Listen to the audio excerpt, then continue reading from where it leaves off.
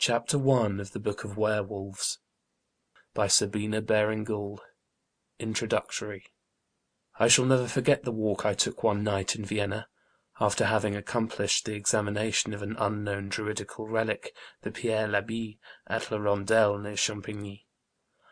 I had learned of the existence of this cromlech only on my arrival at Champigny in the afternoon, and I had started to visit the curiosity without calculating the time it would take me to reach it and to return.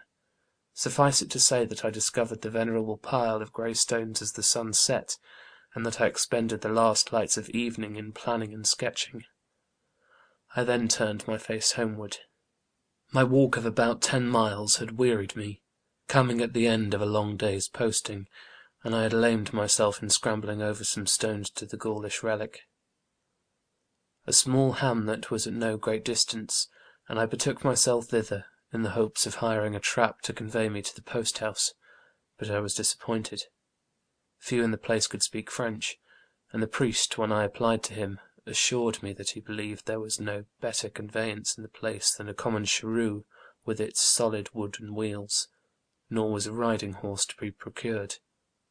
The good man offered to house me for the night, but I was obliged to decline, as my family intended starting early on the following morning. Out spake then the mayor. "Monsieur can never go back to-night across the flats because of the and his voice dropped. The loup-garou." "He says that he must return," replied the priest in patois. "But who will go with him?" "Ah, monsieur le curé, it is all very well for one of us to accompany him, but think of the coming back alone."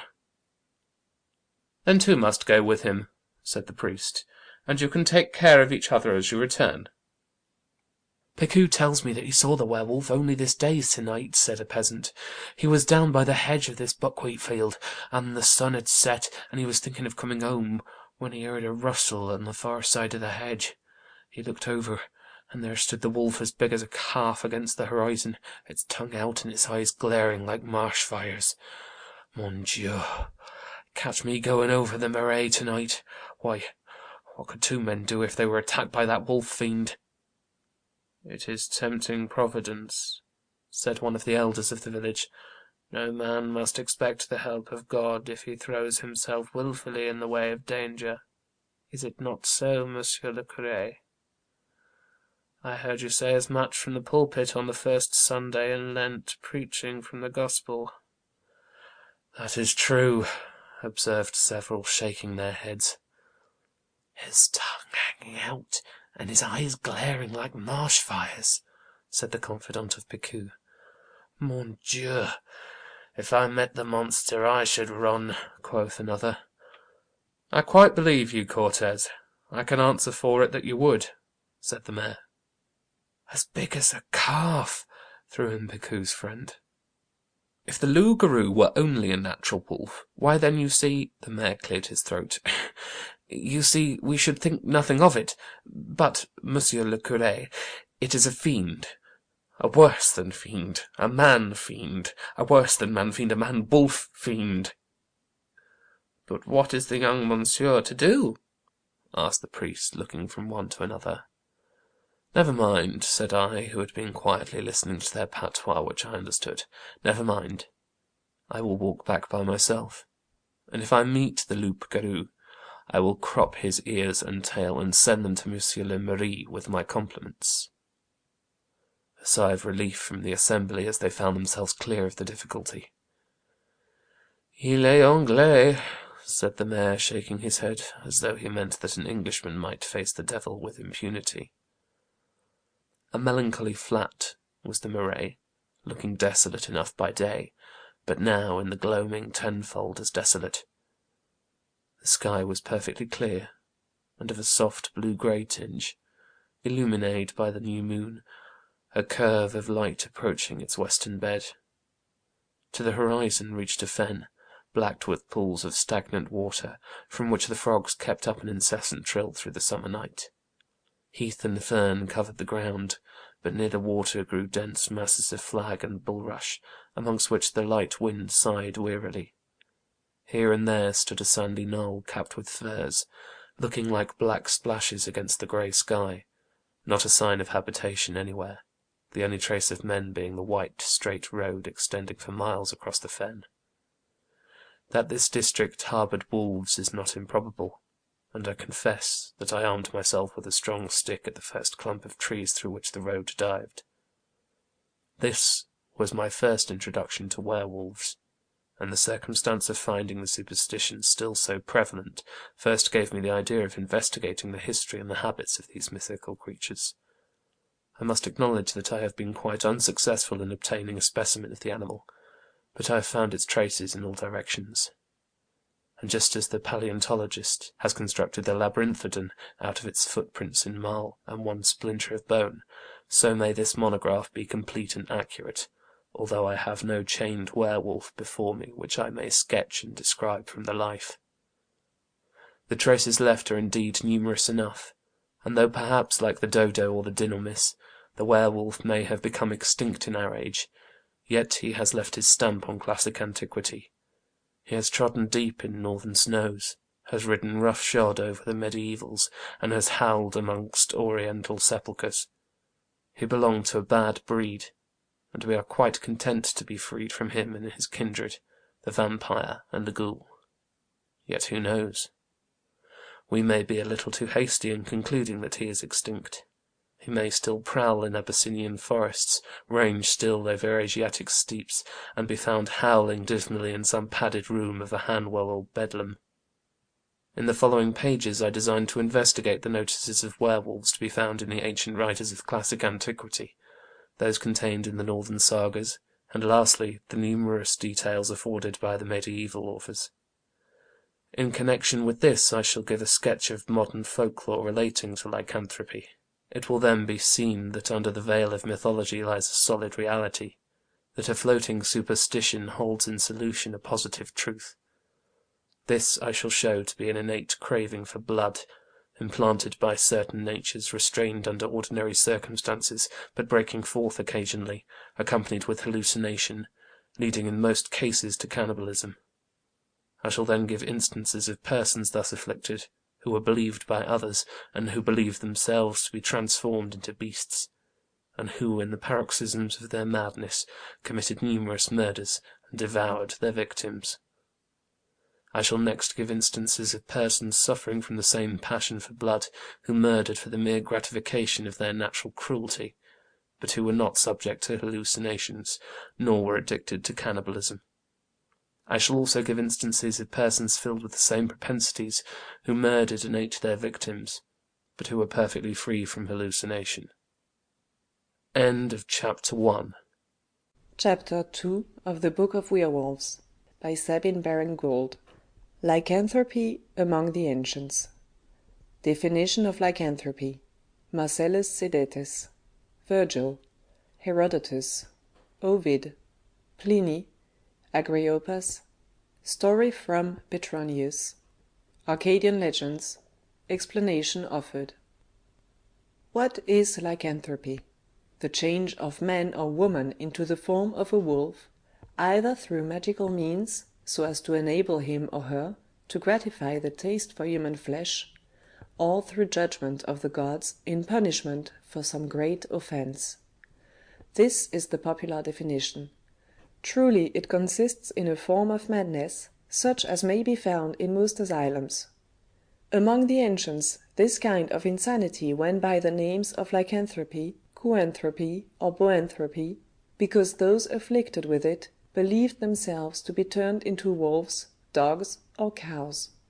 But in the north of Europe, as we shall see, the shape of a bear, and in Africa that of a hyena, were often selected in preference, a mere matter of taste. According to Marcellus Sidetes, of whose poem Peri Lycanthropo a fragment exists, men are attacked with this madness chiefly in the beginning of the year, and become most furious in February, retiring for the night to lone cemeteries, and living precisely in the manner of dogs and wolves. Virgil writes in his 8th Eclogue, Has herbas, atque haec ponto mihi lecta venena, ipse detis moeris, nascuntur plurima ponto. his ego saepe lupum fieri, et seconducere sylvis moerim, saepe animas imis excire sepulchris, atque satas alio vidi traducere esses. And Herodotus, it seems that the Neuri are sorcerers, if one is to believe the Scythians and the Greeks established in Scythia, for each Neurian changes himself once in the year into the form of a wolf, and he continues in that form for several days, after which he resumes his former shape. See also Pomponius Mela.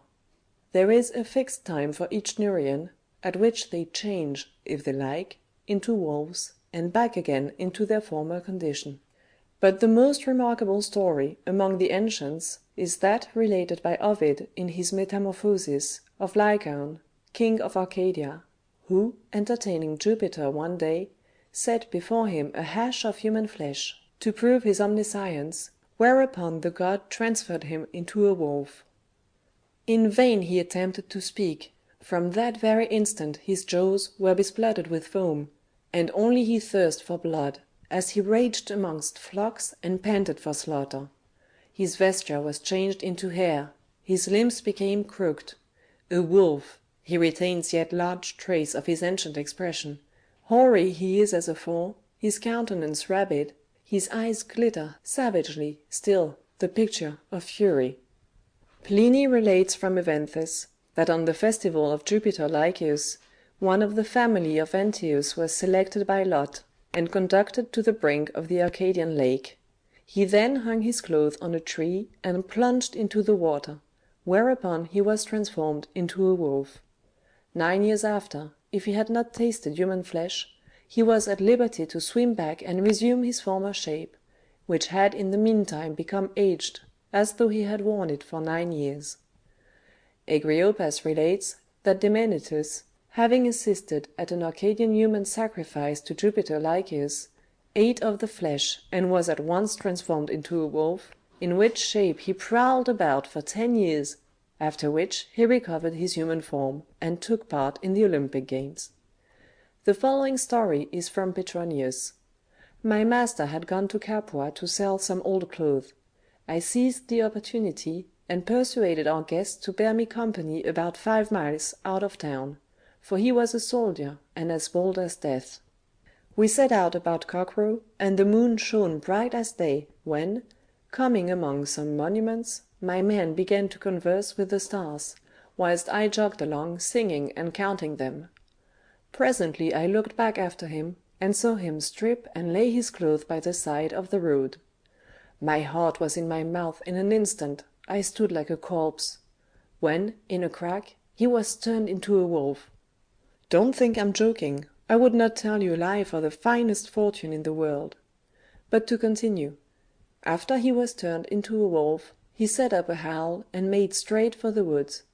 At first I did not know whether I was on my head or my heels, but at last, going to take up his clothes, I found them turned into stone. The sweat streamed from me, and I never expected to get over it. Melissa began to wonder why I walked so late. Had you come a little sooner, she said, you might at least have lent us a hand, for a wolf broke into the farm and has butchered all our cattle.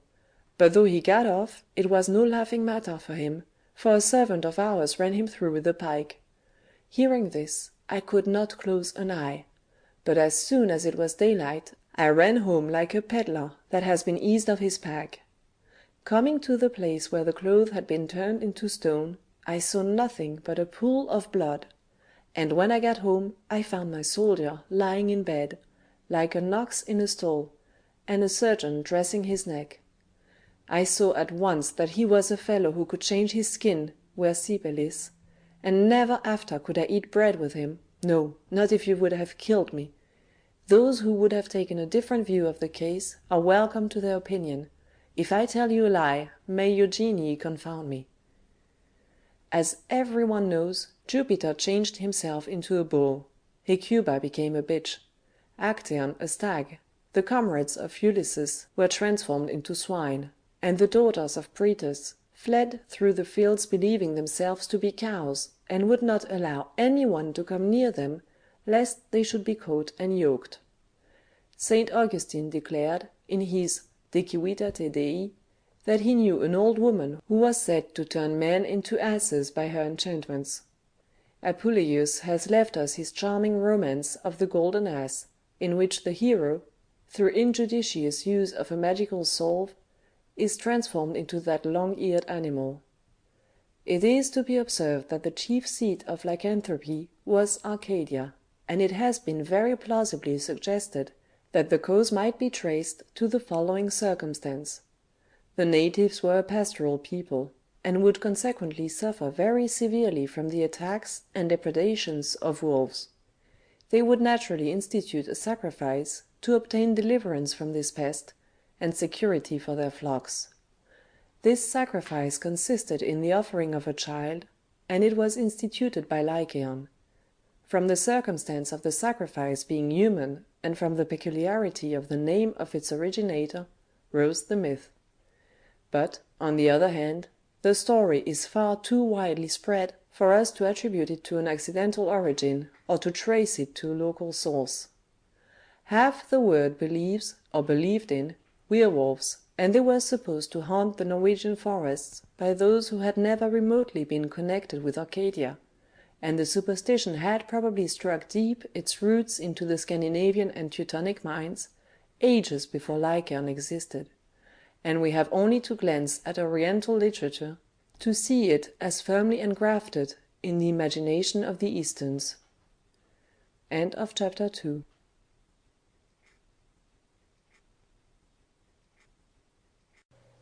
Chapter 3 of the Book of Werewolves by Sabine Baring-Gould. Chapter 3 The Werewolf in the North. North traditions. Manner in which the change was effected. Völundar Kvoda. Instances from the Völsunga Saga. Rolf Saga Kraka. Faroese poem. Helga Kvida. Vatsnella Saga. Aurbyggjar Saga. In Norway and Iceland, certain men were said to be Eigi Einhamir, not of one skin, an idea which had its roots in paganism. The full form of this strange superstition was, that men could take upon them other bodies, and the natures of those beings whose bodies they assumed. The second adopted shape was called by the same name as the original shape, Hammer, and the expression made use of to designate the transition from one body to another was skipta hummum, or ad hamas, whilst the expedition made in the second form was the hamthur. By this transfiguration extraordinary powers were acquired. The natural strength of the individual was doubled, or quadrupled. He acquired the strength of the beast in whose body he travelled, in addition to his own, and the man thus invigorated was called Hamrammer.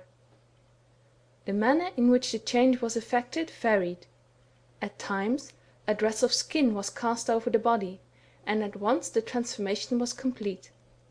At others the human body was deserted, and the soul entered the second form, leaving the first body in a cataleptic state, to all appearance dead. The second Hammer was either borrowed or created for the purpose. There was yet a third manner of producing this effect. It was by incantation. But then the form of the individual remained unaltered, though the eyes of all beholders were charmed so that they could only perceive him under the selected form. Having assumed some bestial shape, the man who is Eigi Einhammer is only to be recognized by his eyes, which by no power can be changed. He then pursues his course, following the instinct of the beast whose body he has taken, yet without quenching his own intelligence. He is able to do what the body of the animal can do, and do what he as man can do as well. He may fly or swim if he is in the shape of a bird or fish. If he has taken the form of a wolf, or if he goes on a gantride, a wolf's ride, he is full of the rage and malignity of the creatures whose powers and passions he has assumed. I will give a few instances of each of the three methods of changing bodies mentioned above. Freya and Frigg had their falcon dresses in which they visited different regions of the earth, and Loki is said to have borrowed these, and to have then appeared so precisely like a falcon that he would have escaped detection but for the malicious twinkle of his eyes.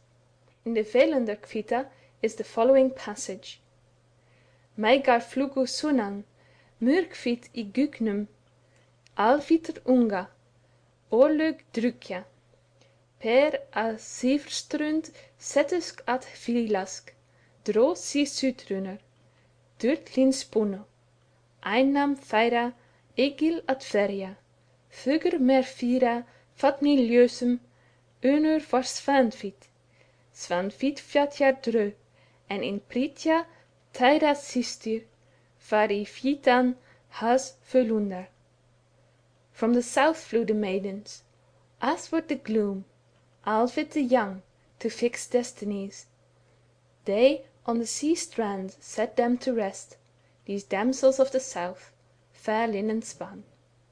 One of them took eagle to press fair maid in her dazzling arms, another was Svanhwit, who wore swan feathers, and the third, their sister, pressed the white neck of Völund. The introduction of Soemund tells us that these charming young ladies were caught when they had laid their swan skins beside them on the shore, and were consequently not in a condition to fly. In like manner were wolves' dresses used. The following curious passage is from the Wild Saga of the Volsungs. It is now to be told that Sigmund thought Sinfjotli too young to help him in his revenge, and he wished first to test his powers. So during the summer they plunged deep in the woods, and slew men for their goods, and Sigmund saw that he was quite of the Volsung stock. Now it fell out that as they went through the forest collecting monies, that they lighted on a house in which were 2 men sleeping, with great gold rings on them. They had dealings with witchcraft, for wolf skins hung up in the house above them. It was the 10th day on which they might come out of their second state. They were king's sons. Sigmund and Sinfjotli got into the habits, and could not get out of them again, and the nature of the original beasts came over them, and they howled as wolves. They learned both of them to howl. Now they went into the forest, and each took his own course. They made the agreement together that they should try their strength against as many as 7 men, but not more, and that he who was to wear off strife should utter his wolf's howl. "Do not fail in this," said Sigmund, "for you are young and daring, and men will be glad to chase you." Now each went his own course, and after they had parted, Sigmund found men, so he howled, and when Sinfjotli heard that, he ran up and slew them all. Then they separated. And Sinfjotli had not been long in the wood before he met with 11 men. He fell upon them and slew them, every one. Then he was tired, so he flung himself under an oak to rest. Up came Sigmund and said, "Why did you not call out?" Sinfjotli replied, "What was the need of asking your help to kill 11 men?" Sigmund flew at him and rent him so that he fell, for he had bitten through his throat. That day they could not leave their wolf forms. Sigmund laid him on his back and bade him to come to the hall, and sat beside him and said, "Deuce take the wolf forms." There is another curious story of a werewolf in the same saga, which I must relate. Now he did as she requested, and hewed down a great piece of timber, and cast it across the feet of those 10 brothers seated in a row in the forest. And there they sat all that day and on till night. And at midnight there came on an old she-wolf out of the forest to them, as they sat in the stocks, and she was both huge and grimly. Now she fell upon one of them, and bit him to death, and after she had eaten him all up, she went away. And next morning Signy sent a trusty man to her brothers, to know how it had fared with them. When he returned, he told her of the death of one, and that grieved her much, for she feared it might thus fare with them all, and she would be unable to assist them. In short, 9 nights following came the she-wolf at midnight, and devoured them one after another, till all were dead, except Sigmund, and he was left alone. So when the 10th night came, Signy sent her trusty man to Sigmund, her brother, with honey in his hand, and said that he was to smear it over the face of Sigmund, and to fill his mouth with it. Now he went to Sigmund, and did as he was bid, after which he returned home. And during the night came the same she-wolf, as was her wont, and reckoned to devour him, like his brothers. Now she snuffed at him where the honey was smeared, and began to lick his face with her tongue, and presently thrust her tongue into his mouth. He bore it ill, and bit into the tongue of the she-wolf. She sprang up, and tried to break loose, setting her feet against the stock, so as to snap it asunder, but he held firm, and ripped the tongue out by the roots, so that it was the death of the wolf. It is the opinion of some men that this beast was the mother of King Siggeir, and that she had taken this form upon her through devilry and witchcraft. There is another story bearing on the subject in the Rolf Saga Kraka, which is pretty. It is as follows. In the north of Norway, in upland dales, reigned a king called Ring, and he had a son named Björn. Now it fell out that the queen died, much lamented by the king and by all. The people advised him to marry again, and so he sent men south to get him a wife. A gale and fierce storm fell upon them, so that they had to turn the helm, and run before the wind, and so they came north to Finnmark, where they spent the winter. One day they went inland, and came to a house in which sat 2 beautiful women, who greeted them well, and inquired whence they had come. They replied by giving an account of their journey and their errand, and then asked the women who they were, and why they were alone, and far from the haunts of men, although they were so comely and engaging. The elder replied that her name was Ingibjorg, and that her daughter was called Hvit, and that she was the Finn king's sweetheart. The messengers decided that they would return home if Hvit would come with them and marry King Ring. She agreed, and they took her with them, and met the king, who was pleased with her, and had his wedding feast made, and said that he cared not though she was not rich. But the king was very old, and that the queen soon found out. There was a carle who had a farm not far from the king's dwelling. He had a wife and a daughter, who was but a child, and her name was Bera. She was very young and lovely. Björn, the king's son, and Bera, the carle's daughter, were wont as children to play together, and they loved each other well. The carle was well to do. He had been out harrying in his young days, and he was a doughty champion. Björn and Bera loved each other more and more, and they were often together. Time passed, and nothing worth relating occurred, but Björn, the king's son, waxed strong and tall, and he was well skilled in all manly exercises. King Ring was often absent for long, harrying foreign shores, and Hvit remained at home and governed the land. She was not liked of the people. She was always very pleasant with Björn, but he cared little for her. It fell out once that King Ring went abroad, and he spake with his queen that Björn should remain at home with her, to assist in the government, for he thought it advisable, the queen being haughty and inflated with pride. The king told his son Björn that he was to remain at home and rule the land with the queen. Björn replied that he disliked the plan, and that he had no love for the queen. But the king was inflexible, and left the land with a great following. Björn walked home after his conversation with the king, and went up to his place, ill-pleased and red as blood. The queen came to speak with him, and to cheer him, and spake friendly with him, but he bade her be off. She obeyed him that time.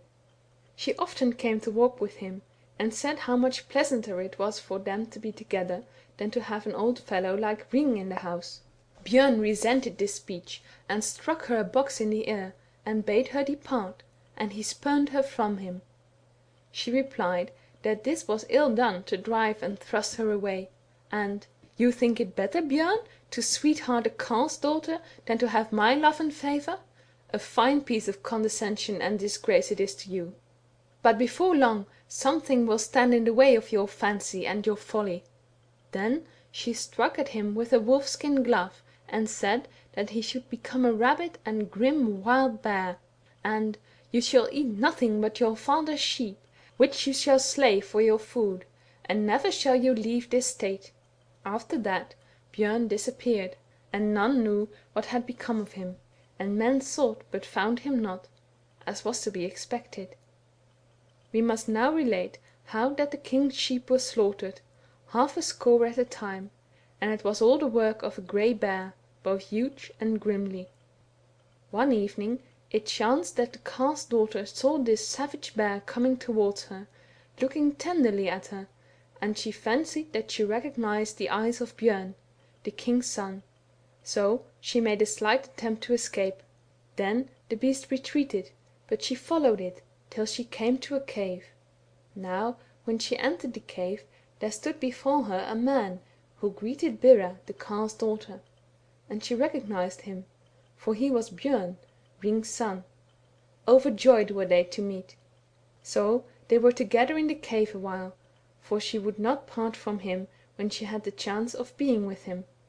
But he said that this was not proper that she should be there by him, for by day he was a beast, and by night a man. Ring returned from his harrying, and was told the news of what had taken place during his absence. How that Bjorn, his son, had vanished, and also how that a monstrous beast was up the country, and was destroying his flocks. The queen urged the king to have the beast slain, but he delayed a while. As Bera and Bjorn were together, he said to her, "Methinks tomorrow will be the day of my death, for they will come out to hunt me down. But for myself I care not, for it is little pleasure to live with this charm upon me, and my only comfort is that we are together. But now our union must be broken. I will give you the ring which is under my left hand. You will see the troop of hunters tomorrow, coming to seek me, and when I am dead, go to the king and ask him to give you what is under the beast's left front leg. He will consent." He spoke to her of many other things, till the bear's form stole over him, and he went forth a bear. She followed him, and saw that a great body of hunters had come over the mountain ridges, and had a number of dogs with them. The bear rushed away from the cavern, but the dogs and the king's men came upon him, and there was a desperate struggle. He wearied many men before he was brought to bay, and had slain all the dogs. But now they made a ring about him, and he ranged around it, but could see no means of escape. So he turned to where the king stood, and he seized the man who stood next to him, and rent him asunder. Then was the bear so exhausted that he cast himself down flat, and at once the man rushed in upon him and slew him. The Carle's daughter saw this, and she went up to the king and said, "Sire, wilt thou grant me that which is under the bear's left foreshoulder?" The king consented. By this time his men had nearly flayed the bear. Bera went up and plucked away the ring, and kept it, but none saw what she took, nor had they looked for anything. The king asked her who she was, and she gave a name, but not her true name. The king now went home, and Bera was in his company. The queen was very joyous, and treated her well, and asked who she was, but Bera answered as before. The queen now made a great feast, and had the bear's flesh cooked for the banquet. The Carle's daughter was in the bower of the queen, and could not escape, for the queen had a suspicion who she was. Then she came to Bera with a dish, quite unexpectedly, and on it was bear's flesh, and she bade Bera eat it. She would not do so. "Here is a marvel," said the queen. "You reject the offer which a queen herself deigns to make you. Take it at once, or something worse will befall you." She bit before her, and she ate of that bite. The queen cut another piece, and looked into her mouth. She saw that one little grain of the bite had gone down, but Bera spat out all the rest from her mouth, and said she would take no more, though she were tortured or killed. "Maybe you've had sufficient," said the queen, and she laughed. In the Faroese song of Finur hin Friti we have the following verse: Hegar et Finur heta sir, manspel varet maini, skapti han segi varkliki, han veldi alvel fleiri. When this peril Finn saw, that witchcraft did him harm, then he changed himself into a werewolf. He slew many thus. The following is from the Kvita of Helga Hundingsbanner. May the blade bite, which thou brandiest, only on thyself, when it chimes on thy head. Then avenged will be the death of Helgi, when thou as a wolf wanderest in the woods, knowing nor fortune nor any pleasure, having no meat, save rivings of corpses. In all these cases the change is of the form. We shall now come to instances in which the person who is changed has a double shape, and the soul animates one after the other. The Ynglinga Saga says of Odin that he changed form. The bodies lay as though sleeping or dead, but he was a bird or a beast, a fish or a woman, and went in a twinkling to far distant lands, doing his own and other people's business. In like manner, the Danish king Harold sent a warlock to Iceland in the form of a whale, whilst his body lay stiff and stark at home. The already quoted Saga of Rolf Krake gives us another example, where Bödvar Bjarki, in the shape of a huge bear, fights desperately with the enemy, which has surrounded the hall of his king, whilst his human body lies drunkenly beside the embers within. In the Vatnsdæla Saga there is a curious account of 3 Finns who were shut up in a hut for 3 nights, and ordered by Ingimund, a Norwegian chief, to visit Iceland and inform him of the lie of the country where he was to settle. Their bodies became rigid, and they sent their souls the errand, and on their awaking at the end of 3 days gave an accurate description of the Vatnsdal, in which Ingimund was eventually to establish himself. But the saga does not relate whether these Finns projected their souls into the bodies of birds or beasts.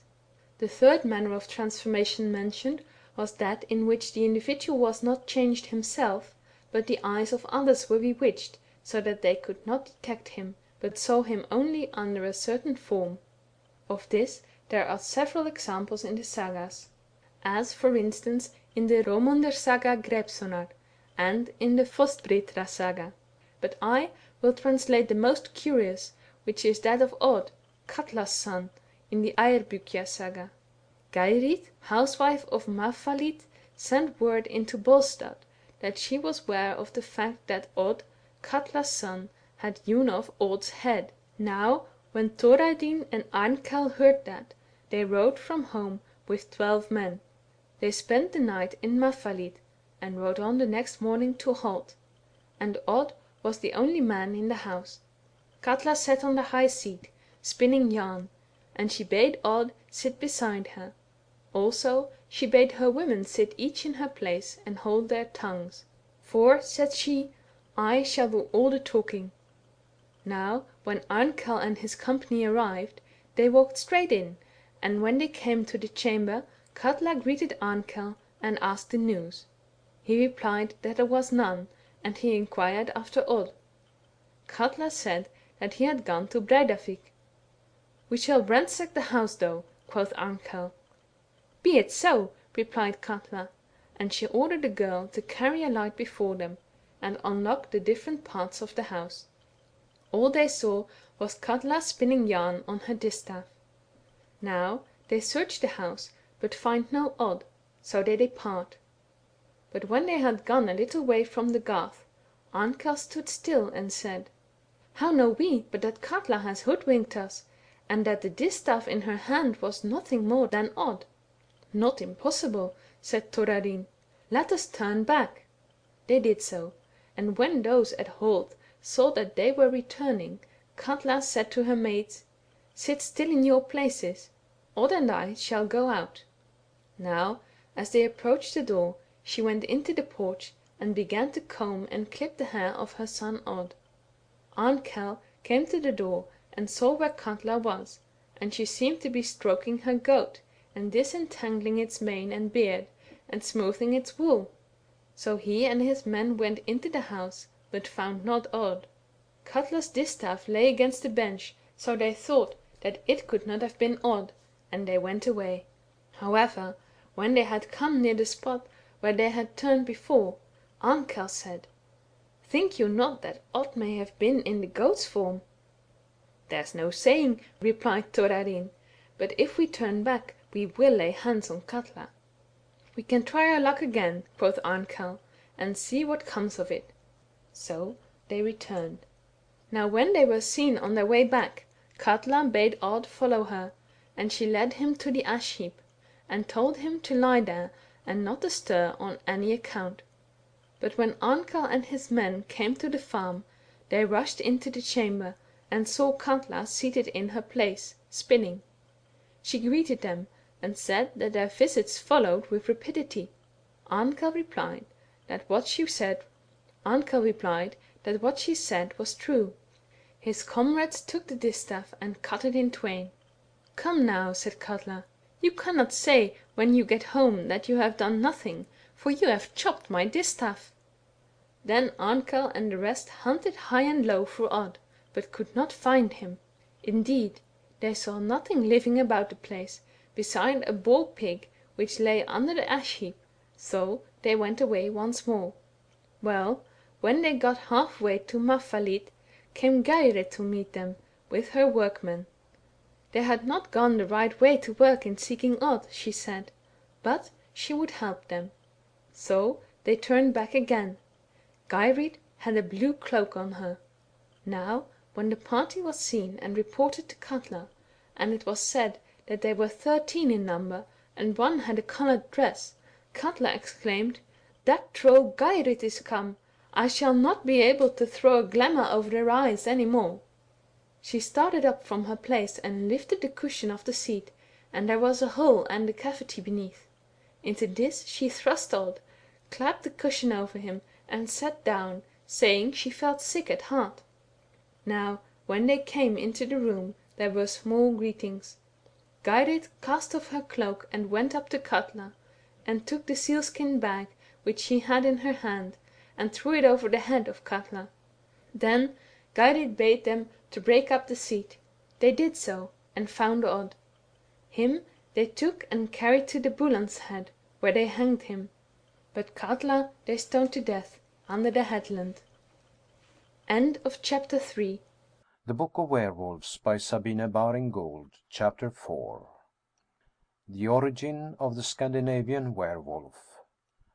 Advantage of the study of Norse literature, bear and wolfskin, dresses, the berserker, the rage, the story of Thorir, passages from Aigla, the evening wolf, Skallagrim and his son, derivation of the words hammer and vargr, laws affecting outlaws, to become a boar, recapitulation. One of the great advantages of the study of Old Norse or Icelandic literature is the insight given by it into the origin of worldwide superstitions. Norse tradition is transparent as glacier ice, and its origin is as unmistakable. Medieval mythology, rich and gorgeous, is a compound like Corinthian brass, into which many pure ores have been fused, or it is a full turbid river drawn from numerous feeders, which had their sources in remote climes. It is a blending of primeval Celtic, Teutonic, Scandinavian, Italic, and Arab traditions, each adding a beauty, each yielding a charm, but each accretion rendering the analysis more difficult. Paciuchelli says, "The Anio flows into the Tiber. Pure as crystal, it meets the tawny stream, and is lost in it, so that there is no more Anio, but the united stream is all Tiber. So it is with each tributary to the tide of medieval mythology. The moment it has blended its waters with the great and onward rolling flood, it is impossible to detect it with certainty. It has swollen the stream, but has lost its own identity. If we would analyze a particular myth, we must not go at once to the body of medieval superstition, but strike at one of the tributaries before its absorption. This we shall proceed to do, and in selecting Norse mythology, we come upon abundant material pointing naturally to the spot whence it has been derived, as glacial moraines, indicate the direction which they have taken, and point to the mountains whence they have fallen. It will not be difficult for us to arrive at the origin of the northern belief in werewolves, and the data thus obtained will be useful in assisting us to elucidate much that would otherwise prove obscure in medieval tradition. Among the Old Norse it was the custom for certain warriors to dress in the skins of beasts they had slain, and thus to give themselves an air of ferocity, calculated to strike terror into the hearts of their foes. Such dresses are mentioned in some sagas, without there being any supernatural qualities attached to them. For instance, in the Njala there is mention of a man in geitheiði, in goatskin dress. Much in the same way do we hear of Harold Harfagr having in his company a band of berserkir, who were all dressed in wolfskins, ulfheiði, and this expression, wolfskin coated, is met with as a man's name. Thus in the Holmverja saga there is mention of a Björn, son of Ulfhedn, wolfskin coat, son of Ulfhamr, wolf-shaped, son of Ulf, wolf, son of Ulfhamr, wolf-shaped, who could change forms. But the most conclusive passage is in the Vatnsdæla saga, and is as follows. Those berserkir who were called Ulfhednir had got wolfskins over their mail coats. In like manner, the word berserker, used of a man possessed of superhuman powers and subject to excesses of diabolical fury, was originally applied to one of those doughty champions who went about in bearsarks, or habits made of bearskin, over their armor. I am well aware that Björn Haldorsson's derivation of berserkir, bare of sark, or destitute of clothing, has been hitherto generally received. But Sveibjörn Egilsson, an indisputable authority, rejects this derivation as untenable, and substitutes for it that which I have adopted. It may well be imagined that a wolf or a bearskin would make a warm and comfortable greatcoat to a man, whose manner of living required him to defy all weathers, and that the dress would not only give him an appearance of grimness and ferocity, likely to produce an unpleasant emotion in the breast of a foe, but also that the thick fur might prove effectual in deadening the blows rained on him in conflict. The berserker was an object of aversion and terror to the peaceful inhabitants of the land, his avocation being to challenge quiet country farmers to single combat. As the law of the land stood in Norway, a man who declined to accept a challenge forfeited all his possessions, even to the wife of his bosom, as a poltroon unworthy of the protection of the law, and every item of his property passed into the hands of his challenger. The berserker accordingly had the unhappy man at his mercy. If he slew him, the farmer's possessions became his, and if the poor fellow declined to fight, he lost all legal right to his inheritance. A berserker would invite himself to any feast, and contribute his quota to the hilarity of the entertainment, by snapping the backbone or cleaving the skull of some merrymaker who incurred his displeasure, or whom he might single out to murder for no other reason than a desire to keep his hand in practice. It may well be imagined that popular superstition went along with the popular dread of these wolf and bearskin rovers, and that they were believed to be endued with the force, as they certainly were with the ferocity, of the beasts whose skins they wore. Nor would superstition stop there, but the imagination of the trembling peasants would speedily invest these unscrupulous disturbers of the public peace with the attributes hitherto appropriated to trolls and jötuns. The incident mentioned in the Volsunga saga of the sleeping men being found with their wolfskins hanging to the wall above their heads is divested of its improbability, if we regard these skins as worn over their armor, and the marvelous in the whole story is reduced to a minimum when we suppose that Sigmund and Sinfjötli stole these for the purpose of disguising themselves whilst they lived a life of violence and robbery. In a similar manner, the story of the northern Beauty and Beast in Hrolf's Saga Kraka is rendered less improbable on the supposition that Björn was living as an outlaw among the mountain fastnesses in a bearskin dress, which would effectually disguise him, all but his eyes, which would gleam out of the sockets in his hideous visor unmistakably human. His very name Björn signifies a bear, and these two circumstances may well have invested a kernel of historic fact with all the romance of fable, and if divested of these supernatural embellishments, the story would resolve itself into the very simple fact of there having been a King Hring of the Updales, who was at variance with his son, and whose son took to the woods and lived a berserkr life in company with his mistress till he was captured and slain by his father.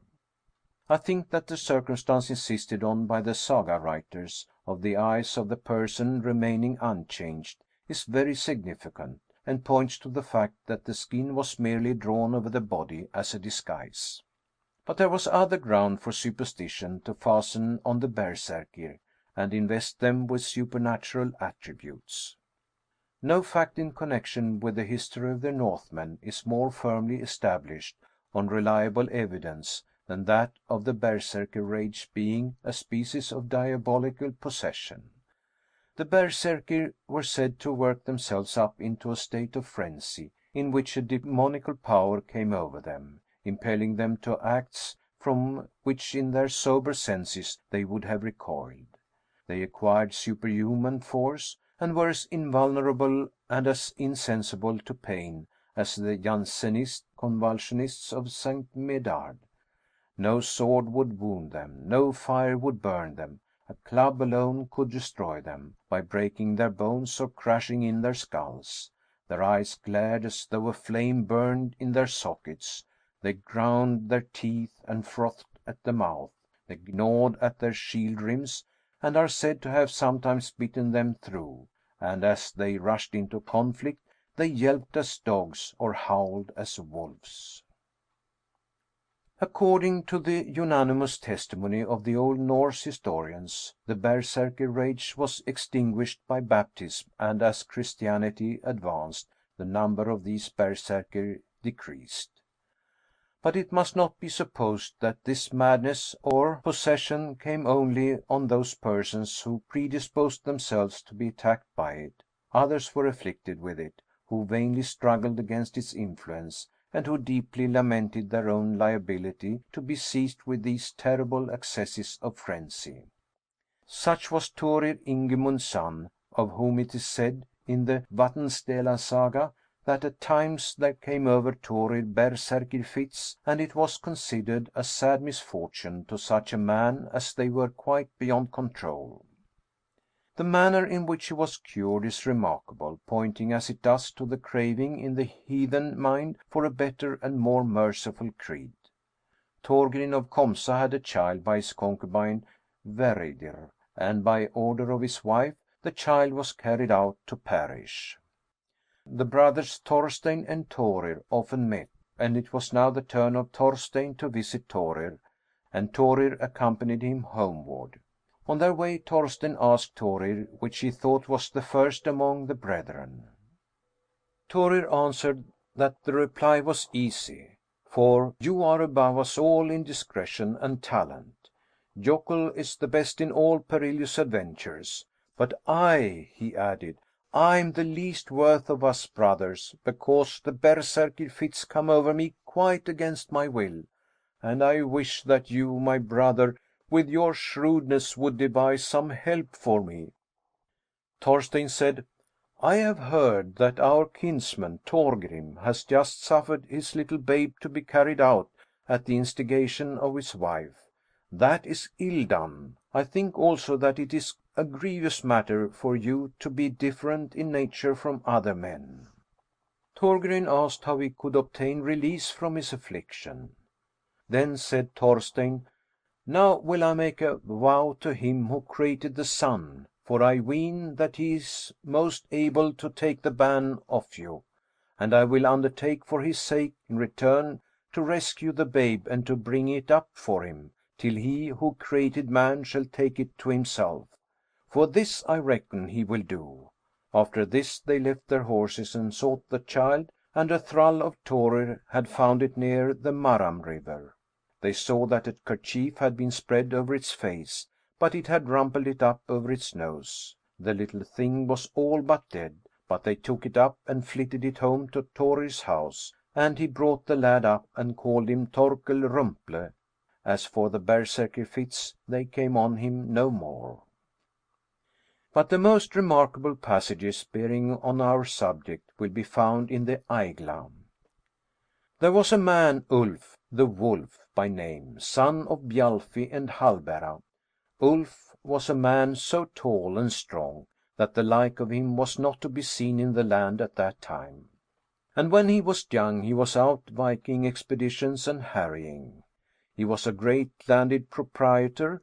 It was his wont to rise early and to go about the men's work, or to be smithies and inspect all his goods and his acres. And sometimes he talked with those men who wanted his advice, for he was a good adviser, he was so clear-headed. However, every day when it drew towards dusk, he became so savage that few dared exchange a word with him, for he was given to dozing in the afternoon. People said that he was much given to changing form, Hamramr, so he was called the Evening Wolf, Kveldulfr. In this and the following passages I do not consider Hamramr to have its primary signification of actual transformation, but simply to mean subject to fits of diabolical possession, under the influence of which the bodily powers were greatly exaggerated.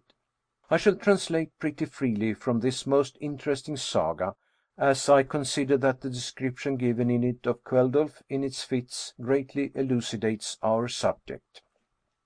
Kveldulf and Skallagrim got news during summer of an expedition. Skallagrim was the keenest sighted of men, and he caught sight of the vessel of Hallvard and his brother, and recognized it at once. He followed their course and marked the haven into which they entered at even. Then he returned to his company and told Kveldulf of what he had seen. Then they busked them and got ready both their boats. In each they put 20 men, Kveldulf steering one and Skallagrim the other, and they rowed in quest of the ship. Now when they came to the place where it was, they lay to. Hallvard and his men had spread an awning over the deck and were asleep. Now when Kveldulf and his party came upon them, the watchers who were seated at the end of the bridge sprang up and called to the people on board to wake up, for there was danger in the wind. So Hallvard and his men sprang to arms. Then came Kveldulf over the bridge and Skallagrim with him into the ship. Kveldulf had in his hand a cleaver, and he bade his men go through the vessel and hack away the awning. But he pressed on to the quarterdeck. It is said the werewolf fit came over him and many of his companions. They slew all the men who were before them. Skallagrim did the same as he went round the vessel. He and his father paused not till they had cleared it. Now when Kveldulf came upon the quarterdeck, he raised his cleaver and smote Hallvard through the helm and head, so that the haft was buried in the flesh. But he dragged it to him so violently that he whisked Hallvard into the air and flung him overboard. Skallagrim cleared the forecastle and slew Sigtrygg. Many men flung themselves overboard, but Skallagrim's men took to the boat and rowed about, killing all they found. Thus perished Hallvard with 50 men. Skallagrim and his party took the ship and all the goods which had belonged to Hallvard, and flitted it and the wares to their own vessel, and then exchanged ships, lading their capture, but quitting their own, after which they filled their old ship with stones, brake it up, and sank it. A good breeze sprang up, and they stood out to sea. It is said of these men in the engagement who were werewolves, or those on whom came the berserkr rage, that as long as the fit was on them, no one could oppose them.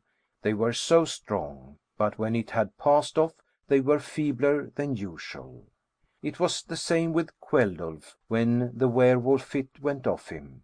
He then felt the exhaustion consequent of the fight, and he was so completely done up that he was obliged to take to his bed. In like manner Skallagrim had his fits of frenzy, taking after his amiable father. Thord and his companion were opposed to Skallagrim in the game, and they were too much for him. He wearied, and the game went better with them. But at dusk, after sunset, it went worse for Egil and Thord. For Skallagrim became so strong that he caught up Thord and cast him down, so that he broke his bones, and that was the death of him. Then he caught at Egil. Thorgerd Brak was the name of the servant of Skallagrim, who had been foster mother to Egil. She was a woman of great stature, strong as a man, and a bit of a witch. Brak exclaimed, "Skallagrim, are you now falling upon your son? Amathtu asiniftinum." Then Skallagrim let go of his hold of Egil and clutched at her. She started aside and fled. Skallagrim followed. They ran out upon Digranes, and she sprang off the headland into the water. Skallagrim cast after her a huge stone which struck her between the shoulders, and she never rose after it. The place is now called Brak's Sound. Let it be observed that in these passages from the Aigla, the words Ath Hamas, Hamramr, etc., are used without any intention of conveying the idea of a change of bodily shape, though the words taken literally assert it, for they are derived from hamr, a skin or habit, a word which has its representatives in other Aryan languages, and is therefore a primitive word expressive of the skin of a beast. The Sanskrit karma, the Hindustani ustem, hide or skin, and kamra, leather, the Persian gamsi, clothing, disguise, the Gothic ham or hams, skin, and even the Italian camicia and the French chemise are cognate words. It seems probable accordingly that the verb ath hamas was first applied to those who wore the skins of savage animals and went about the country as freebooters, but that popular superstition soon invested them with supernatural powers, and they were supposed to assume the forms of the beasts in whose skins they were disguised. The verb then acquired the significance to become a werewolf, to change shape. It did not stop there, but went through another change of meaning, and was finally applied to those who were afflicted with paroxysms of madness or demoniacal possession. This was not the only word connected with werewolves which helped on the superstition. The word vargr, a wolf, had a double significance, which would be the means of originating many a werewolf story. Vargr is the same as uargr, restless, argr being the same as the Anglo-Saxon erg. Vargr had its double signification in Norse. It signified a wolf and also a godless man. This vargr is the English were in the word werewolf, and the garou or barou in French. The Danish word for werewolf is varulf, the Gothic vairo, ulf. In the Roman de Garin, it is le varon, sanglante beste. In the Vie de Saint Hildefonse by Gautier de Coincy. S'il loin d'esf, s'il ion garol, se sunt diable que sol, ne paint estre de nos mordre.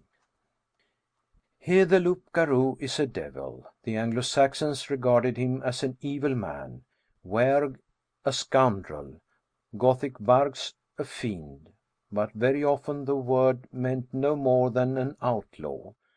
Pluquet in his Contes Populaires tells us that the ancient Norman laws said of the criminals condemned to outlawry for certain offenses, vargus esto, be an outlaw. In like manner, the lex Epuaria, vargus sit hoc est expulsus. In the laws of Canute he is called werewolf. And the Salic law orders, si quia corpus jam sepultum effifoderit aut expolia verit vargus sit. If anyone shall have dug up or despoiled an already buried corpse, let him be a varg. Sidonius Apollinaris says, Unam feminam quam forte vargorum hoc enim nomine indignas lautrunculus nuncupant. As though the common name by which those who live a freebooter life were designated was varg. In like manner Palgrave assures us in his Rise and Progress of the English Commonwealth that among the Anglo-Saxons an outlag or outlaw was said to have the head of a wolf.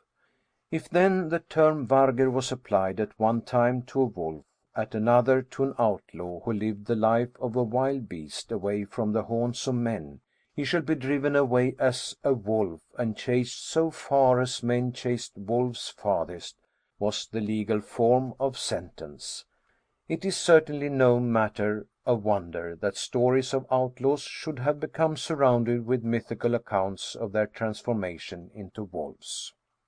But the very idiom of the Norse was calculated to foster this superstition. The Icelanders had curious expressions which are sufficiently likely to have produced misconceptions. Snorri not only relates that Odin changed himself into another form, but he adds that by his spells he turned his enemies into boars. In precisely the same manner does a hag, Ljot, in the Vatnsdæla Saga, say that she could have turned Thorstein and Jokul into boars to run about with the wild beasts. And the expression verta ad gjalti, or at Gjöldum, to become a boar, is frequently met with in the sagas. Thereupon came Thorarin and his men upon them, and Nagli led the way. But when he saw weapons drawn, he was frightened, and ran away up the mountain, and became a boar. And Thorarin and his men took to run so as to help Nagli, lest he should tumble off the cliffs into the sea. A similar expression occurs in the Oisla Saga Sursonar. In the Rolf Saga Kraka we meet with a troll in boar's shape, to whom divine honors are paid, and in the Ealnessinga Saga men are likened to boars. Then it began to fare with them as it fares with boars when they fight each other, for in the same manner drop their foam. The true signification of verta ag jalti is to be in such a state of fear as to lose the senses, but it is sufficiently peculiar to have given rise to superstitious stories. I have dwelt at some length on the northern myths relative to werewolves and animal transformations, because I have considered the investigation of these all important towards the elucidation of the truth which lies at the bottom of medieval superstition, and which is nowhere so obtainable as through the Norse literature, as may be seen from the passages quoted above at length, and from an examination of those merely referred to. The result arrived at is pretty conclusive, and may be summed up in very few words. The whole superstructure of fable and romance relative to transformation into wild beasts reposes simply on this basis of truth, that among the Scandinavian nations there existed a form of madness or possession, under the influence of which men acted as though they were changed into wild and savage brutes, howling, foaming at the mouth, ravening for blood and slaughter, ready to commit any act of atrocity, and as irresponsible for their actions as the wolves and bears in whose skins they often equipped themselves. The manner in which this fact became invested with supernatural adjuncts I have also pointed out, to wit, the change in the significance of the word designating the madness, the double meaning of the word varger, and above all the habits and appearance of the maniacs. We shall see instances of berserker rage reappearing in the Middle Ages, and late down into our times, not exclusively in the North, but throughout France, Germany, and England. And instead of rejecting the accounts given by chroniclers as fabulous, because there is much connected with them which seems to be fabulous, we shall be able to refer them to their true origin. It may be accepted as an axiom that no superstition of general acceptance is destitute of a foundation of truth, and if we discover the myth of the werewolf to be widely spread, not only throughout Europe but through the whole world, we may rest assured that there is a solid core of fact, round which popular superstition has crystallized, and that fact is the existence of a species of madness, during the excess of which the person afflicted believes himself to be a wild beast and acts like a wild beast. In some cases this madness amounts apparently to positive possession, and the diabolical acts into which the possessed is impelled are so horrible that the blood curdles in reading them, and it is impossible to recall them without a shudder. End of chapter 4. The Book of Werewolves by Sabine Baring-Gould. Chapter 5. The Werewolf in the Middle Ages. Stories from Olaus Magnus of Livonian Werewolves. Story from Bishop Majolus. Story of Albertus Pericopsius. Similar occurrence at Prague. St. Patrick. Strange incident related by John of Nuremberg. Bisclaveret. Courland Werewolves. Pierre Vidal. Pavian Lycanthropist. Baudin's stories. Forestus' account of a lycanthropist. Neapolitan werewolf. Olaus Magnus relates that in Prussia, Livonia, and Lithuania, although the inhabitants suffer considerably from the rapacity of wolves throughout the year, in that these animals rend their cattle, which are scattered in great numbers through the woods, whenever they stray in the very least. Yet this is not regarded by them as such a serious matter as what they endure from men turned into wolves. On the feast of the Nativity of Christ, at night, such a multitude of wolves transformed from men gathered together in a certain spot arranged among themselves, and then spread to rage with wondrous ferocity against human beings, and those animals which are not wild, that the natives of these regions suffer more detriment from these than they do from true and natural wolves. For when a human habitation has been detected by them isolated in the woods, they besiege it with atrocity, striving to break in the doors, and in the event of their doing so, they devour all the human beings and every animal which is found within. They burst into the beer cellars, and there they empty the tuns of beer or mead, and pile up the empty casks one above another in the middle of the cellar, thus showing their difference from natural and genuine wolves. Between Lithuania, Livonia, and Courland are the walls of a certain old ruined castle. On this spot congregate thousands on a fixed occasion and try their agility in jumping. Those who are unable to bound over the wall, as is often the case with the fattest, are fallen upon with scourges by the captains and slain. Olaus relates also in chapter 47 the story of a certain nobleman who was traveling through a large forest with some peasants in his retinue who dabbled in the black art. They found no house where they could lodge for the night, and were well nigh famished. Then one of the peasants offered, if all the rest would hold their tongues as to what he should do, that he would bring them a lamb from a distant flock. He thereupon retired into the depths of the forest, and changed his form into that of a wolf, fell upon the flock, and brought a lamb to his companions in his mouth.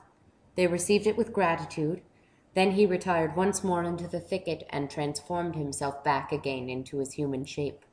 The wife of a nobleman in Livonia expressed her doubts to one of her slaves whether it were possible for man or woman thus to change shape. The servant at once volunteered to give her evidence of the possibility.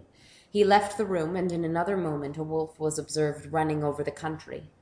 The dogs followed him, and, notwithstanding his resistance, tore out one of his eyes. Next day the slave appeared before his mistress, blind of an eye. Bishop Majolus and Caspar Pucer relate the following circumstances of the Livonians. At Christmas a boy lame of a leg goes round the country summoning the devil's followers, who are countless, to a general conclave.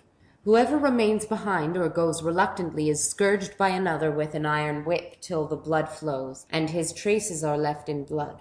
The human form vanishes, and the whole multitude become wolves. Many thousands assemble. Foremost goes the leader, armed with an iron whip, and the troop follow, firmly convinced in their imaginations that they are transformed into wolves. They fall upon herds of cattle and flocks of sheep, but they have no power to slay men. When they come to a river, the leader smites the water with his scourge, and it divides, leaving a dry path through the mist by which the pack may go. The transformation lasts during 12 days, at the expiration of which period the wolf skin vanishes and the human form reappears. This superstition was expressly forbidden by the Church. Credidisti quod quidem credere solent, ut illae quae a vulgo parce vocantur, ipsae vel sint vel possint hoc facere quod creduntur, id est, dum aliquis homo nascitur, et tunc valeant illum designare ad hoc quod velin. Ut quondo cunque homo ille volverit, in lupum transformare possit, quod vulgaris stultitia werewolf vocat, aut in alium aliquam figuram? Burchard, 1024. In like manner did Saint Boniface preach against those who believed superstitiously in strigas et fictos lupos. Sermon apud Mart et Durand, chapter 9, 217. In a dissertation by Müller, we learn on the authority of Cluverius and Danhaverus, Acad Homilet, page 2, that a certain Albertus Pericopsius in Muscovy was wont to tyrannize over and harass his subjects in the most unscrupulous manner. One night, when he was absent from home, his whole herd of cattle, acquired by extortion, perished. On his return he was informed of his loss, and the wicked man broke out into the most horrible blasphemies, exclaiming, "Let him who has slain eat. If God chooses, let him devour me as well." As he spoke, drops of blood fell to the earth, and the nobleman, transformed into a wild dog, rushed upon his dead cattle, tore and mangled the carcasses, and began to devour them. Possibly he may be devouring them still. Ac forsan hodique pascitur. His wife then, near her confinement, died of fear. Of these circumstances there were not only ear, but also eye witnesses. Non ab auritis tantum, sed et oculatis accepi quod naro. Similarly, it is related of a nobleman in the neighborhood of Prague that he robbed his subjects of their goods and reduced them to penury through his exactions. He took the last cow from a poor widow with 5 children, but as a judgment all his own cattle died. He then broke into fearful oaths, and God transformed him into a dog. His human head, however, remained. Saint Patrick is said to have changed Vereticus, king of Wales, into a wolf, and Saint Natalis, the abbot, to have pronounced anathema upon an illustrious family in Ireland, in consequence of which every male and female take the form of wolves for 7 years and live in the forest and career over the bogs, howling mournfully and appeasing their hunger upon the sheep of the peasants. A Duke of Prussia, according to Majolus, had a countryman brought for sentence before him because he had devoured his neighbor's cattle. The fellow was an ill-favored, deformed man with great wounds in his face which he had received from dogs' bites whilst he had been in his wolf's form. It was believed that he had changed shape twice in the year, at Christmas and at midsummer. He was said to exhibit much uneasiness and discomfort when the wolf hair began to break out and his bodily shape to change. He was kept long in prison and closely watched, lest he should become a werewolf during his confinement and attempt to escape, but nothing remarkable took place. If this is the same individual as that mentioned by Olaus Magnus, as there seems to be a probability, the poor fellow was burned alive. John of Nuremberg relates the following curious story. A priest was once traveling in a strange country and lost his way in a forest. Seeing a fire, he made towards it, and beheld a wolf seated over it. The wolf addressed him in a human voice, and bade him not fear, as he was of the Assyrian race, of which a man and a woman were doomed to spend a certain number of years in a wolf's form. Only after 7 years might they return home and resume their former shapes if they were still alive. He begged the priest to visit and console his sick wife and to give her the last sacraments. This the priest consented to do after some hesitation, and only when convinced of the beasts being human beings, by observing that the wolf used his front paws as hands, and when he saw the she-wolf peel off her wolf skin from her head to her navel, exhibiting the features of an aged woman. Marie de France says in the Lay du Bisclaveret, Bisclaveret adnon en breton garrois l'appelant les normands. Jadis le poète hum voir, et souvent sulet à venir, hum plusieurs garrois deviendront, eux et boscage mais s'entendront. There is an interesting paper by Rannaeus on the Courland werewolves in the Breslauer Sammlung. The author says there are too many examples derived not merely from hearsay, but received on indisputable evidence, for us to dispute the fact that Satan, if we do not deny that such a being exists and that he has his work in the children of darkness, holds the lycanthropists in his net in 3 ways. 1. They execute as wolves certain acts, such as seizing a sheep or destroying cattle, etc., not changed into wolves, which no scientific man in Courland believes, but in their human frames and with their human limbs, yet in such a state of fantasy and hallucination that they believe themselves transformed into wolves and are regarded as such by others suffering under similar hallucination. And in this manner run these people in packs of wolves, though not true wolves. 2. They imagine in deep sleep or dream that they injure the cattle, and this without leaving their couch, but it is their master who does in their stead what their fancy points out or suggests to him. 3. The evil one drives natural wolves to do some act, and then pictures it so well to the sleeper, immovable in his place, both in dreams and at awaking, that he believes the act to have been committed by himself. Rannaeus, under these heads, relates 3 stories which he believes he has on good authority. The first is of a gentleman starting on a journey who came upon a wolf engaged in the act of seizing a sheep in his own flock. He fired at it and wounded it, so that it fled howling to the thicket. When the gentleman returned from his expedition, he found the whole neighborhood impressed with the belief that he had, on a given day and hour, shot at one of his tenants, a publican Michel.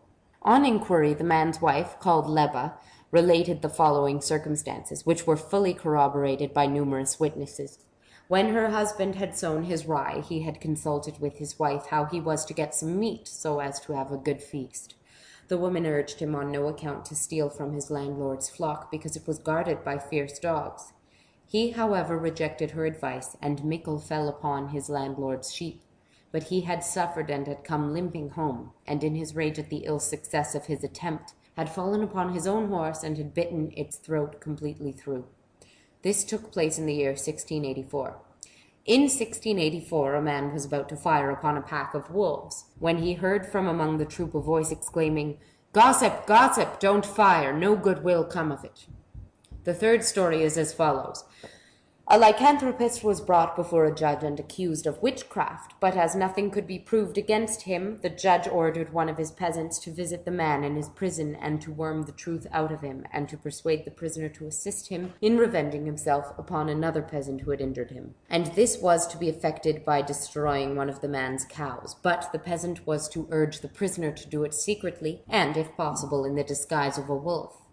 The fellow undertook the task, but he had great difficulty in persuading the prisoner to fall in with his wishes. Eventually, however, he succeeded. Next morning the cow was found in its stall frightfully mangled, but the prisoner had not left his cell, for the watch who had been placed to observe him declared that he had spent the night in profound sleep, and that he had only at one time made a slight motion with his head and hands and feet. Vierius and Forestus quote Gulielmus Brabantinus as an authority for the fact that a man of high position had been so possessed by the evil one that often during the year he fell into a condition in which he believed himself to be turned into a wolf, and at that time he roved in the woods and tried to seize and devour little children, but that at last by God's mercy he recovered his senses.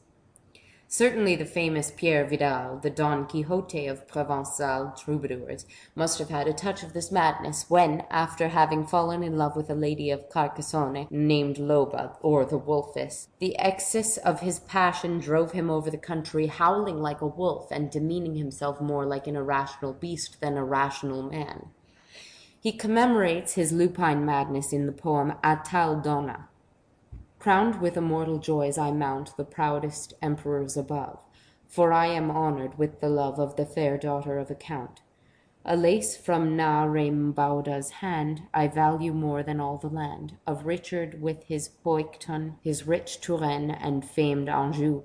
When loup-garou the rabble call me, when vagrant shepherds hoot, pursue and buffet me to boot, it doth not for a moment gall me. I seek not palaces or halls or refuge when the winter falls, exposed to winds and frosts at night. My soul is ravished with delight.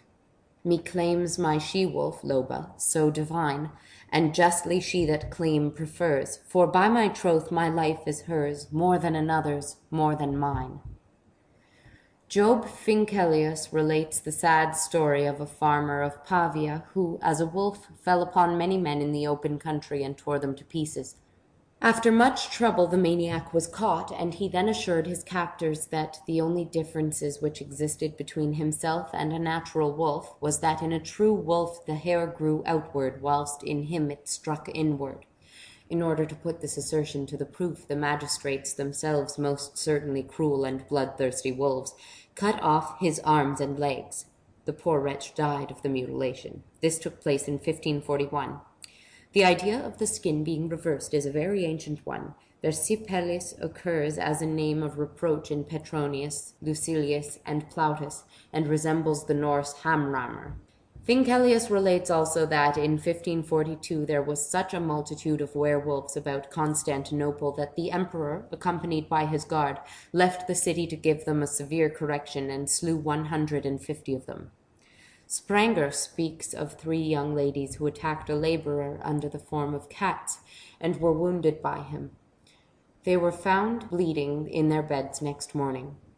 Majolus relates that a man afflicted with lycanthropy was brought to Pomponatius.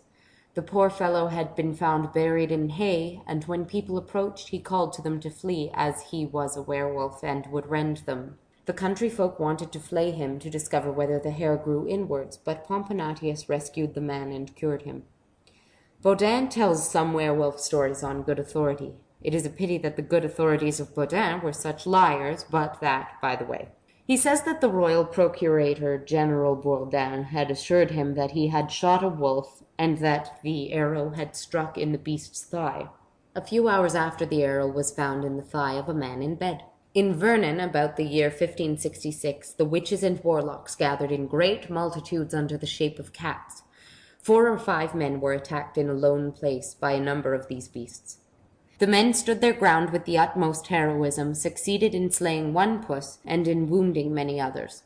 Next day a number of wounded women were found in the town, and they gave the judge an accurate account of all the circumstances connected with their wounding. Baudin quotes Pierre Marnet, the author of a treatise on sorcerers, as having witnessed in Savoy the transformation of men into wolves. Ninold relates that in a village of Switzerland near Lucerne, a peasant was attacked by a wolf whilst he was hewing timber. He defended himself and smote off a foreleg of the beast. The moment that the blood began to flow, the wolf's form changed, and he recognized a woman without her arm. She was burnt alive. In evidence that beasts are transformed witches is to be found in their having no tails. When the devil takes human form, however, he keeps his club-foot of the satyr as a token by which he may be recognized. So animals deficient in caudal appendages are to be avoided, as they are witches in disguise. The Thingwald should consider the case of the Manx cats in its next session. Forestus, in his chapter on maladies of the brain, relates a circumstance which came under his own observation in the middle of the 16th century at Alkmaar in the Netherlands. A peasant there was attacked every spring with a fit of insanity.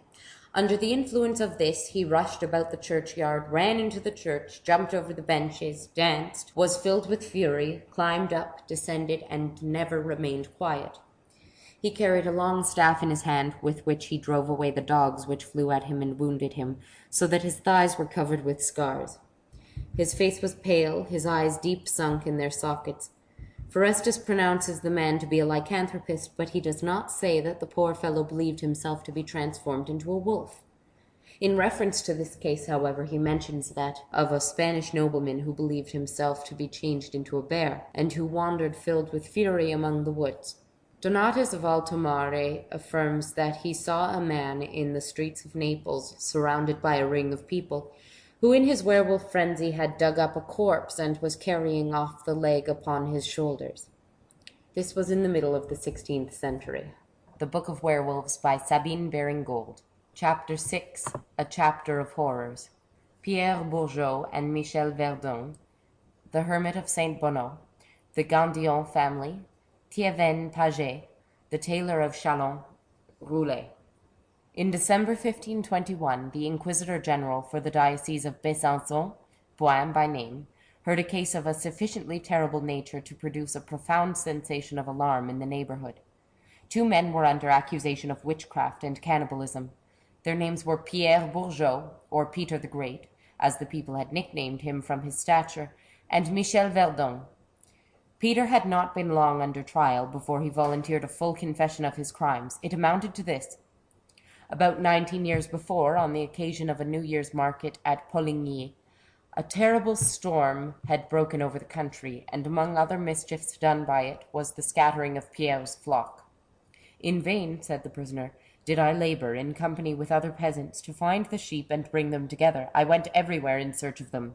Then there rode up 3 black horsemen, and the last said to me, "Whither away? You seem to be in trouble." I related to him my misfortune with my flock. He bade me pluck up my spirits, and promised that his master would henceforth take charge of and protect my flock, if I would only rely upon him.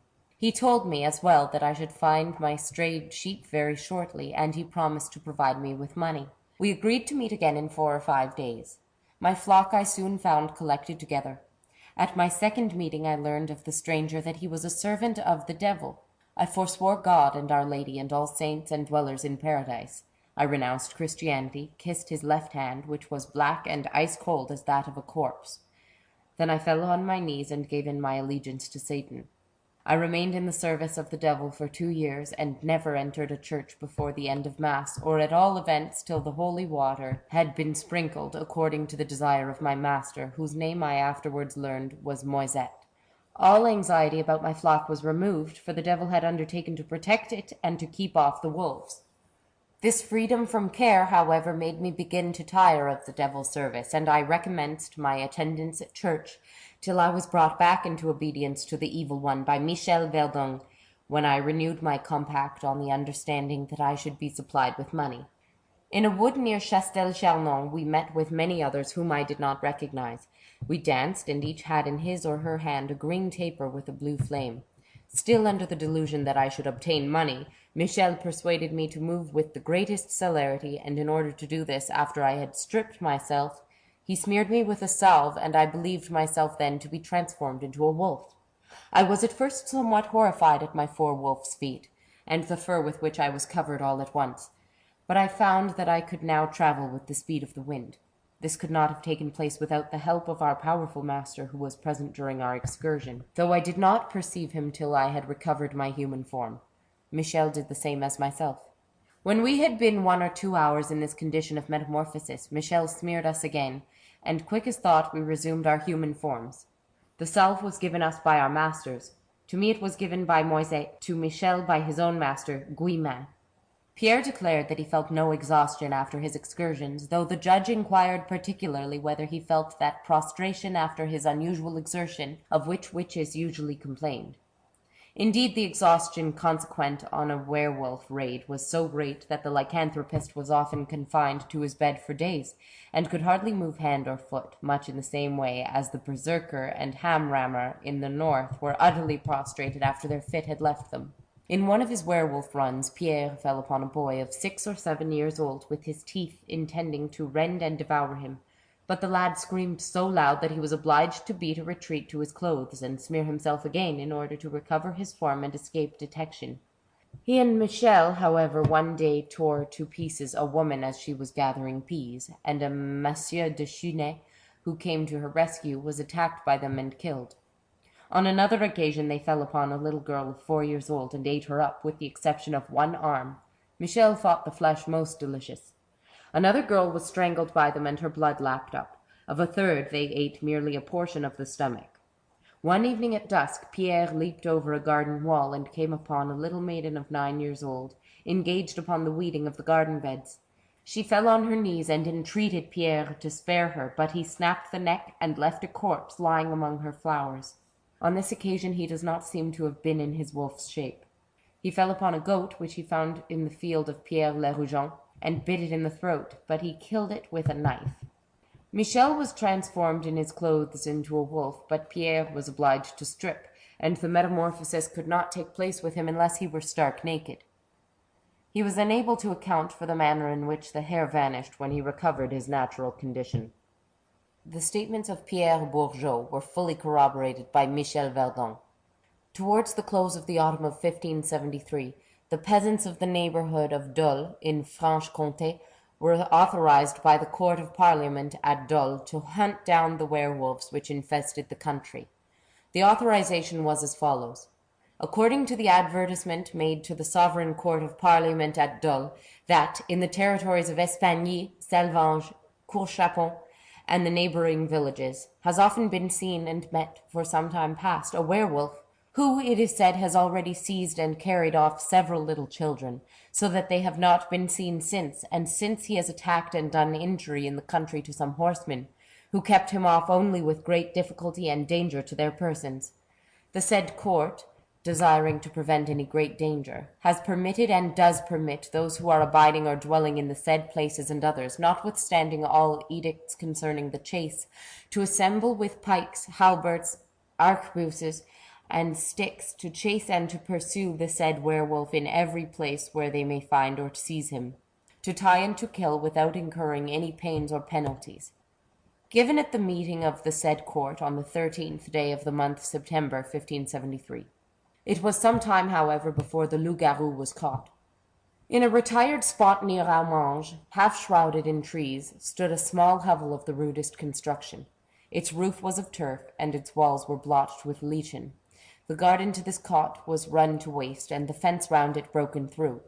As the hovel was far from any road, and was only reached by a path over moorland and through forest, it was seldom visited, and the couple who lived in it were not such as would make many friends.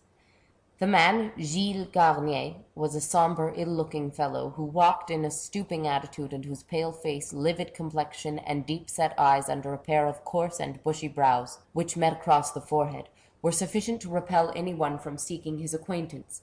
Gilles seldom spoke, and when he did it was in the broadest patois of his country.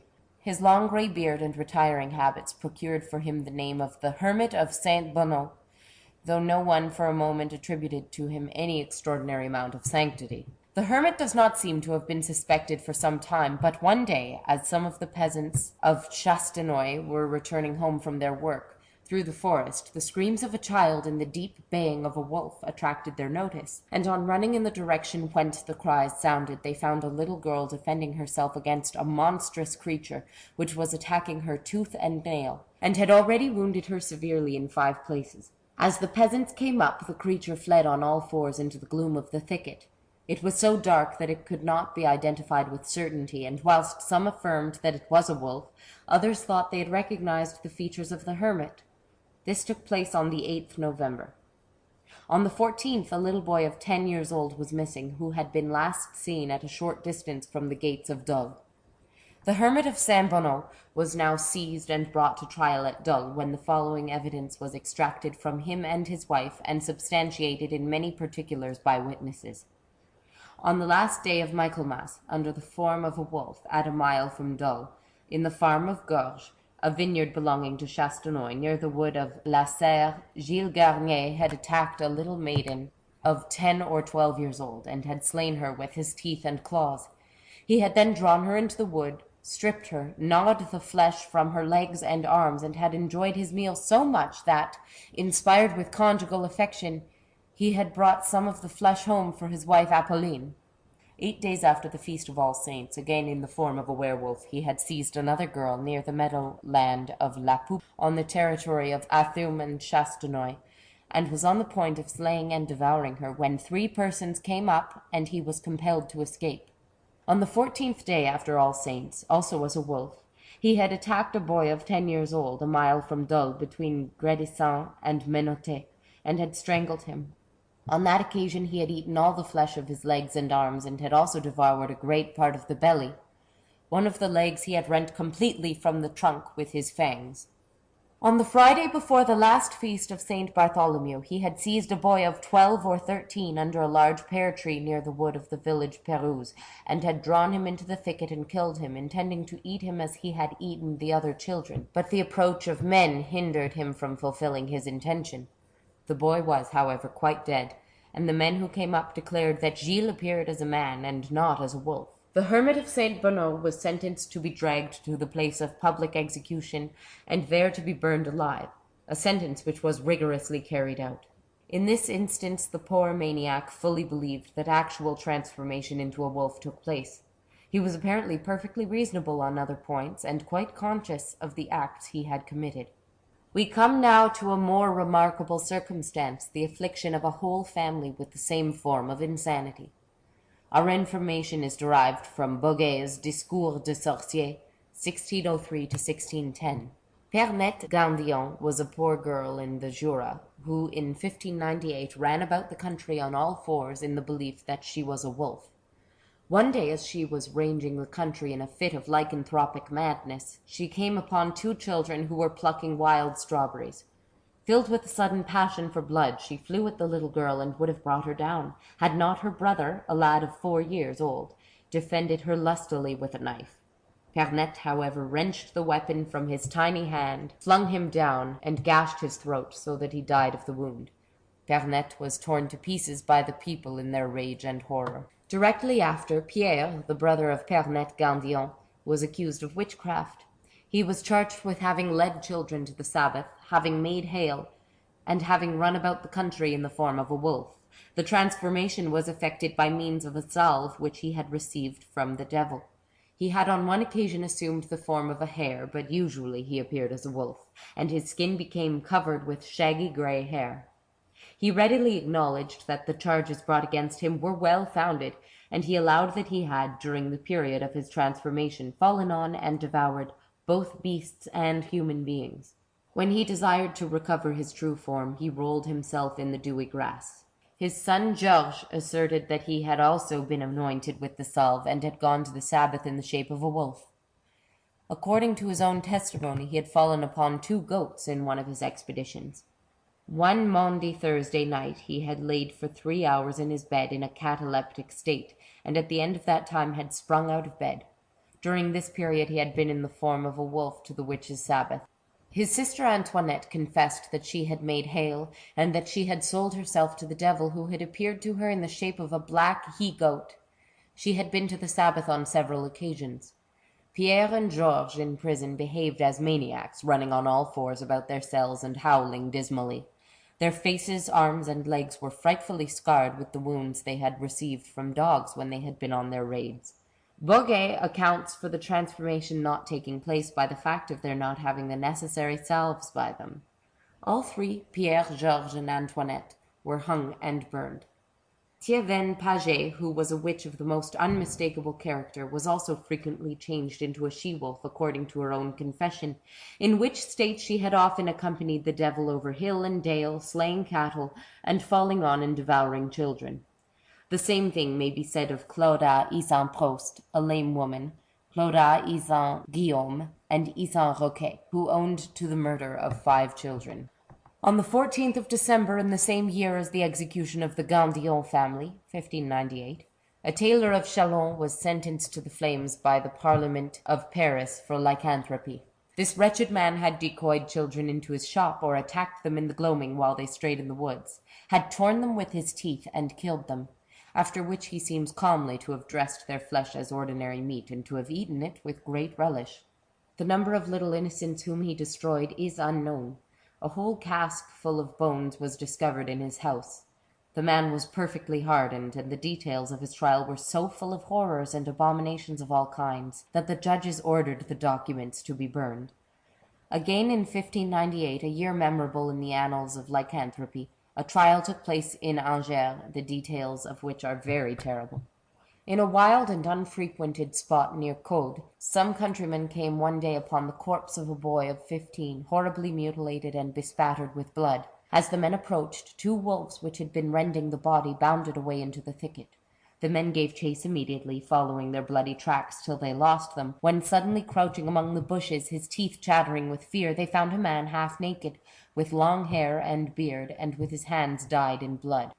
His nails were long as claws, and were clotted with fresh gore and shreds of human flesh. This is one of the most puzzling and peculiar cases which come under our notice. The wretched man, whose name was Roulet, of his own accord stated that he had fallen upon the lad and had killed him by smothering him, and that he had been prevented from devouring the body completely by the arrival of men on the spot. Roulet proved on investigation to be a beggar from house to house, in the most abject state of poverty. His companions in mendicity were his brother John and his cousin Julien. He had been given lodging out of charity in a neighbouring village, but before his apprehension he had been absent for 8 days. Before the judges, Roulet acknowledged that he was able to transform himself into a wolf by means of a salve which his parents had given him. When questioned about the 2 wolves which had been seen leaving the corpse, he said that he knew perfectly well who they were, for they were his companions, Jean and Julien, who possessed the same secret as himself. He was shown the clothes he had worn on the day of his seizure, and he recognized them immediately. He described the boy whom he had murdered, gave the date correctly, indicated the precise spot where the deed had been done, and recognized the father of the boy as the man who had first run up when the screams of the lad had been heard. In prison, Roulet behaved like an idiot. When seized, his belly was distended and hard. In prison he drank one evening a whole pailful of water, and from that moment refused to eat or drink. His parents on inquiry proved to be respectable and pious people, and they proved that his brother John and his cousin Julien had been engaged at a distance on the day of Roulet's apprehension. "What is your name and what your estate?" asked the judge, Pierre Hérault. "My name is Jacques Roulet, my age 35. I am poor and a mendicant." "What are you accused of having done?" "Of being a thief, of having offended God. My parents gave me an ointment. I do not know its composition." "When rubbed with this ointment, do you become a wolf?" "No, but for all that, I killed and ate the child Cornier. I was a wolf." "Were you dressed as a wolf?" "I was dressed as I am now. I had my hands and my face bloody because I had been eating the flesh of the said child." "Do your hands and feet become paws of a wolf?" "Yes, they do." "Does your head become like that of a wolf, your mouth become larger?" "I do not know how my head was at the time. I used my teeth. My head was as it is today. I have wounded and eaten many other little children. I have also been to the Sabbath." The lieutenant criminel sentenced Roulet to death.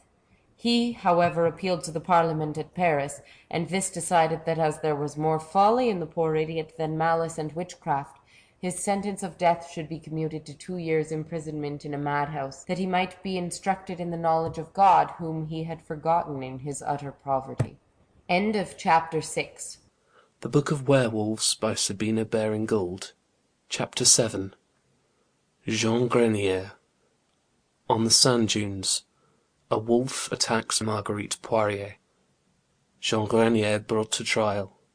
His confessions. Charges of cannibalism proved. His sentence. Behaviour in the monastery. Visit of Delancre. One fine afternoon in the spring, some village girls were tending to their sheep on the sand dunes which intervene between the vast forests of pine covering the greater portion of the present department of Landes in the south of France, and the sea.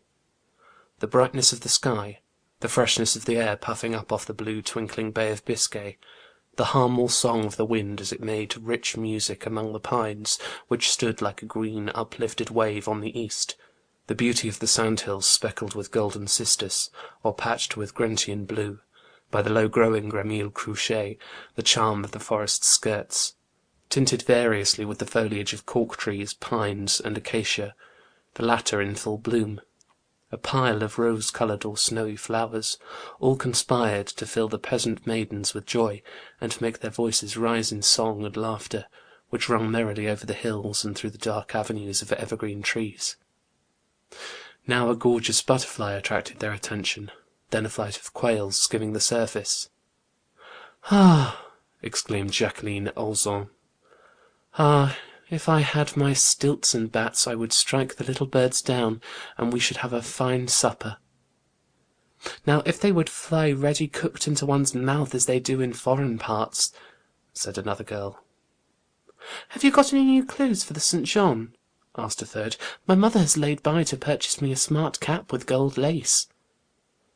"You will turn the head of Etienne altogether, Annette," said Jean Gaboriant. "But what is the matter with the sheep?" She asked because the sheep, which had been quietly browsing before her, on reaching a small depression in the dune, had started away, as though frightened at something. At the same time one of the dogs began to growl and show his fangs. The girls ran to the spot, and saw a little fall in the ground in which, seated on a log of fir, was a boy of 13. The appearance of the lad was peculiar.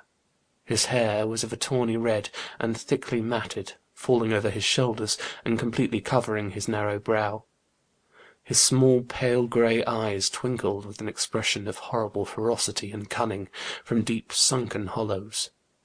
The complexion was of a dark olive colour, the teeth were strong and white, and the canine teeth protruded over the lower lip when the mouth was closed. The boy's hands were large and powerful, the nails black and pointed like birds' talons. He was ill-clothed, and seemed to be in the most abject poverty. The few garments he had on him were in tatters, and through the rents the emaciation of his limbs was plainly visible. The girls stood round him, half frightened and much surprised, but the boy showed no symptoms of astonishment. His face relaxed into a ghastly leer, which showed the whole range of his glittering white fangs. "Well, my maidens," said he in a harsh voice, "which of you is the prettiest, I should like to know? Can you decide among you?" "What do you want to know for?" asked Jean Gaboriant, the eldest of the girls, aged 18, who took upon herself to be spokesman for the rest. "Because I shall marry the prettiest," was the answer. "Ah," said Jean jokingly, "that is, if she will have you, which is not very likely, as we none of us know you or anything about you." "I am the son of a priest," replied the boy curtly. "Is that why you look so dingy and black?" "No, I am dark-coloured, because I wear a wolf-skin sometimes." "A wolf-skin?" echoed the girls. "And pray who gave it you?"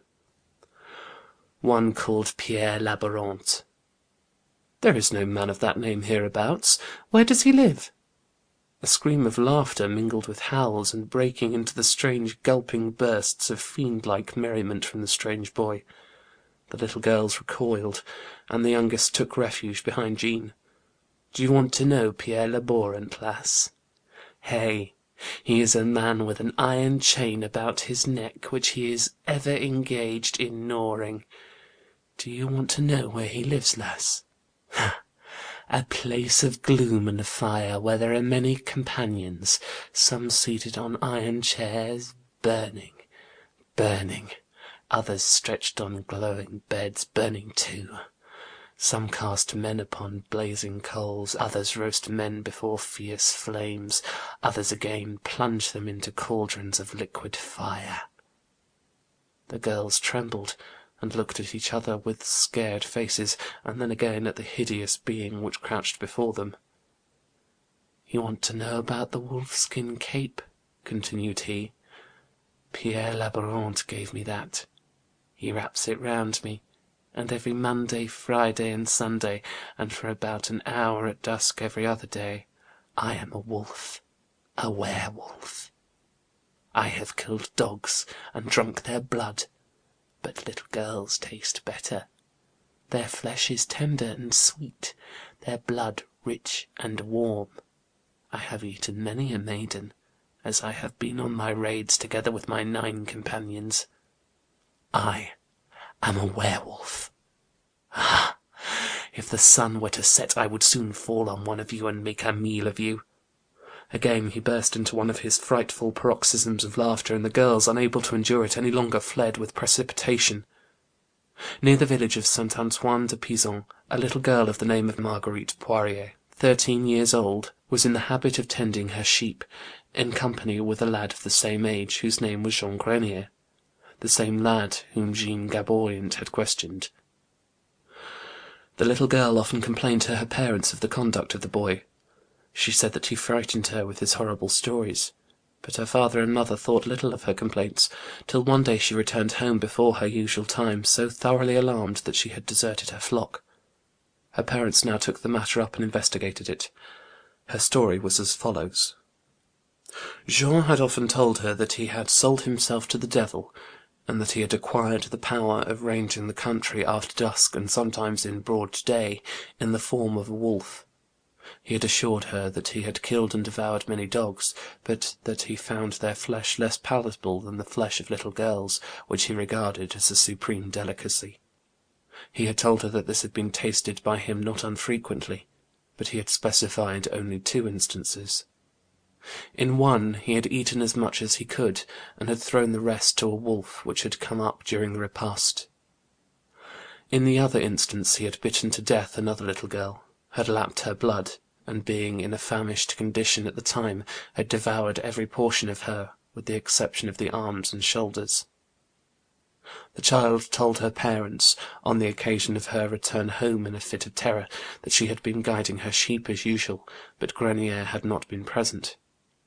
Hearing a rustle in the bushes, she had looked round, and a wild beast had leaped upon her and torn her clothes on her left side with its sharp fangs. She added that she had defended herself lustily with her shepherd's staff, and had beaten the creature off. It had then retreated a few paces, had seated itself on its hind legs like a dog when it is begging, and had regarded her with such a look of rage that she had fled in terror. She described the animal as resembling a wolf, but as being shorter and stouter. Its hair was red, its tail stumpy, and the head smaller than that of a genuine wolf. The statement of the child produced general consternation in the parish.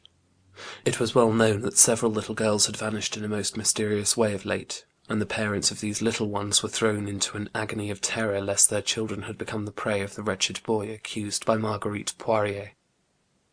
The case was now taken up by the authorities, and brought before the Parliament of Bordeaux.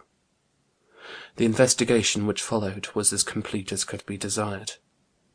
Jean Grenier was the son of a poor labourer in the village of Saint Antoine de Pizan, and not the son of a priest, as he had asserted. 3 months before his seizure he had left home, and had been with several masters doing odd work, or wandering about the country begging.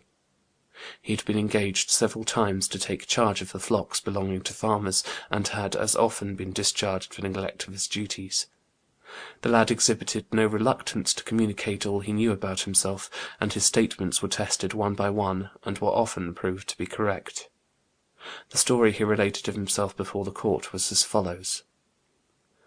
When I was 10 or 11 years old, my neighbour, Duthillaire, introduced me in the depths of the forest to a Monsieur de la Forest, a black man, who signed me with his nail, and they gave to me and Duthillaire a salve and a wolf-skin. From that time have I run about the country as a wolf. The charge of Marguerite Poirier is correct. My intention was to have killed and devoured her, but she kept me off with a stick. I have only killed 1 dog, a white one, and I did not drink its blood. When questioned touching the children whom he said he had killed and eaten as a wolf, he allowed that he had once entered an empty house on the way between St. Coutras and St. Anlay, in a small village, the name of which he did not remember, and had found a child asleep in its cradle, and, as no one was within to hinder him, he dragged the baby out of its cradle, carried it into the garden, leaped the hedge, and devoured as much of it as satisfied his hunger. What remained he had given to a wolf. In the parish of Saint Antoine de Pizan he had attacked a little girl as she was keeping sheep. She was dressed in a black frock. He did not know her name. He tore her with his nails and teeth and ate her. 6 weeks before his capture he had fallen upon another child near the stone bridge in the same parish. In Eperon he had assaulted the hound of a certain Monsieur Milon, and would have killed the beast had not the owner come out with his rapier in his hand. Jean said that he had the wolf-skin in his possession, and that he went out hunting for children at the command of his master, the lord of the forest. Before transformation he smeared himself with the salve, which he preserved in a small pot, and hid his clothes in the thicket. He usually ran his courses from 1 to 2 hours in the day when the moon was at the wane, but very often he made his expeditions at night. On one occasion he had accompanied Duthillaire, but they had killed no one. He accused his father of having assisted him, and of possessing a wolf-skin. He charged him also with having accompanied him on one occasion, when he attacked and ate a girl in the village of Grilland, whom he had found tending a flock of geese. He said that his stepmother was separated from his father. He believed the reason to be because she had seen him once vomit the paws of a dog and the fingers of a child. He added that the lord of the forest had strictly forbidden him to bite the thumb-nail of his left hand, which nail was thicker and longer than the others, and had warned him never to lose sight of it as long as he was in his werewolf disguise. Duthillaire was apprehended, and the father of Jean Grenier himself claimed to be heard by examination. The account given by the father and stepmother of Jean coincided in many particulars with the statements made by their son. The localities where Grenier declared he had fallen on children were identified. The times when he said the deeds had been done accorded with the dates given by the parents of the missing little ones, when their losses had occurred. The wounds which Jean affirmed that he had made, and the manner in which he had dealt them, coincided with the descriptions given by the children he had assaulted. He was confronted with Marguerite Poirier, and had singled her out from among 5 other girls, pointed to the still open gashes in her body, and stated that he had made them with his teeth when he attacked her in Wolfall, and she had beaten him off with a stick. He described an attack he had made on a little boy, whom he would have slain had not a man come to the rescue and exclaimed, "I'll have you presently." The man who had saved the child was found and proved to be the uncle of the rescued lad, and he corroborated the statement of Grenier that he had used the words mentioned above. Jean was then confronted with his father. He now began to falter in his story, and to change his statements. The examination had lasted long, and it was seen that the feeble intellect of the boy was wearied out, so the case was adjourned. When next confronted with the elder Grenier, Jean told his story as at first, without changing it in any important particular. The fact of Jean Grenier having killed and eaten several children, and of his having attacked and wounded others with intent to take their life, were fully established, but there was no proof whatever of the father having had the least hand in any of the murders, so that he was dismissed the court without a shadow of guilt upon him. The only witness who corroborated the assertion of Jean that he had changed his shape into that of a wolf was Marguerite Poirier. Before the court gave judgment, the first president of Assize, in an eloquent speech, put on one side all questions of witchcraft and diabolical compact, and bestial transformation, and boldly stated that the court had only to consider the age and the imbecility of the child, who was so dull and idiotic that children of 7 or 8 years old have usually a larger amount of reason than he.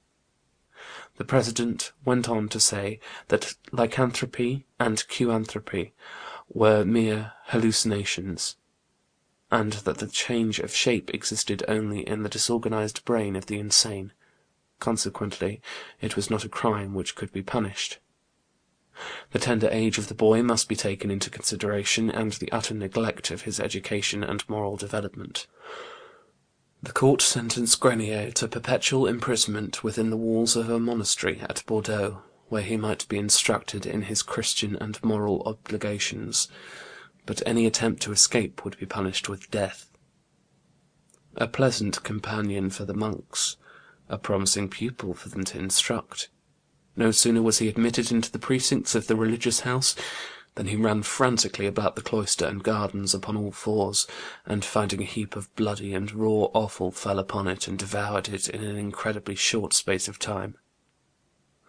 Delancre visited him 7 years after, and found him diminutive in stature, very shy, and unwilling to look any one in the face.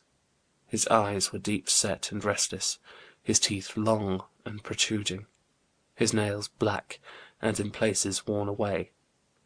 His mind was completely barren. He seemed unable to comprehend the smallest things. He related his story to Delancre, and told him how he had run about formerly in the woods as a wolf, and he said that he still felt a craving for raw flesh, especially for that of little girls, which he said was delicious, and he added that but for his confinement it would not be long before he tasted it again.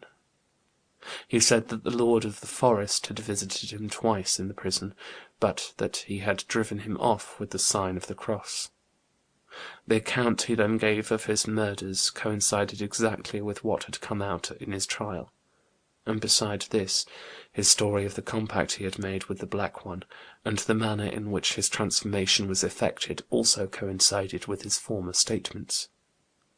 He died at the age of 20, after an imprisonment of 7 years, shortly after de l'Ancre's visit.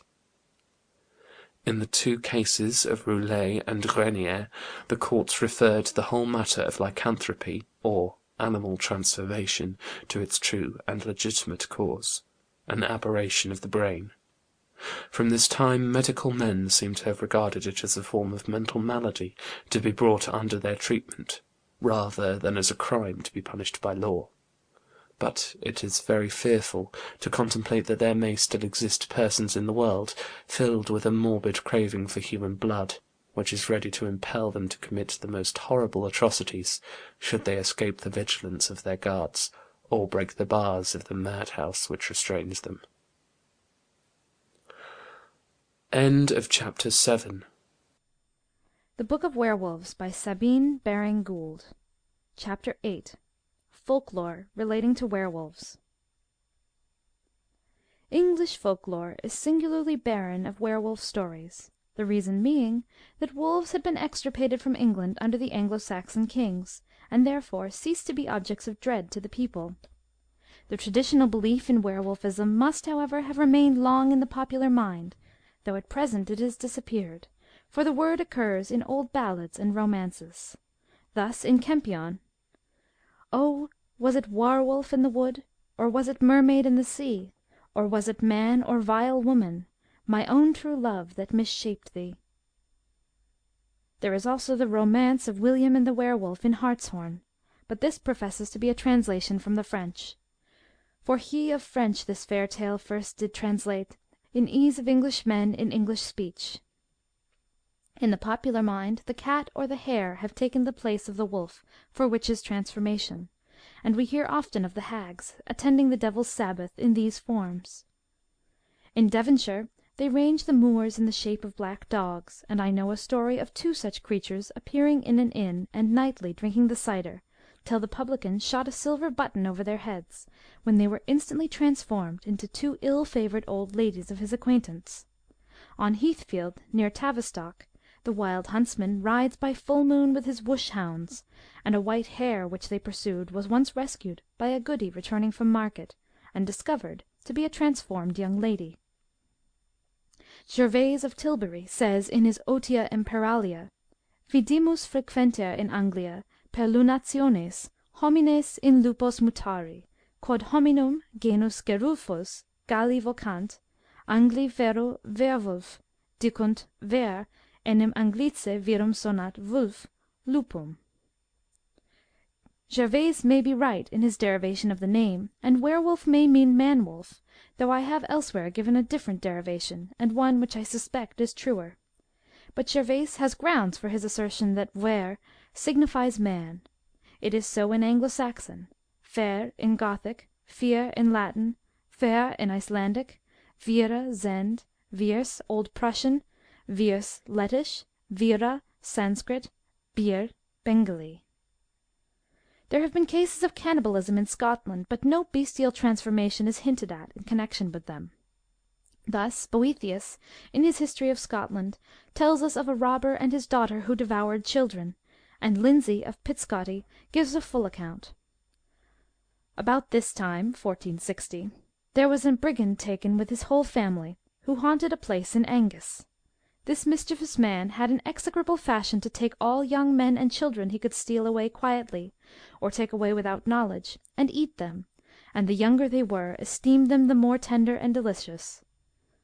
For the which cause and damnable abuse, he with his wife and bairns were all burnt, except a young wench of a year old, who was saved and brought to Dundee, where she was brought up and fostered, and when she came to a woman's years, she was condemned and burnt quick for that crime. It is said that when she was coming to the place of execution, there gathered an huge multitude of people, and especially of women, cursing her that she was so unhappy to commit so damnable deeds. To whom she turned about with an ireful countenance, saying, "Wherefore chide ye with me, as if I had committed an unworthy act? Give me credence and trust me. If ye had experience of eating men and women's flesh, ye would think it so delicious that ye would never forbear it again." So, but any sign of repentance, this unhappy traitor died in the sight of the people. Wyntoun also has a passage in his metrical chronicle regarding a cannibal who lived shortly before his own time, and he may easily have heard about him from surviving contemporaries. It was about the year 1340, when a large portion of Scotland had been devastated by the arms of Edward III. About Perth there was the country saw waste, that wonder west to see. For until well great space thereby was nother house left nor herbery. Of deer there was then such foison (profusion), that they would ne'er come to the town. So great default was near that stead, that money were in hunger dead. A carle they said was near thereby, that would set setties (traps) commonly. Children and women for to slay, and swains that he might overtake, and ate them all that he get might, choost and cleek till name behight. That sorry life continued he, while waste but folk was the country. We have only to compare these two cases with those recorded in the last two chapters, and we see at once how the popular mind in Great Britain had lost the idea of connecting change of form with cannibalism. A man guilty of the crimes committed by the Angus brigand, or the carle of Perth, would have been regarded as a werewolf in France or Germany, and would have been tried for lycanthropy. S. Jerome, by the way, brought a sweeping charge against the Scots. He visited Gaul in his youth, about 380, and writes, "When I was a young man in Gaul, I may have seen the Atticotti, a British people who live upon human flesh, and when they find herds of pigs, droves of cattle, or flocks of sheep in the woods, they cut off the haunches of the men and the breasts of the women, and these they regard as great dainties." In other words, they preferred the shepherd to his flock. Gibbon, who quotes this passage, says on it, "If in the neighbourhood of the commercial and literary town of Glasgow a race of cannibals has really existed, we may contemplate, in the period of the Scottish history, the opposite extremes of savage and civilized life. Such reflections tend to enlarge the circle of our ideas, and to encourage the pleasing hope that New Zealand may produce in a future age the Hume of the southern hemisphere." If traditions of werewolves are scanty in England, it is quite the reverse if we cross the water. In the south of France it is still believed that fate has destined certain men to be lycanthropists, that they are transformed into wolves at full moon. The desire to run comes upon them at night. They leave their beds, jump out of a window, and plunge into a fountain. After the bath they come out covered with dense fur, walking on all fours, and commence a raid over fields and meadows, through woods and villages, biting all beasts and human beings that come in their way. At the approach of dawn they return to the spring, plunge into it, lose their furry skins, and regain their deserted beds. Sometimes the loup-garou is said to appear under the form of a white dog, or to be loaded with chains, but there is probably a confusion of ideas between the werewolf and the church-dog, barghest, padfois, wush-hound, or by whatever name the animal supposed to haunt a churchyard is designated. In the Périgord the werewolf is called loup-lerou. Certain men, especially bastards, are obliged at each full moon to transform themselves into these diabolic beasts. It is always at night that the fit comes on. The lycanthropist dashes out of a window, springs into a well, and after having struggled in the water for a few moments, rises from it dripping, and invested with a goat skin which the devil has given him. In this condition the loup-lerou run upon 4 legs, pass the night in ranging over the country, and in biting and devouring all the dogs they meet. At break of day they lay aside their goat-skins and return home. Often they are ill in consequence of having eaten tough old hounds, and they vomit up their undigested paws. One great nuisance to them is the fact that they may be wounded or killed in their loup-lerou state. With the first effusion of blood their diabolic covering vanishes, and they are recognized, to the disgrace of their families. A werewolf may easily be detected, even when devoid of his skin, for his hands are broad and his fingers short, and there are always some hairs in the hollow of his hand. In Normandy, those who are doomed to be loup-garous clothe themselves every evening with a skin called their aire or ure, which is a loan from the devil. When they run in their transformed state, the evil one accompanies them and scourges them at the foot of every cross they pass. The only way in which a werewolf can be liberated from this cruel bondage is by stabbing him 3 times in the forehead with a knife. However, some people less addicted to allopathic treatment consider that 3 drops of blood drawn by a needle will be sufficient to procure release. According to an opinion of the vulgar in the same province, the loup-garou is sometimes a metamorphosis forced upon the body of a damned person, who, after having been tormented in his grave, has torn his way out of it. The first stage in the process consists in his devouring the cerecloth which enveloped his face. Then his moans and muffled howls ring from the tomb, through the gloom of the night. The earth of the grave begins to heave, and at last, with a scream, surrounded by a phosphorescent glare, and exhaling a fetid odour, he bursts away as a wolf. In Le Bessin, they attribute to sorcerers the power of metamorphosing certain men into beasts, but the form of a dog is that principally affected by them. In Norway it is believed that there are persons who can assume the form of a wolf or bear, husebjorn, and again resume their own. This property is either imparted to them by the troll men, or those possessing it are themselves trolls. In a hamlet in the midst of a forest there dwelt a cottager named Lasse and his wife. One day he went out into the forest to fell a tree, but had forgot to cross himself and to say his paternoster, so that some troll or wolf witch, Farga Mor, obtained power over him and transformed him into a wolf. His wife mourned him for many years, but one Christmas Eve there came a beggar woman, very poor and ragged, to the door, and the good woman of the house took her in, fed her well, and entreated her kindly. At her departure the beggar woman said that the wife would probably see her husband again, as he was not dead, but was wandering in the forest as a wolf. Towards nightfall the wife went to her pantry to place in it a piece of meat for the morrow, when, on turning to go out, she perceived a wolf standing before her, raising itself with its paws on the pantry steps, regarding her with sorrowful and hungry looks. Seeing this, she exclaimed, "If I were sure that thou wert my own Lasse, I would give thee a bit of meat."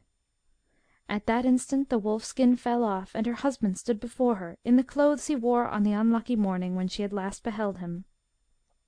Finns, Lapps, and Russians are held in particular aversion, because the Swedes believe that they have the power to change people into wild beasts. During the last year of the war with Russia, when Kalmar was overrun with an unusual number of wolves, it was generally said that the Russians had transformed their Swedish prisoners into wolves, and sent them home to invest the country. In Denmark the following stories are told. A man who from his childhood had been a werewolf, when returning one night with his wife from a merrymaking, observed that the hour was at hand when the evil usually came upon him. Giving therefore the reins to his wife, he descended from the vehicle, saying to her, "If anything comes to thee, only strike at it with thine apron." He then withdrew, but immediately after, the woman, as she was sitting in the vehicle, was attacked by a werewolf. She did as the man had enjoined her, and struck it with her apron, from which it rived a portion, and then ran away. After some time the man returned, holding in his mouth the rent portion of his wife's apron, on seeing which she cried out in terror, "Good Lord, man! Why, thou art a werewolf!" "Thank thee, wife," said he, "now I am free." And from that time he was no more afflicted. If a female at midnight stretches between 4 sticks the membrane which envelops the foal when it is brought forth, and creeps through it naked, she will bear children without pain. But all the boys will be werewolves, and all the girls Maras. By day the werewolf has the human form, though he may be known by the meeting of his eyebrows above the nose. At a certain time of night he has the form of a dog on 3 legs. It is only when another person tells him that he is a werewolf, or reproaches him with being such, that a man can be freed from the ban. According to a Danish popular song, a hero, transformed by his stepmother into a bear, fights with a knight. "For 'tis she who hath bewitched me, a woman false and fell, bound an iron girdle around me. If thou canst not break this belt, knight, I'll thee destroy." The noble made the Christian sign, the girdle snapped, the bear was changed, and see, he was a lusty knight, his father's realm regained. Kjømpevisser, page 147. When an old bear in Ofodens Prestgjeld was killed, after it had caused the death of 6 men and 60 horses, it was found to be girded with a similar girdle. In Schleswig and Holstein they say that if the werewolf be thrice addressed by his baptismal name, he resumes his human form. On a hot harvest day some reapers lay down in the field to take their noontide sleep, when one who could not sleep observed that the fellow next to him rose softly, and having girded himself with a strap, became a werewolf. A young man belonging to Jagerup, returning late one night from Billund, was attacked, when near Jagerup, by 3 werewolves, and would probably have been torn to pieces, had he not saved himself by leaping into a rye field, for there they had no more power over him. At Kaseburg, on the Isle of Usedom, a man and his wife were busy in the field making hay, when after some time the woman said to the man that she had no more peace, she could stay no longer, and went away. But she had previously desired her husband to promise that if perchance a wild beast should come that way, he would cast his hat at it and then run away, and it would do him no injury. She had been gone but a short while when a wolf came swimming across the swine, and ran directly toward the haymakers. The man threw his hat at it, which the animal instantly tore to rags, but in the meantime a boy had run up with a pitchfork, and he stabbed the wolf from behind. In the same instant it became changed, and all saw that the boy had killed the man's wife. Formerly there were individuals in the neighbourhood of Steina, who, by putting on a certain girdle, could transform themselves into werewolves. A man of the neighbourhood who had such a girdle forgot one day, when going out, to lock it up, as was his wont. During his absence his little son chanced to find it. He buckled it round him, and was instantaneously turned into an animal, to all outward appearance like a bundle of peat straw, and he rolled about like an unwieldy bear. When those who were in the room perceived this, they hastened in search of the father, who was found in time to come and unbuckle the belt, before the child had done any mischief. The boy afterwards said that when he had put on the girdle he was seized with such a raging hunger that he was ready to tear in pieces and devour all that came in his way. The girdle is supposed to be made of human skin, and to be 3 finger-breadths wide. In East Friesland it is believed, when 7 girls succeed each other in one family, that among them one is of necessity a werewolf, so that youths are slow in seeking one of 7 sisters in marriage. According to a curious Lithuanian story related by Schleicher in his Litauische Märchen, a person who is a werewolf or bear has to remain kneeling in one spot for 100 years before he can hope to obtain release from his bestial form. In the Netherlands they relate the following tale.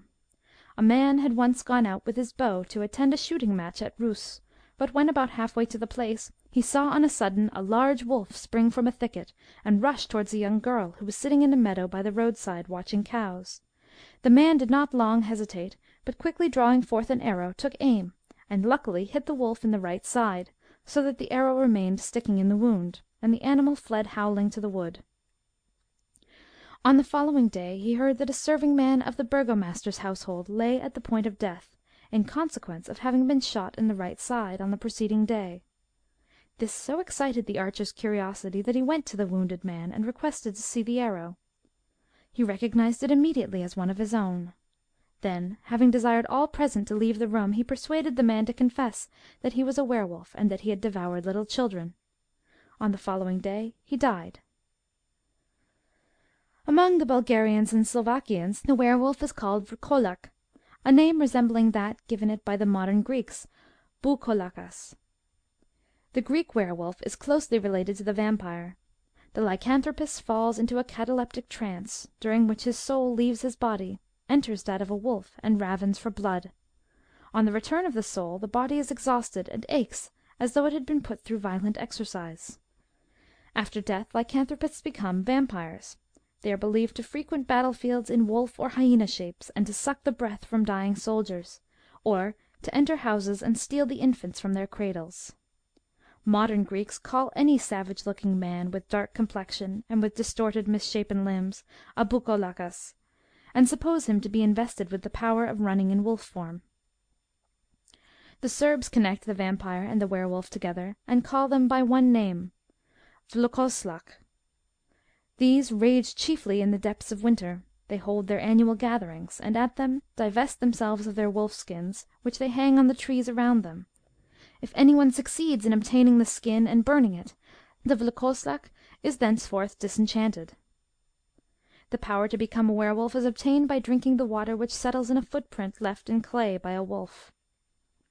Among the White Russians the vavkalak is a man who has incurred the wrath of the devil, and the evil one punishes him by transforming him into a wolf and sending him among his relations, who recognize him and feed him well.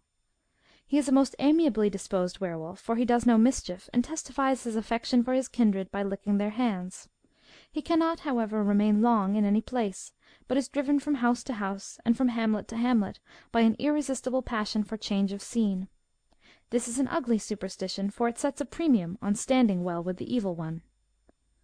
The Slovakians merrily term a drunkard a vlkodlak, because, forsooth, he makes a beast of himself. A Slovakian household werewolf tale closes this chapter. The Poles have their werewolves, which rage twice in the year, at Christmas and at midsummer. According to a Polish story, if a witch lays a girdle of human skin on the threshold of a house in which a marriage is being celebrated, the bride and bridegroom, and bridesmaids and groomsmen, should they step across it, are transformed into wolves.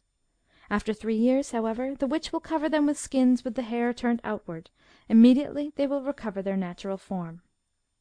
On one occasion a witch cast a skin of too scanty dimensions over the bridegroom, so that his tail was left uncovered. He resumed his human form, but retained his lupine caudal appendage. The Russians call the werewolf oborot, which signifies one transformed. The following recipe is given by them for becoming one.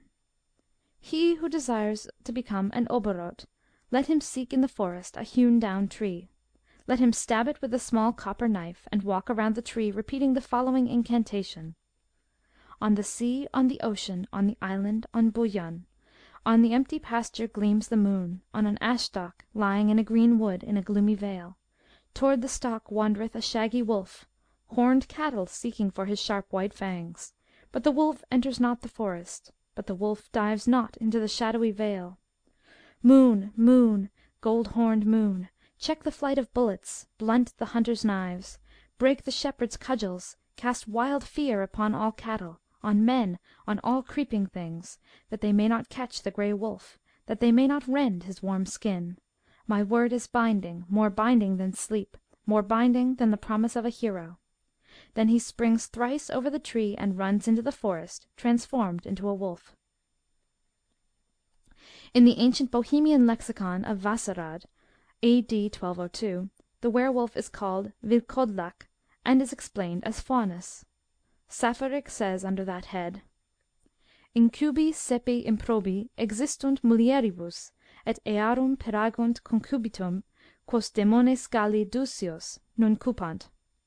And in another place: Vilkodlasi incubi sive invidi, ab inviando passim cum animalibus, unde et incubi dicuntur ab incubando homines, id est stuprando quos Romani faunos vicarios dicunt. That the same belief in lycanthropy exists in Armenia is evident from the following story, told by Hackhausen in his Transcaucasia, Leipzig, 322. A man once saw a wolf, which had carried off a child, dash past him. He pursued it hastily, but was unable to overtake it. At last he came upon the hands and feet of a child, and a little further on he found a cave, in which lay a wolf-skin. This he cast into a fire, and immediately a woman appeared, who howled and tried to rescue the skin from the flames. The man, however, resisted, and as soon as the hide was consumed, the woman had vanished in the smoke. In India, on account of the prevalence of the doctrine of metempsychosis, the belief in transformation is widely diffused. Traces of genuine lycanthropy are abundant in all regions whither Buddhism has reached. In Ceylon, in Tibet, and in China we find it still forming a portion of the national creed. In the Panchatantra is a story of an enchanted Brahmin's son, who by day was a serpent, by night a man. Vikramaditya's father, the son of Indra, was condemned to be an ass by day and a man by night. A modern Indian tale is to this effect.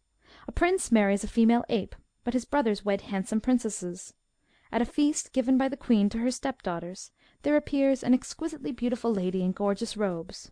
This is none other than the she-ape, who has laid aside her skin for the occasion. The prince slips out of the room and burns the skin, so that his wife is prevented from resuming her favourite appearance. Nathaniel Pierce gives an account of an Abyssinian superstition very similar to that prevalent in Europe. He says that in Abyssinia the gold and silversmiths are highly regarded, but that the ironworkers are looked upon with contempt as an inferior grade of beings. Their kinsmen even ascribe to them the power of transforming themselves into hyenas or other savage beasts. All convulsions and hysterical disorders are attributed to the effect of their evil eye. The Amhara call them Buddha, the Tigre Tebib. There are also Mohammedan and Jewish Buddhas. It is difficult to explain the origin of this strange superstition. These Buddhas are distinguished from other people by wearing gold earrings, and Coffin declares that he has often found hyenas with these rings in their ears, even among the beasts which he has shot or speared himself. But how the rings got into their ears is more than Coffin was able to ascertain. Beside their power to transform themselves into hyenas or other wild beasts, all sorts of other strange things are ascribed to them, and the Abyssinians are firmly persuaded that they rob the graves by midnight, and no one would venture to touch what is called quanter, or dried meat, in their houses, though they would not object to partake of fresh meat, if they had seen the animal from which it came killed before them. Coffin relates, as eye-witness of the fact, the following story. Among his servants was a Buddha, who, one evening, whilst it was still light, came to his master and asked leave of absence till the following morning. He obtained the required leave, and departed, but scarcely had Coffin turned his head, when one of his men exclaimed, "Look, there he is, changing himself into hyena," pointing in the direction taken by the Buddha. Coffin turned to look, and although he did not witness the process of transformation, the young man had vanished from the spot on which he had been standing, not 100 paces distant, and in his place was a hyena running away. The place was a plain without either bush or tree to impede the view. Next morning the young man returned, and was charged by his companions with the transformation. This he rather acknowledged than denied, for he excused himself on the plea that it was the habit of his class. This statement of Pearce is corroborated by a note contributed by Sir Gardner Wilkinson to Rawlinson's Herodotus. A class of people in Abyssinia are believed to change themselves into hyenas when they like. On my appearing to discredit it, I was told by one who lived for years there that no well-informed person doubted it, and that he was once walking with one of them when he happened to look away for a moment, and on turning again toward his companion he saw him trotting off in the shape of a hyena. He met him afterwards in this old form. These worthies are blacksmiths. G.W. A precisely similar superstition seems to have existed in America, for Joseph Acosta relates that the ruler of a city in Mexico, who was sent for by the predecessor of Montezuma, transformed himself, before the eyes of those who were sent to seize him, into an eagle, a tiger, and an enormous serpent. He yielded at last, and was condemned to death. No longer in his own house, he was unable to work miracles so as to save his life. The Bishop of Chiapa, a province of Guatemala, in a writing published in 1702, ascribes the same power to the Naguals, or national priests, who labored to bring back to the religion of their ancestors the children brought up as Christians by the government. After various ceremonies, when the children instructed advanced to embrace him, the Nagual suddenly assumed a frightful aspect, and under the form of a lion or tiger appeared chained to the young Christian convert. Recueil de Voyage, tome 2, page 187. Among the North American Indians the belief in transformation is very prevalent. The following story closely resembles one very prevalent all over the world. One Indian fixed his residence on the borders of the great lake, taking with him only a dog big with young. In due time this dog brought forth 8 pups. Whenever the Indian went out to fish he tied up the pups to prevent the straying of the litter. Several times as he approached his tent he heard noises proceeding from it, which sounded like the talking, the laughing, the crying, the wail, and the merriment of children, but on entering it he only perceived the pups tied up as usual. His curiosity being excited by the noises he had heard, he determined to watch and learn whence these sounds proceeded, and what they were. One day he pretended to go out to fish, but instead of doing so, he concealed himself in a convenient place. In a short time he again heard voices, and rushing suddenly into the tent beheld some beautiful children sporting and laughing, with the dog-skins lying by their side. He threw the dog-skins into the fire, and the children, retaining their proper forms, grew up, and were the ancestors of the Dog-Rib Nation. Traditions of the North American Indians, by T.A. Jones, 1830, Volume 2, page 18. In the same work is a curious story entitled The Mother of the World, which bears a close analogy to another world-wide myth. A woman marries a dog. By night the dog lays aside its skin and appears as a man. This may be compared with the tale of Björn and Bera already given.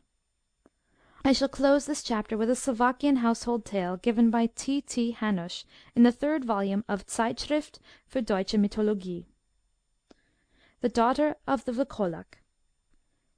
There was once a father who had 9 daughters, and they were all marriageable, but the youngest was the most beautiful.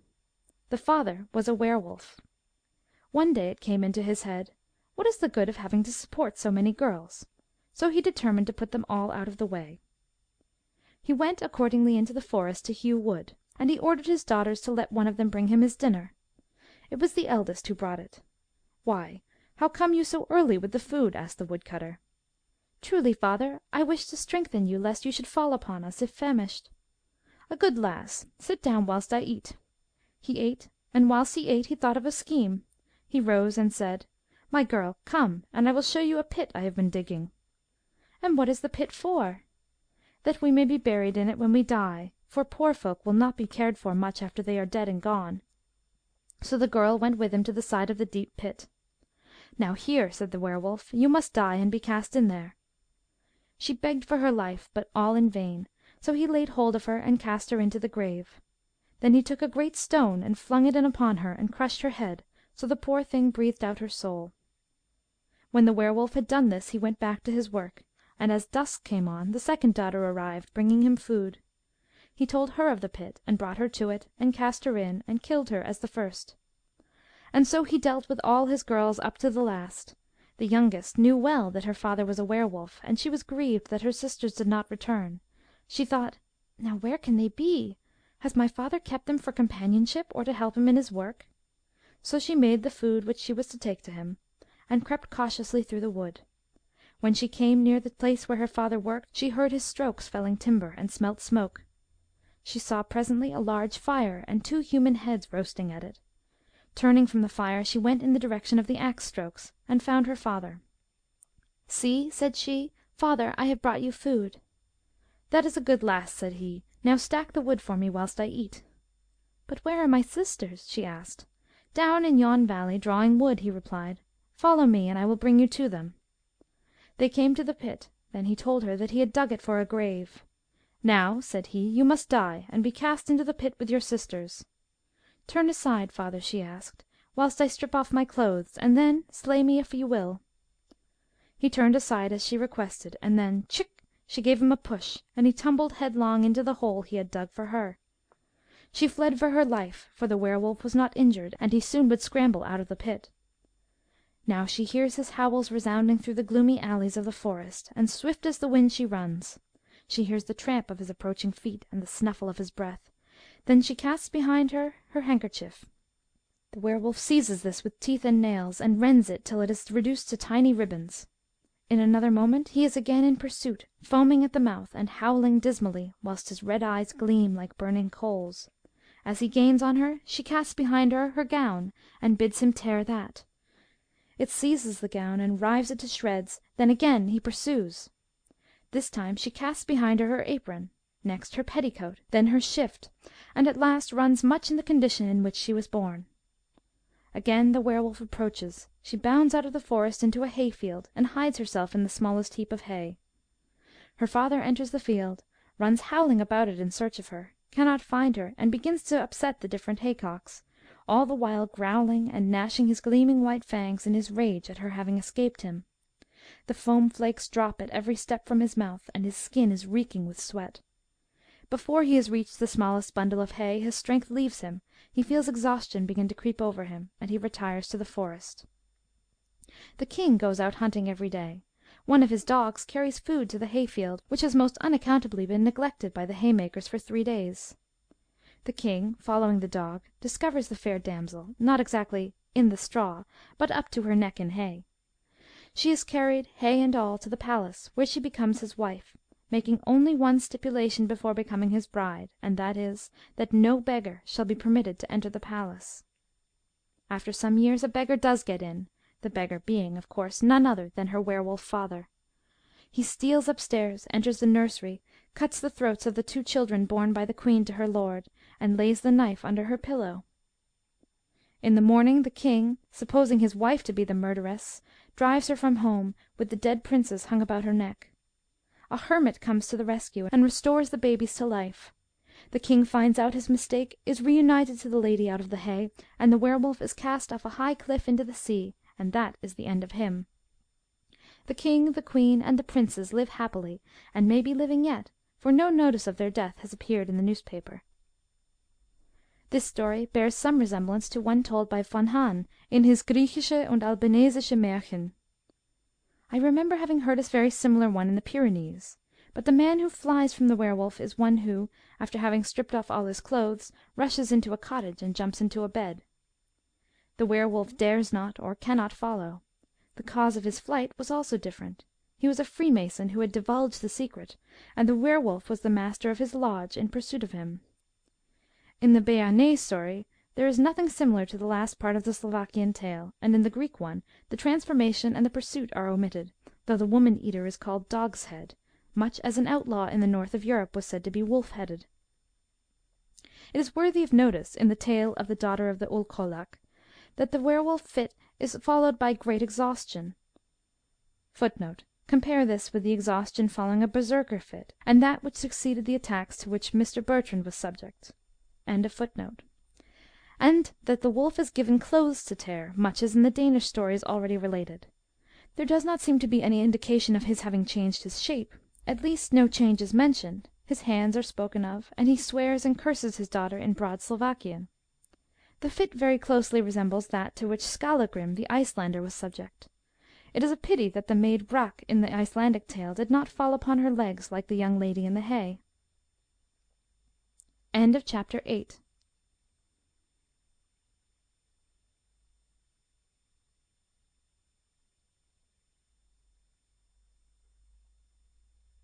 The Book of Werewolves by Sabine Baring-Gould. Chapter 9. The Natural Causes of Lycanthropy. Innate Cruelty, its three forms. De Mullard. Andres Bichel, a Dutch priest. Other instances of inherent cruelty. Cruelty united to refinement. A Hungarian bather in blood. Suddenness with which the passion is developed. Cannibalism in pregnant women, in maniacs. Hallucination. How produced. Solves. The story of Lucius. Self-deception. What I have related from the chronicles of antiquity, or from the traditional lore of the people, is veiled under the form of myth or legend, and it is only from the Scandinavian descriptions of those afflicted with the wolf madness, and from the trials of those charged with the crime of lycanthropy in the later Middle Ages, that we can arrive at the truth respecting that form of madness which was invested by the superstitious with so much mystery.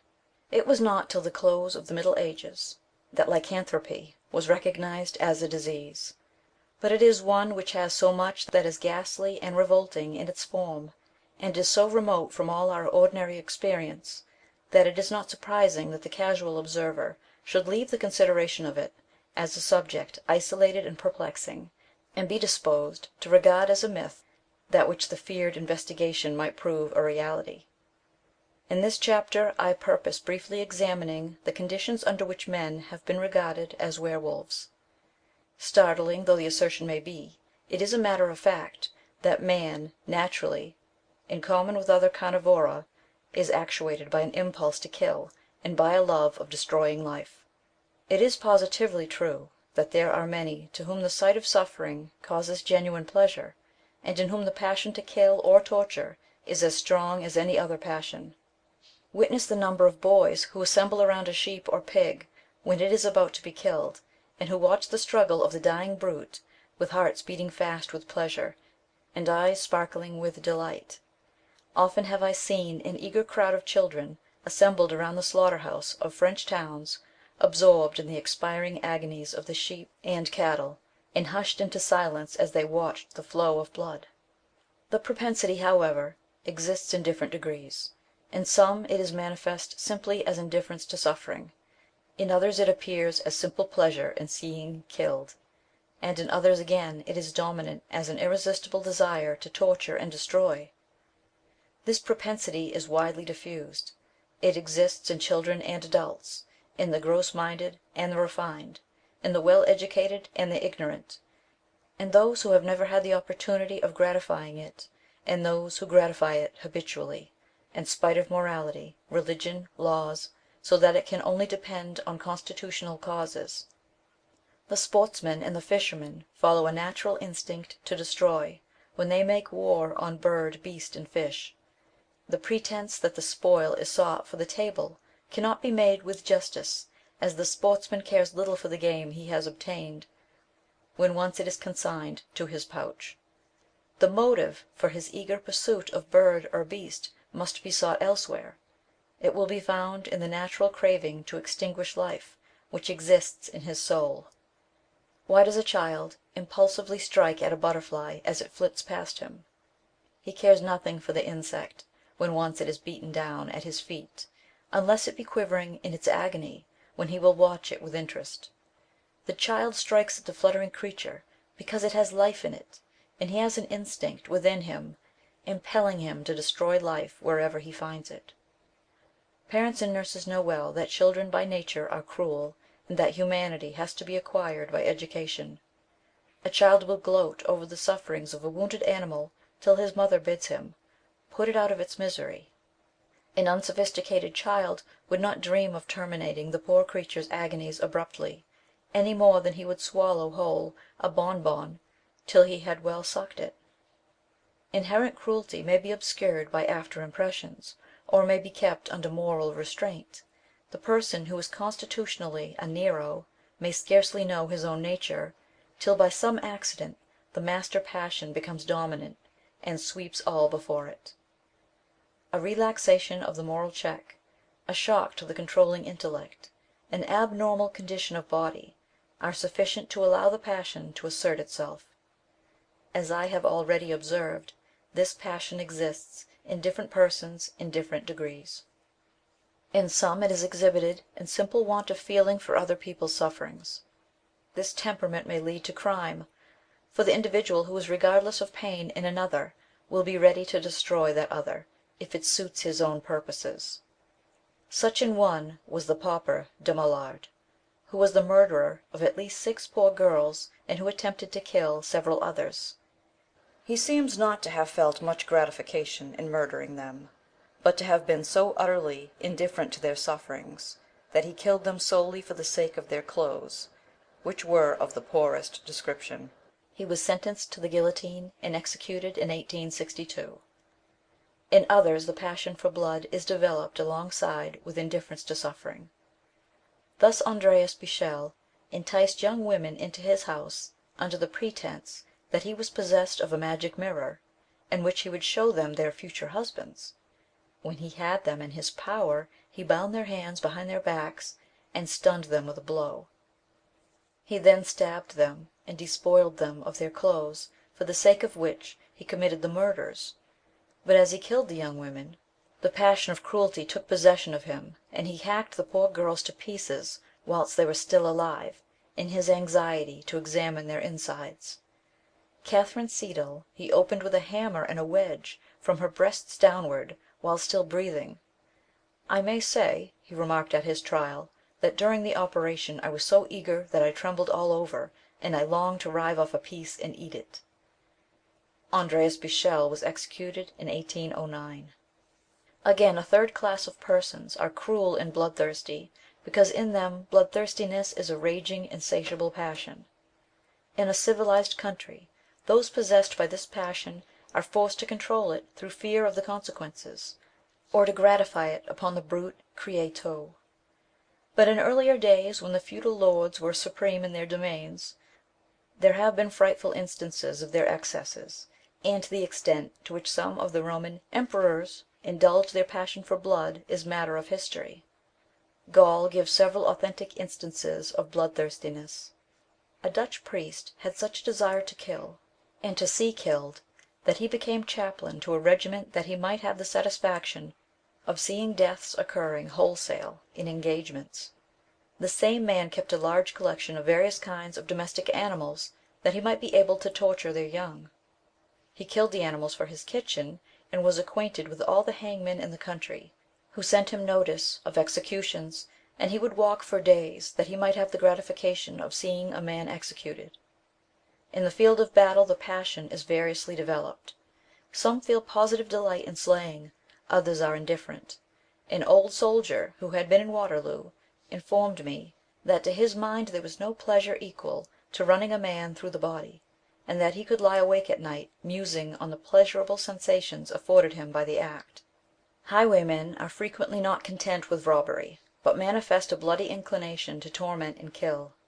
John Rosbeck, for instance, is well known to have invented and exercised the most atrocious cruelties merely that he might witness the sufferings of his victims, who were especially women and children. Neither fear nor torture could break him of the dreadful passion till he was executed.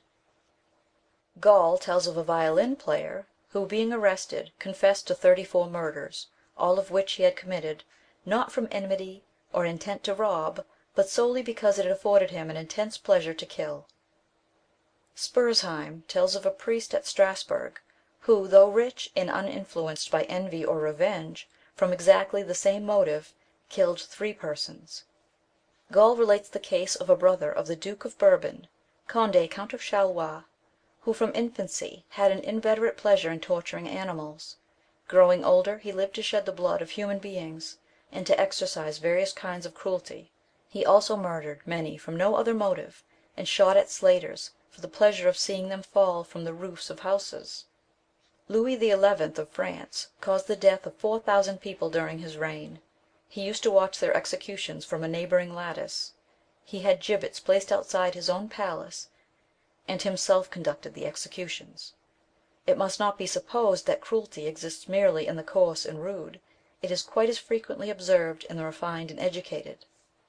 Among the former it is manifest chiefly in insensibility to the sufferings of others; in the latter it appears as a passion, the indulgence of which causes intense pleasure.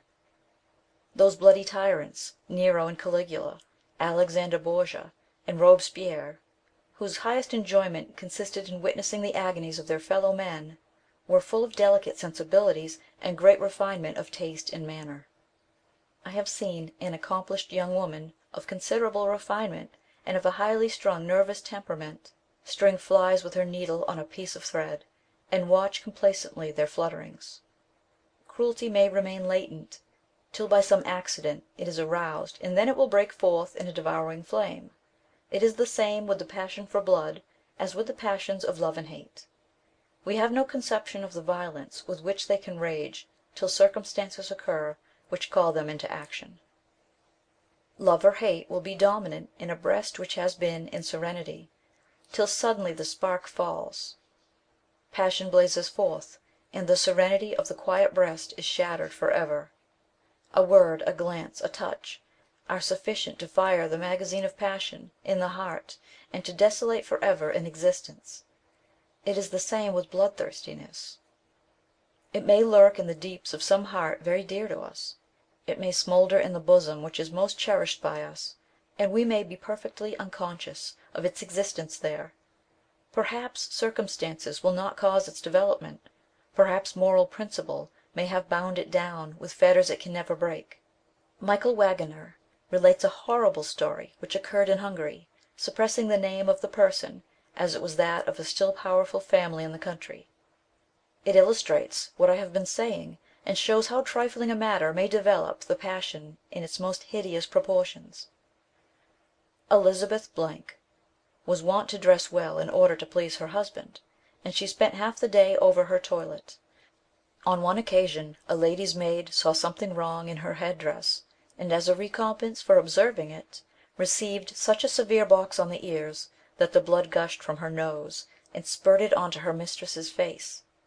When the blood drops were washed off her face, her skin appeared much more beautiful, whiter and more transparent on the spots where the blood had been. Elizabeth formed the resolution to bathe her face and her whole body in human blood as to enhance her beauty. 2 old women and a certain Fitzco assisted her in her undertaking. This monster used to kill the luckless victim, and the old women caught the blood, in which Elizabeth was wont to bathe at the hour of 4 in the morning. After the bath she appeared more beautiful than before. She continued this habit after the death of her husband, 1604, in the hopes of gaining new suitors. The unhappy girls, who were allured to the castle, under the plea that they were to be taken into service there, were locked up in a cellar. Here they were beaten till their bodies were swollen. Elizabeth not unfrequently tortured the victims herself. Often she changed their clothes which dripped with blood, and then renewed her cruelties. The swollen bodies were then cut up with razors. Occasionally she had the girls burned, and then cut up, but the great majority were beaten to death. At last her cruelty became so great that she would stick needles into those who sat with her in a carriage, especially if they were of her own sex. One of her servant girls she stripped naked, smeared her with honey, and so drove her out of the house. When she was ill and could not indulge her cruelty, she bit a person who came near her sick bed as though she were a wild beast. She caused in all the death of 650 girls, some in Tasquita on the neutral ground, where she had a cellar constructed for that purpose, others in different localities, for murder and bloodshed became with her a necessity. When at last the parents of the lost children could no longer be cajoled, the castle was seized, and the traces of the murders were discovered. Her accomplices were executed, and she was imprisoned for life. An equally remarkable example will be found in the account of the Maréchal de Retz, given at some length in the sequel. He was an accomplished man, a scholar, an able general, and a courtier, but suddenly the impulse to murder and destroy came upon him while sitting in the library reading Suetonius. He yielded to the impulse, and became one of the greatest monsters of cruelty the world has produced. The case of Sviatek, the Galician cannibal, is also to the purpose. This man was a harmless pauper, till one day accident brought him to the scene of a conflagration. Hunger impelled him to taste of the roast fragments of a human being who had perished in the fire, and from that moment he ravened for man's flesh. M. Bertrand was a French gentleman of taste and education. He one day lounged over the churchyard wall in a quiet country village, and watched a funeral. Instantly an overwhelming desire to dig up and rend the corpse which he had seen committed to the ground came upon him, and for years he lived as a human hyena preying upon the dead. His story is given in detail in the 15th chapter. An abnormal condition of body sometimes produces this desire for blood. It is manifest in certain cases of pregnancy, when the constitution loses its balance and the appetite becomes diseased. Schenck gives instances. A pregnant woman saw a baker carrying loaves on his bare shoulder. She was at once filled with such a craving for his flesh that she refused to taste any food till her husband persuaded the baker, by the offer of a large sum, to allow his wife to bite him. The man yielded, and the woman fleshed her teeth in his shoulder twice, but he held out no longer.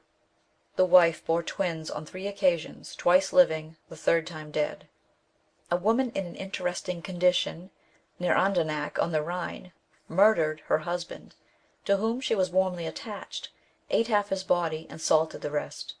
When the passion left her, she became conscious of the horrible nature of her act, and she gave herself up to justice. In 1553 a wife cut her husband's throat, and gnawed the nose and the left arm whilst the body was yet warm. She then gutted the corpse, and salted it for future consumption. Shortly after she gave birth to 3 children, and she only became conscious of what she had done when her neighbours asked after the father, that they might announce to him the arrival of the little ones. In the summer of 1845 the Greek papers contained an account of a pregnant woman murdering her husband for the purpose of roasting and eating his liver. That the passion to destroy is prevalent in certain maniacs is well known. This is sometimes accompanied by cannibalism. Gruner gives an account of a shepherd, who was evidently deranged, who killed and ate 2 men. Mark relates that a woman of Unter Alsace, during the absence of her husband, a poor labourer, murdered her son, a lad 15 months old. She chopped off his legs and stewed them with cabbage. She ate a portion and offered the rest to her husband. It is true that the family were very poor, but there was food in the house at the time. In prison the woman gave evident signs of derangement. The cases in which bloodthirstiness and cannibalism are united with insanity are those which properly fall under the head of lycanthropy. The instances recorded in the preceding chapter point unmistakably to hallucination accompanying the lust for blood. Jean Grenier, Roulet, and others were firmly convinced that they had undergone transformation. A disordered condition of mind or body may produce hallucination in a form depending on the character and instincts of the individual.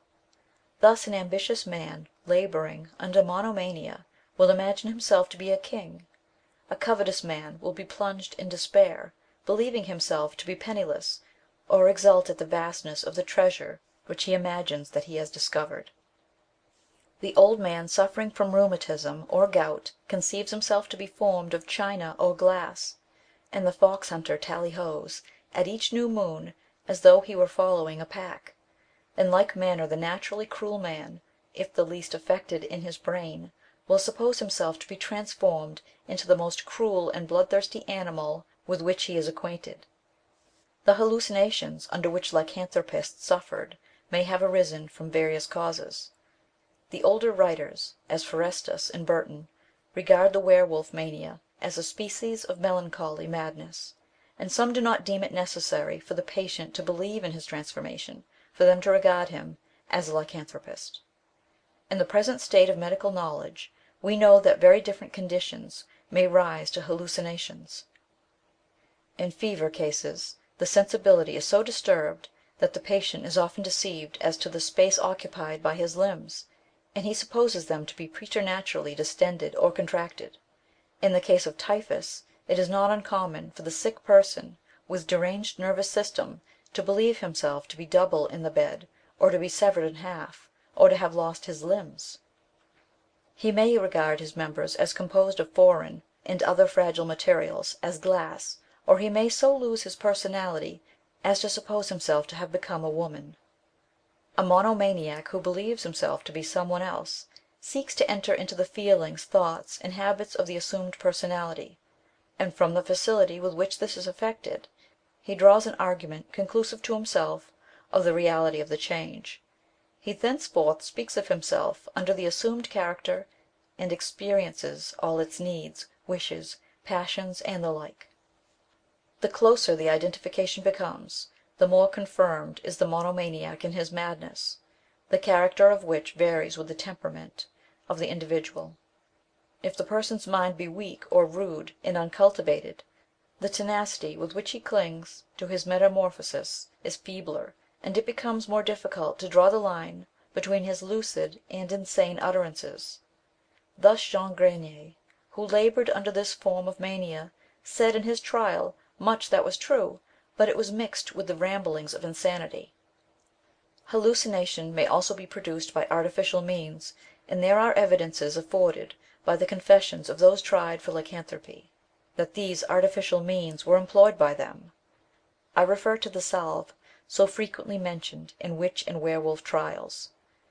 The following passage is from the charming Golden Ass of Apuleius.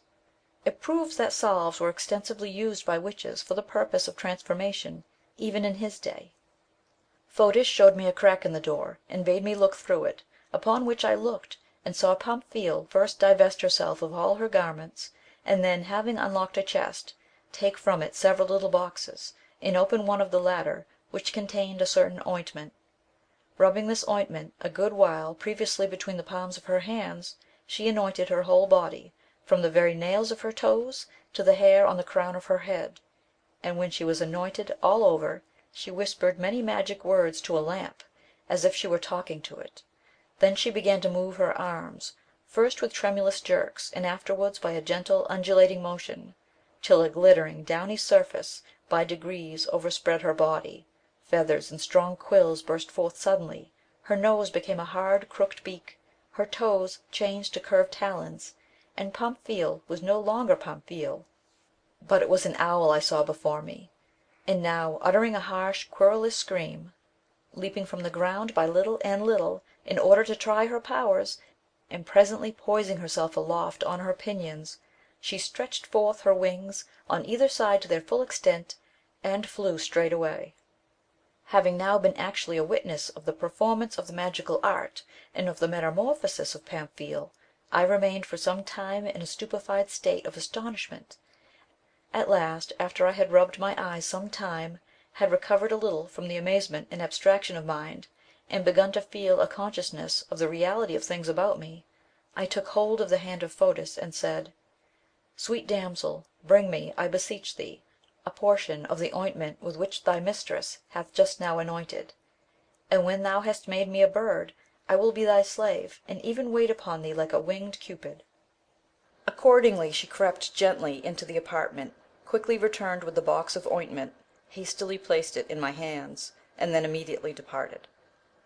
Elated to an extraordinary degree at the sight of the precious treasure, I kissed the box several times successively, and uttering repeated aspirations in hopes of a prosperous flight, I stripped off my clothes as quickly as possible, dipped my fingers greedily into the box, and having thence extracted a good large lump of ointment, rubbed it all over my body and limbs.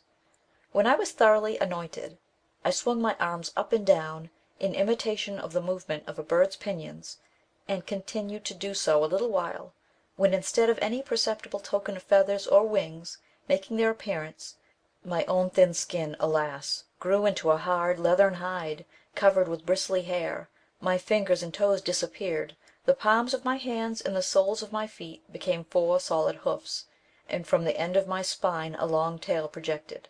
My face was enormous, my mouth wide, my nostrils gaping, my lips pendulous, and I had a pair of immoderately long, rough, hairy ears.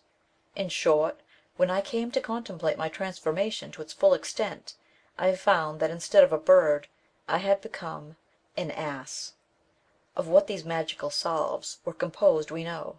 They were composed of narcotics, to wit, solanum somniferum, aconite, hyoscyamus, belladonna, opium, acorus vulgaris, seum.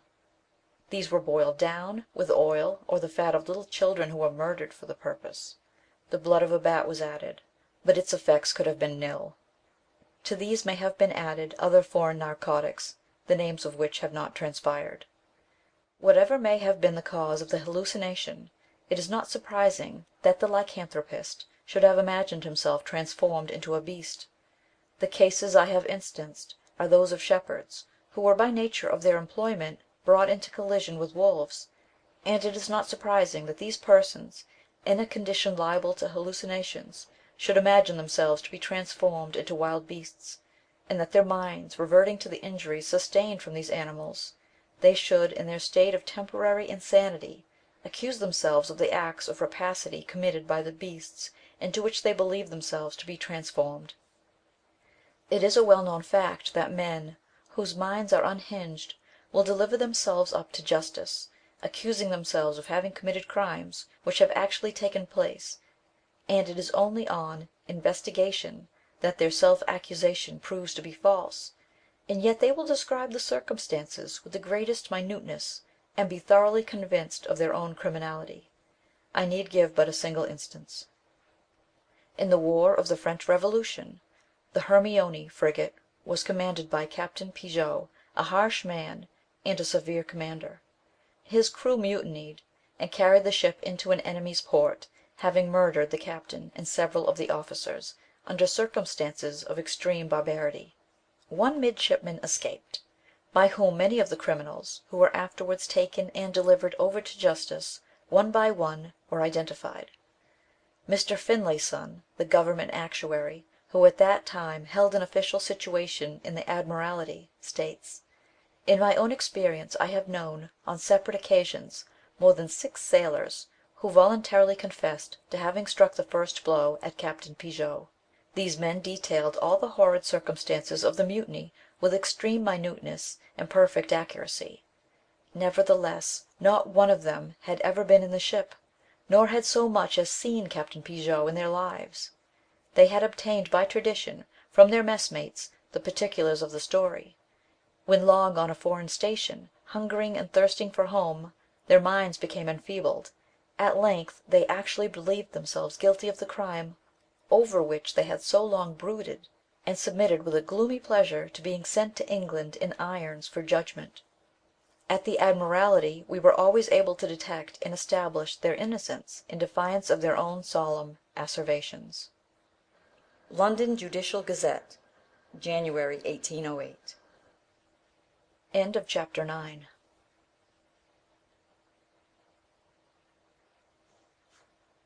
The Book of Werewolves by Sabine Baring-Gould, Chapter 10, Mythological Origin of the Werewolf Myth.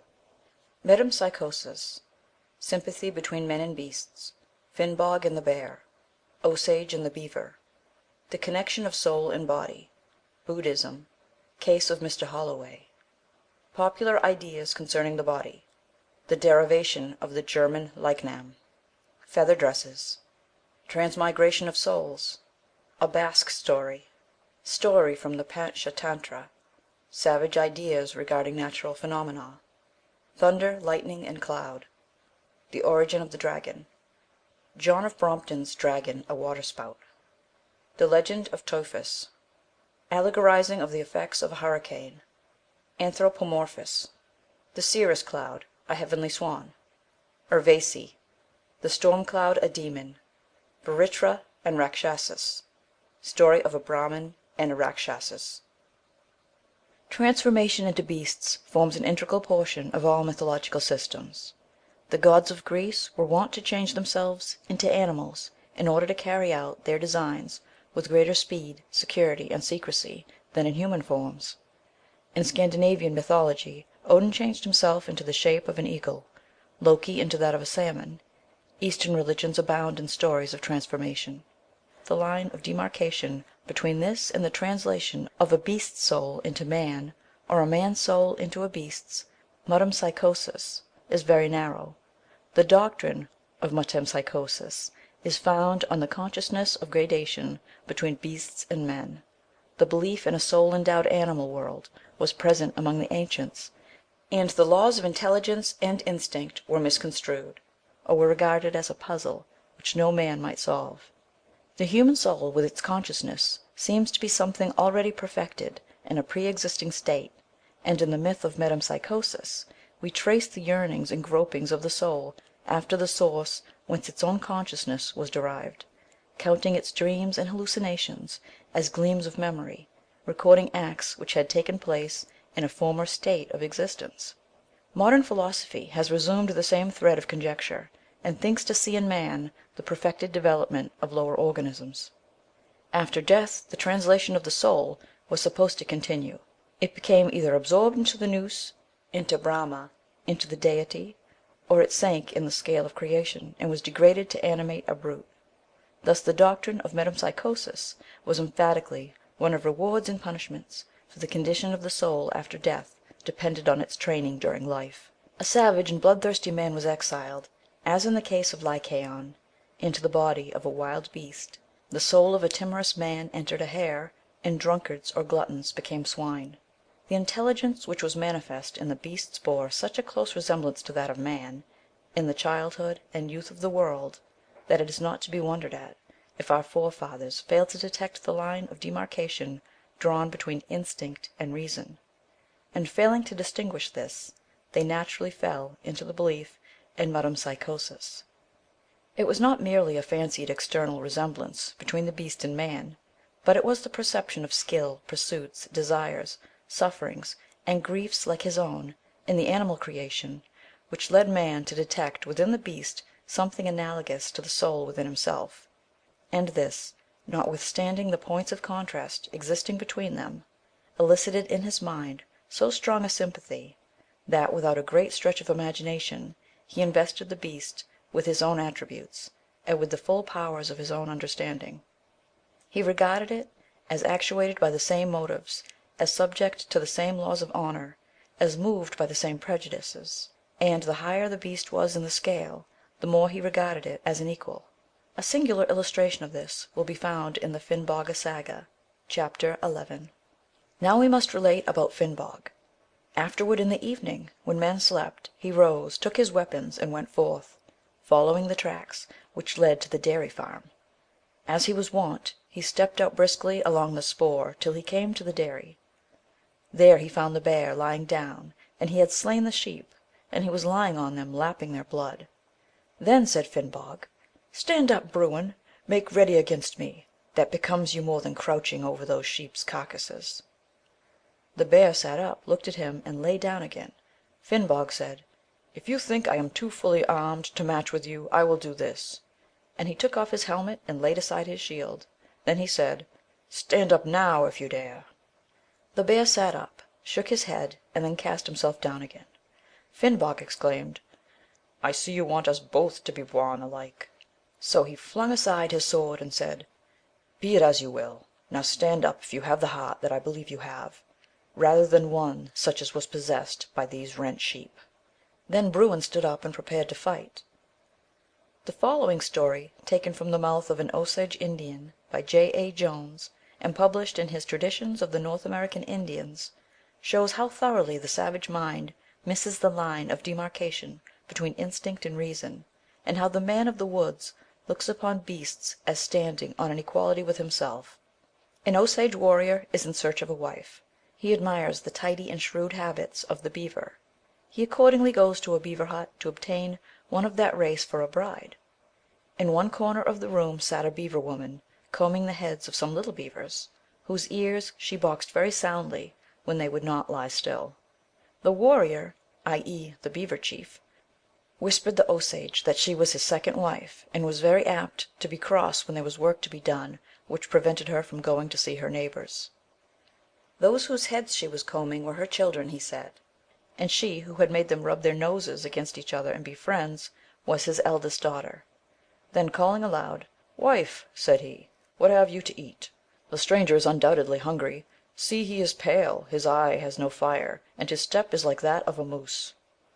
Without replying to him, for it was a sulky day with her, she called aloud, and a dirty looking beaver entered. "Go," said she, "and fetch the stranger something to eat." With that the beaver girl passed through a small door into another room, from which she soon returned, bringing some large pieces of willow bark, which she laid at the feet of the warrior and his guest. While the warrior beaver was chewing the willow, and the Osage was pretending to do so, they fell to talking over many matters, particularly the wars of the beavers with the otters, and their frequent victories over them.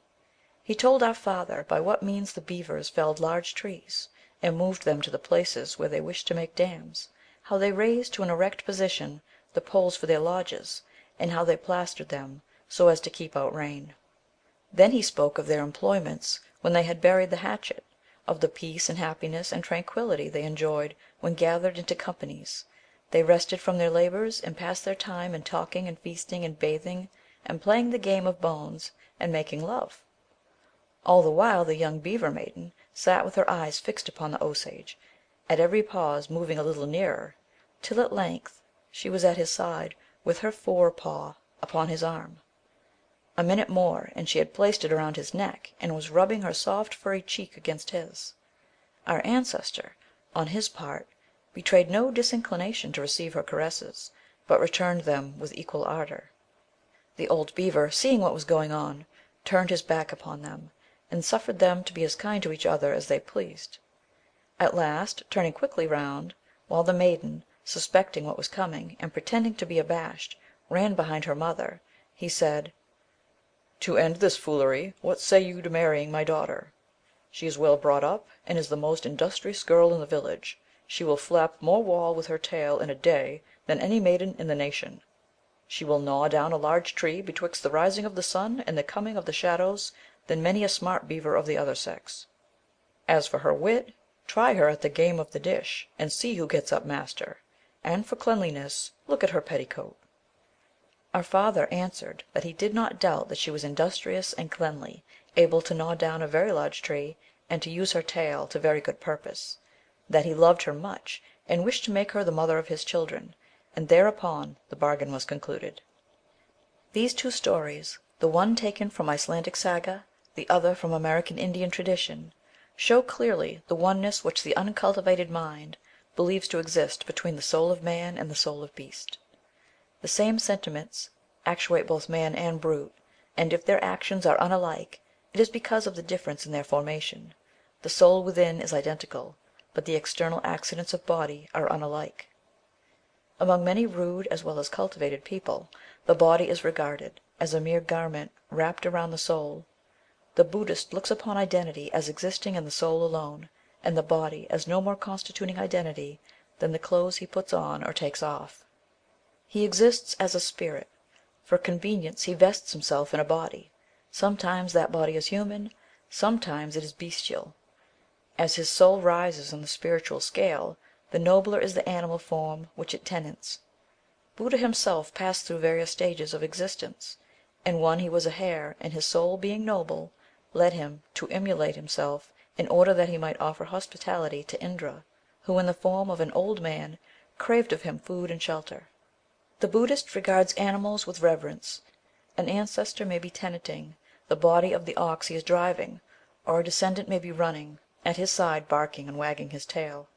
When he falls into an ecstasy, the soul is leaving his body for a little while; it is laying aside its raiment of flesh and blood and bone to return to it once more when the trance is over.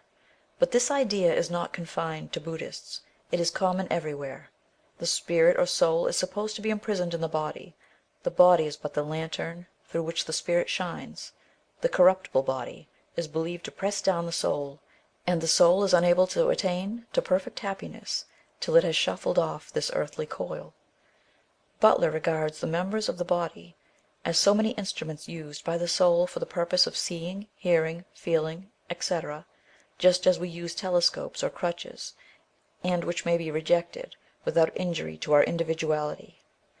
The late Mr. J. Holloway, of the Bank of England, brother to the engraver of that name, related of himself, that being one night in bed and unable to sleep, he had fixed his eyes and thoughts with uncommon intensity on a beautiful star that was shining in at the window, when he suddenly found his spirit released from his body and soaring into space; but instantly seized with anxiety for the anguish of his wife if she discovered his body apparently dead beside her, he returned and re entered it with difficulty. He described that returning as a returning from light into darkness, and that whilst the spirit was free he was alternately in the light or the dark, according as his thoughts were with his wife or with the star. Popular mythology in most lands regards the soul as oppressed by the body, and its liberation is considered a deliverance from the burden of the flesh. Whether the soul is at all able to act or express itself without a body, any more than a fire is able to make cloth without the apparatus of boiler and machinery, is a question which has not commended itself to the popular mind. But it may be remarked that the Christian religion alone is that which raises the body to a dignity equal to that of the soul, and gives it a hope of ennoblement and resurrection never dreamed of in any mythological system. But the popular creed, in spite of the most emphatic testimony of Scripture, is that the soul is in bondage as long as it is united to a body, a creed entirely in accordance with that of Buddhism. If the body be but the cage, as a poet of our own, Vaughan Silex Scintillans, has been pleased to call it, in which dwells the imprisoned soul, it is quite possible for the soul to change its cage. If the body be but a vesture clothing the soul, as the Buddhist asserts, it is not improbable that it may occasionally change its vesture. This is self-evident, and thus has arisen the countless tales of transformation and transmigration which are found all over the world. That the same view of the body as a mere clothing of the soul was taken by our Teutonic and Scandinavian ancestors, is evident even from the etymology of the words lycnam, likama, used to express the soulless body. I have already spoken of the Norse word hamr. I wish now to make some further remarks upon it. Hamr is represented in Anglo-Saxon by hama, homa; in Saxon by hamo; in Old High German by hamo; in Old French by homa, hama; to which are related the Gothic gahamon, ufarhamon, anahamon, induistai, ependuistai, anthamon, afhamon, epektian, ekduistai. Thence also the High German hamidi, and the modern hemdi, garment.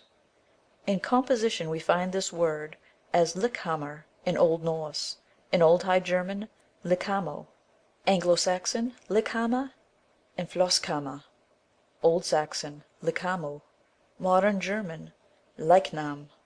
A body, i.e. a garment of flesh, precisely as the bodies of birds are called in Old Norse fjorhamr; in Anglo-Saxon, fivrhoma; in Old Saxon, featherhamu, or feather dresses; and the bodies of wolves are called in Old Norse ulfshamr, and seals' bodies in Faroese kopahamr. The significance of the old verb ayuhamaz is now evident; it is to migrate from one body to another, and hamaskipti is a transmigration of the soul. The method of this transmigration consists in simply investing the body with the skin of the animal into which the soul was to migrate. When Loki, the northern god of evil, went in quest of the stolen Idun, he borrowed of Freyja her falcon dress and at once became, to all intents and purposes, a falcon. Thiassi pursued him as he left Thrymheimr, having first taken upon him an eagle's dress, and thereby become an eagle. In order to seek Thor's lost hammer, Loki borrowed again of Freyja her feather dress, and as he flew away in it the feathers sounded, as they winnowed the breeze, Fjorhamr Donjur. In like manner Caedhon speaks of an evil spirit flying away in feather dress: Bjart he mid fjormen fliegen mehat winden on wolkni; and of an angel, Pur par swigen quam engelpest loden obama fun regerferen und firhamen, the very expression made use of when speaking of a bird, Farid und Fjorhamen. The soul in certain cases is able to free itself from the body and to enter that of beast or man. In this form stood the myth in various theological systems. Among the Finns and Lapps it is not uncommon for a magician to fall into a cataleptic condition, and during the period his soul is believed to travel very frequently in bodily form, having assumed that of any animal most suitable for its purpose. I have given instances in a former chapter. The same doctrine is evident in most cases of lycanthropy. The patient is in a state of trance, his body is watched, and it remains motionless, but his soul has migrated into the carcass of a wolf, which it vivifies, and in which it runs its course. A curious Basque story shows that among this strange Turanian people, cut off by such a flood of Aryan nations from any other members of its family, the same superstition remains. A huntsman was once engaged in the chase of a bear among the Pyrenean peaks, when Bruin turned suddenly on him and hugged him to death, but not before he had dealt the brute its mortal wound. As the huntsman expired, he breathed his soul into the body of the bear, and thenceforward ranged the mountains as a beast. One of the tales of the Sanskrit book of fables, the Pantschatantra, affords such a remarkable testimony to the Indian belief in metempsychosis that I am tempted to give it in abstract. A king was one day passing through the marketplace of his city, when he observed a hunchbacked Merry Andrew, whose contortions and jokes kept the bystander in a roar of laughter. Amused with the fellow, the king brought him to his palace. Shortly after, in the hearing of the clown, a necromancer taught the monarch the art of sending his soul into a body not his own. Some little while after this, the monarch, anxious to put in practice his newly acquired knowledge, rode into the forest accompanied by the fool, who he believed had not heard, or at all events comprehended, the lesson. They came upon the corpse of a Brahmin lying in the depth of the jungle, where he had died of thirst. The king, leaving his horse, performed the requisite ceremony, and instantly his soul had migrated into the body of the Brahmin, and his own lay as dead upon the ground. At the same moment, however, the hunchback deserted his body, and possessed himself of that which had been the king's, and shouting farewell to the dismayed monarch, he rode back to the palace, where he was received with royal honours. But it was not long before the queen and one of the ministers discovered that a screw was somewhere loose, and when the quondam king, but now Brahmin, arrived and told his tale, a plot was laid for the recovery of his body. The queen asked her false husband whether it were possible to make her parrot talk, and he, in a moment of uxorious weakness, promised to make it speak. He laid his body aside and sent his soul into the parrot. Immediately the true king jumped out of his Brahmin body and resumed that which was legitimately his own, and then proceeded, with the queen, to wring the neck of the parrot. But besides the doctrine of metempsychosis, which proved such a fertile mother of fable, there was another article of popular mythology which gave rise to stories of transformation. Among the abundant superstitions existing relative to transformation, three shapes seem to have been preeminently affected: that of the swan, that of the wolf, and that of the serpent. In many of the stories of those transformed, it is evident that the individual who changes shape is regarded with superstitious reverence as a being of a higher order, of a divine nature. In Christian countries, everything relating to heathen mythology was regarded with a suspicious eye by the clergy, and any miraculous powers not sanctioned by the church were attributed to the evil one.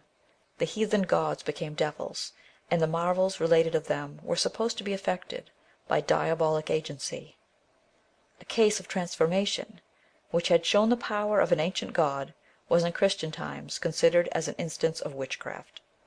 Thus stories of transformation fell into bad odour, and those who changed shapes were no longer regarded as heavenly beings commanding reverence, but as miserable witches deserving the stake. In the infancy of the world, when natural phenomena were ill understood, expressions which to us are poetical were of a real significance. When we speak of thunder rolling, we use an expression which conveys no further idea than a certain likeness observed between the detonations and the roll of a vehicle. But to the uninstructed mind it was more. The primeval savage knew not what caused thunder, and tracing the resemblance between it and the sound of wheels, he at once concluded that the chariots of the gods were going abroad, or that the celestial spirits were enjoying a game of bowls. We speak of fleecy clouds, because they appear to us soft and light as wool, but the first men, tracing the same resemblance, believed the light vapours to be flocks of heavenly sheep. Or we may say that clouds are flying. The savage used the same expression, as he looked up at the mackerel sky, and saw in it flights of swans coursing over the heavenly lake. Once more we creep nearer to the winter fire, shivering at the wind, which we remark is howling around the house, and yet we do not suppose that the wind has a voice. The wild primeval men thought that it had, and because dogs and wolves howl, and the wind howled, because they had seen dogs and wolves, they concluded that the storm wind was a night bound, or a monstrous wolf, racing over the country in the darkness of the winter night, ravening for prey. Along with the rise of this system of explaining the operations of nature by analogies in the bestial world, another conclusion forced itself on the untaught mind. The flocks which strayed in heaven were no earthly sheep, but were the property of spiritual beings, and were themselves perhaps spiritual. The swans which flew aloft, far above the topmost peak of the Himalaya, were no ordinary swans, but were divine and heavenly. The wolf which howled so wildly in the long winter night, the hounds whose bay sounded so dismally through the shaking black forest, were no mundane wolves and hounds, but issued from the home of the divine hunter, and were themselves wondrous supernatural beings of godlike race. And so the clouds having become swans, the swan clouds were next believed to be divine beings, Valkyries, Apsaras, and the like, seen by mortals in their feather dresses, but appearing among the gods as damsels. The storm wind having been supposed to be a wolf, next was taken to be a tempestuous god, who delighted to hunt on earth in lupine form. I have mentioned also the serpent shape, as being one very favourite in mythology. The ancient people saw the forked and writhing lightning, and supposed it to be a heavenly fiery serpent, a serpent which had godlike powers, which was in fact a divine being, manifesting himself to mortals under that form. Among the North American Indians the lightning is still regarded as the great serpent, and the thunder is supposed to be his hissing. "Ah!" exclaimed a Magdeburg peasant to a German professor during a thunderstorm, as a vivid forked gleam shot to the earth, "what a glorious snake was that!" And this resemblance did not escape the Greeks. Helices decompusi sterapes sapidoi, Aeschylus, Prometheus Bound, 1064. Dracuta personoton, hos apleton ampelictos, helicapruse ketanon. Euripides Heracles, f. 395. And according to Aristotle, helikiai are the lightnings, gramue dos peromenoi. It is so difficult for us to unlearn all we know of the nature of meteorological phenomena, so hard for us to look upon atmospheric changes as though we knew nothing of the laws that govern them, that we are disposed to treat such explanations of popular myths as I have given above as fantastic and improbable. But among the ancients all solutions of natural problems were tentative, and it is only after the failure of every attempt made to explain these phenomena on supernatural grounds, that we have been driven to the discovery of the true interpretation. Yet among the vulgar a vast amount of mythology remains, and is used still to explain atmospheric mysteries. The other day a A Yorkshire girl, when asked why she was not afraid of thunder, replied because it was only her father's voice. What knew she of the rushing together of air to fill the vacuum caused by the transit of the electric fluid? To her the thunderclap was the utterance of the Almighty. Still in North Germany does the peasant say of thunder that the angels are playing skittles aloft, and of the snow that they are shaking up the feather beds in heaven. The myth of the dragon is one which admits, perhaps more than any other, of identification with a meteorological phenomenon, and presents to us as well the phase of transition from theriomorphos to anthropomorphos. The dragon of popular mythology is nothing else than the thunderstorm, rising at the horizon, rushing with expanded, winnowing black pennons across the sky, darting out its forked fiery tongue, and belching fire. In a Slovakian legend, the dragon sleeps in a mountain cave through the winter months, but at the equinox bursts forth, and in a moment the heaven was darkened and became black as pitch, only illumined by the fire which flashed from the dragon's jaws and eyes. The earth shuddered, the stones rattled down the mountain sides into the glens. Right and left, left and right, did the dragon lash his tail, overthrowing pines and beeches, snapping them as rods. He evacuated such floods of water that the mountain torrents were full. But after a while his power was exhausted, he lashed no more with his tail, ejected no more water, and spat no more fire. I think it is impossible not to see in this description a springtide thunderstorm, but to make it more evident that the untaught mind did regard such a storm as a dragon, I think the following quotation from John of Brompton's Chronicle will convince the most skeptical. Another remarkable thing is this, that took place during a certain month in the Gulf of Satalia, on the coast of Pamphylia. There appeared a great and black dragon, which came in clouds, and let down his head into the water, whilst his tail seemed turned to the sky, and the dragon drew the water to him by drinking, with such avidity, that if any ship, even though laden with men or any other heavy articles, had been near him when drinking, it would nevertheless have been sucked up and carried on high. In order, however, to avoid this danger, it is necessary, when people see it, at once to make a great uproar, and to shout and hammer tables, so that the dragon, hearing the noise, and the voices of those shouting, may withdraw himself far off. Some people, however, assert that this is not a dragon, but the sun drawing up the waters of the sea, which seems more probable. Such is John of Brompton's account of a waterspout.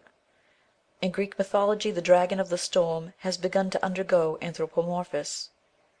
Typhos is the son of Tartarus and Terra. The storm rising from the horizon may well be supposed to issue from the earth's womb, and its characteristics are sufficient to decide its paternity. Typhus, the whirlwind or typhoon, has 100 dragon or serpent heads, the long writhing striae of vapour which runs before the hurricane cloud. He belches fire, that is, lightnings issue from the clouds, and his roaring is like the howling of wild dogs. Typhus ascends to heaven to make war on the gods, who fly from him in various fantastic shapes. Who cannot see in this ascent the hurricane climbing up the vault of sky, and in the flying gods the many fleeting fragments of white cloud which are seen drifting across the heavens before the gale. Typhus, according to Hesiod, is the father of all bad winds, which destroy with rain and tempest; all, in fact, which went among the Greeks by the name of Lailaipes, bringing injury to the agriculturist and peril to the voyager.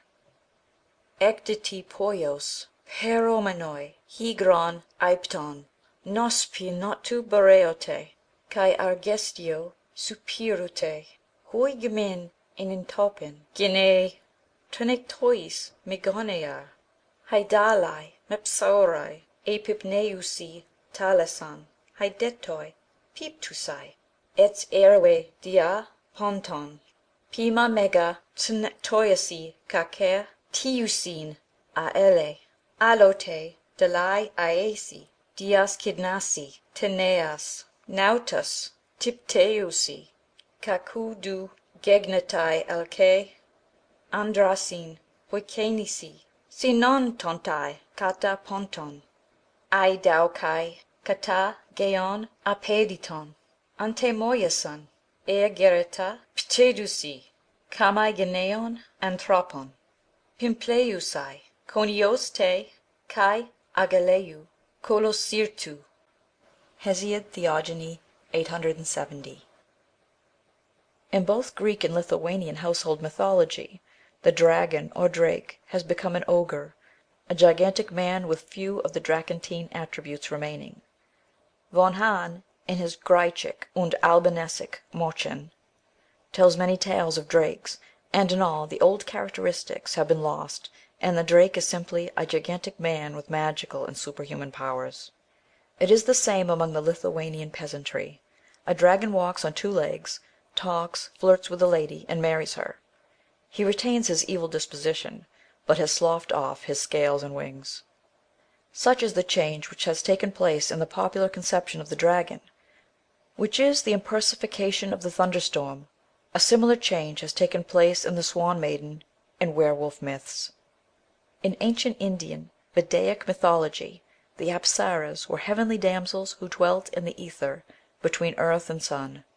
Their name, which signifies the shapeless or those who go in the water (it is uncertain which is the correct derivation), is expressive of the white cirrus, constantly changing form, and apparently floating swan like on the blue heaven sea. These Apsaras, according to the Vedaic creed, were fond of changing their shapes, appearing generally as ducks or swans, occasionally as human beings. The souls of heroes were given to them for lovers and husbands. One of the most graceful of the early Indian myths is the story of the Apsaras, or Vesi. Urvasi loved Puravaras, and became his wife, on the condition that she was never to behold him in a state of nudity.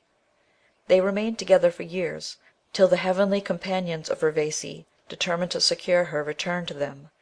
They accordingly beguiled Puravaras into leaving his bed in the darkness of night, and then with a lightning flash they disclosed him in his nudity to his wife, who was thereupon constrained to leave him. He pursued her, full of sorrow at his loss, and found her at length swimming in a large lotus pond, in swan's shape. That this story is not a mere invention, but rests on some mythological explanation of natural phenomena, I think more than probable, as it is found all over the world with few variations. As every Aryan branch retains the story, or traces of it, there can be no doubt that the belief in swan maidens, who swam in the heavenly sea, and who sometimes became the wives of those fortunate men who managed to steal from them their feather dresses, formed an integral portion of the old mythological system of the Aryan family before it was broken up into Indian, Persian, Greek, Latin, Russian, Scandinavian, Teutonic, and other races. But more, as the same myth is found in tribes not Aryan, and far removed from contact with European or Indian superstition, as for instance among Samoyeds and American Indians, it is even possible that this story may be a tradition of the first primeval stock of men. But it is time for me to leave the summer cirrus and turn to the tempest born rain cloud. It is represented in ancient Indian mythology by the Vritra, or Rakshasas. At first the form of these demons was uncertain and obscure. Vritra is often used as an appellative for a cloud, and Kabhanda, an old name for a rain cloud, in later times became the name of a devil. Of Vritra, who envelops the mountain with vapour, it is said, the darkness stood retaining the water, the mountains lay in the belly of Vritra. By degrees Vritra stood out more prominently as a demon, and he is described as a devourer of gigantic proportions. In the same way Rakshasas obtained corporeal form and individuality. He is a misshapen giant, like to a cloud, with a red beard and red hair, with pointed protruding teeth, ready to lacerate and devour human flesh. His body is covered with coarse bristling hair. His huge mouth is open. He looks from side to side as he walks, lusting after the flesh and blood of men, to satisfy his raging hunger and quench his consuming thirst. Towards nightfall his strength increases manifold. He can change his shape at will. He haunts the woods, and roams howling through the jungle. In short, he is to the Hindoo what the werewolf is to the European. A certain wood was haunted by Rakshasa. he one day came across a Brahmin, and with a bound reached his shoulders and clung to him, exclaiming, "Hey, go on with you!" And the Brahmin, quaking with fear, advanced with him. But when he observed that the feet of the Rakshasas were as delicate as the stamens of the lotus, he asked him, "How is it that you have such weak and slender feet?" The Rakshasa replied, "I never walk nor touch the earth with my feet. I have made a vow not to do so." Presently they came to a large pond. Then the Rakshasa bade the Brahmin wait at the edge whilst he bathed and prayed to the gods. But the Brahmin thought, "As soon as these prayers and ablutions are over, he will tear me to pieces with his fangs and eat me. He has vowed not to walk. I will be off post haste." So he ran away, and the Rakshasa dared not follow him for fear of breaking his vow. Pantschatantra, vol. 13. There is a similar story in the Mahabharata, 13, and in the Katha Sagara, vol. 49 53. I have said sufficient to show that natural phenomena gave rise to mythological stories, and that these stories have gradually deteriorated and have degraded into vulgar superstitions; and I have shown that both the doctrine of metempsychosis and the mythological explanations of meteorological changes have given rise to abundant fable, and among others to the popular and widespread superstition of lycanthropy. I shall now pass from myth to history, and shall give instances of bloodthirstiness, cruelty, and cannibalism. Chapter 11.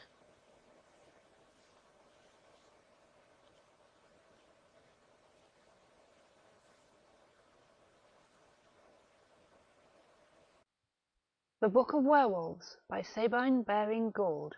Chapter 11. The Maréchal de Retz. 1. The Investigation of Charges. Introduction. History of Gilles de Laval. The Castle of Machecoul. Surrender of the Marshal. Examination of Witnesses. Letter of de Retz. The Duke of Brittany reluctant to move. The Bishop of Nantes. The history of the man whose name heads this chapter I purpose giving in detail, as the circumstances I shall narrate have, I believe, never before been given with accuracy to the English public. The name of Gilles de Laval may be well known, as sketches of his bloody career have appeared in many biographies, but these sketches have been very incomplete, as the material from which they were composed was meagre. M. Michelet alone ventured to give the public an idea of the crimes which brought a Marshal of France to the gallows, and his revelations were such that, in the words of M. Henri Martin, "This iron age, which seemed unable to feel surprise at any amount of evil, was struck with dismay." M. Michelet derived his information from the abstract of the papers relating to the case, made by order of Anne of Brittany, in the Imperial Library. The original documents were in the library at Nantes, and a great portion of them were destroyed in the Revolution of 1789. But a careful analysis had been made of them, and this valuable abridgment, which was inaccessible to M. Michelet, came into the hands of M. Lacroix, the eminent French antiquarian, who published a memoir of the Marshal from the information he had thus obtained, and it is his work, by far the most complete and circumstantial which has appeared, that I condense into the following chapters. "The most monstrously depraved imagination," says M. Henri Martin, "never could have conceived what the trial reveals. M. Lacroix has been obliged to draw a veil over much that transpired, and I must draw it closer still. I have, however, said enough to show that this memorable trial presents horrors probably unsurpassed in the whole volume of the world's history. During the year 1440, a terrible rumour spread through Brittany, and especially through the ancient Pays de Retz, which extends along the south of the Loire from Nantes to Palmboeuf, to the effect that one of the most famous and powerful noblemen in Brittany, Gilles de Laval, Maréchal de Retz, was guilty of crimes of the most diabolical nature. Gilles de Laval, eldest son of Guy de Laval, second of his name, Sire de Retz, had raised the junior branch of the illustrious house of Laval above the elder branch, which was related to the reigning family of Brittany. He lost his father when he was aged 20, and remained master of a vast territorial inheritance, which was increased by his marriage with Catherine de Thouars in 1420. He employed a portion of their fortune in the cause of Charles VII, and in strengthening the French crown. During 7 consecutive years, from 1426 to 1433, he was engaged in military enterprises against the English. His name is always cited, along with those of Dunois, Chantrel, Florent d'Illiers, Gaucourt, Richemont, and the most faithful servants of the king. His services were speedily acknowledged by the king, creating him Marshal of France. In 1427 he assaulted the castle of Lude, and carried it by storm. He killed with his own hand the commander of the place. Next year he captured from the English the fortress of Renfort and the castle of Malicorne.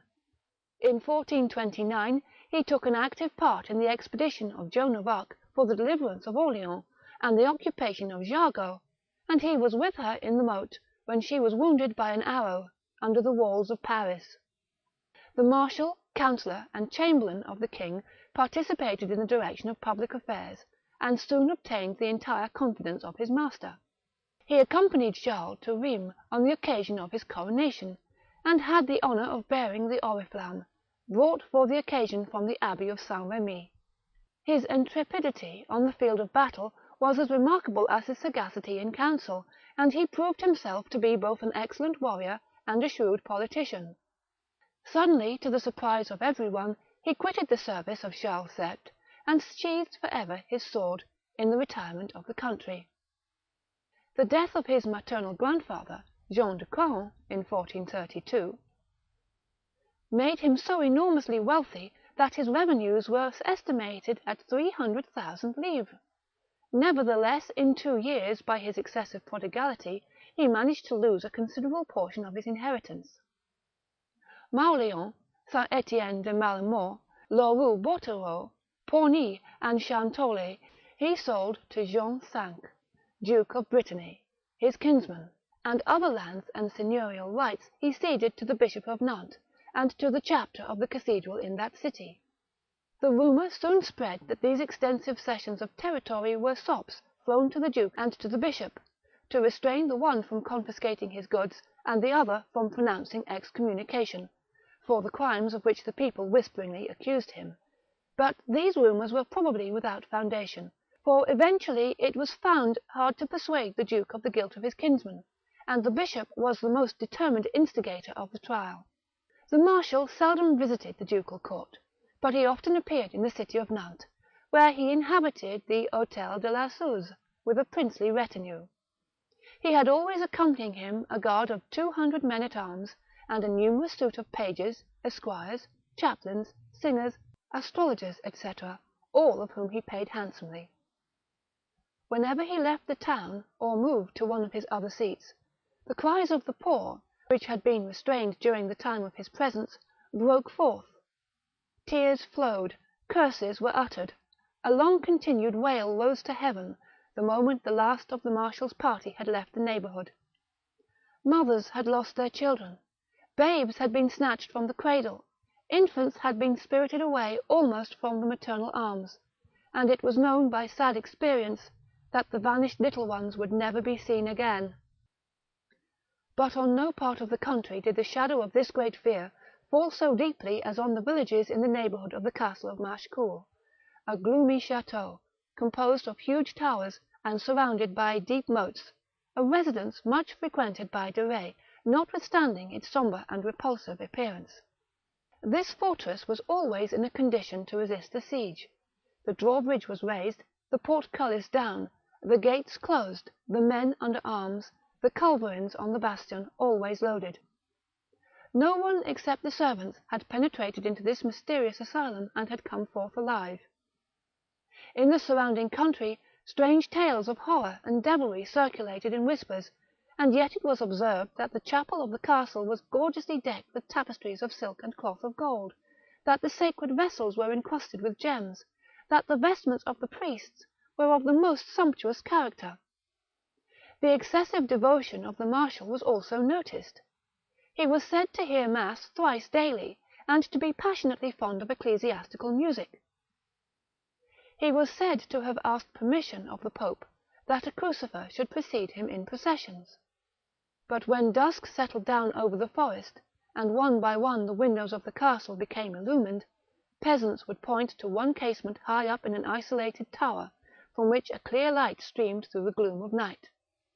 They spoke of a fierce red glare which irradiated the chamber at times, and of sharp cries ringing out of it, through the hushed woods, to be answered only by the howl of the wolf as it rose from its lair to begin its nocturnal rambles. On certain days, at fixed hours, the drawbridge sank, and the servants of De Retz stood in the gateway distributing clothes, money, and food to the mendicants who crowded round them soliciting alms. It often happened that children were among the beggars.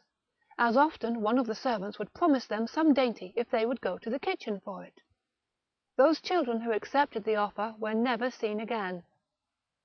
In 1440, the long pent-up exasperation of the people broke all bounds, and with one voice they charged the marshal with the murder of their children, whom they said he had sacrificed to the devil. This charge came to the ears of the Duke of Brittany, but he pooh-poohed it, and would have taken no steps to investigate the truth, had not one of his nobles insisted on his doing so. At the same time, Jean de Chateauguyon, Bishop of Nantes, and the noble and sage Pierre de l'Hopital, Grand Seneschal of Brittany, wrote to the Duke, expressing very decidedly their views, that the charge demanded thorough investigation. Jean Crains, reluctant to move against a relation, a man who had served his country so well and was in such a high position, at last yielded to their request, and authorized them to seize the persons of the Sire de Retz and his accomplices.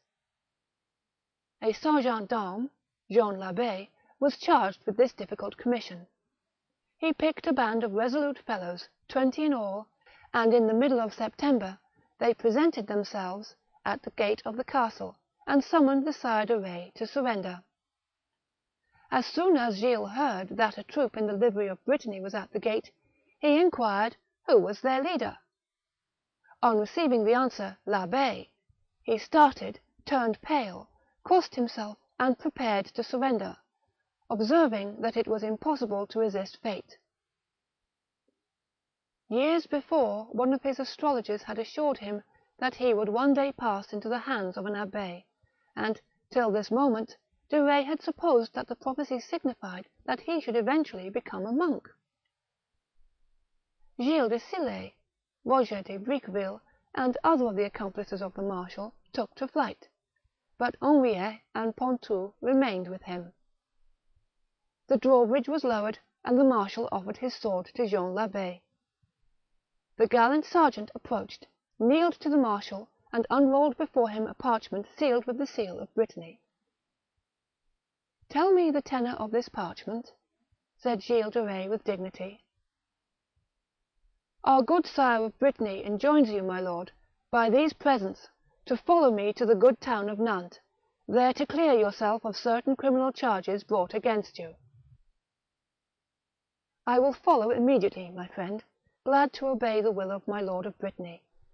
But that it may not be said that the Seigneur de Retz has received a message without largesse, I order my treasure, Henriet, to hand over to you and your followers 20 gold crowns.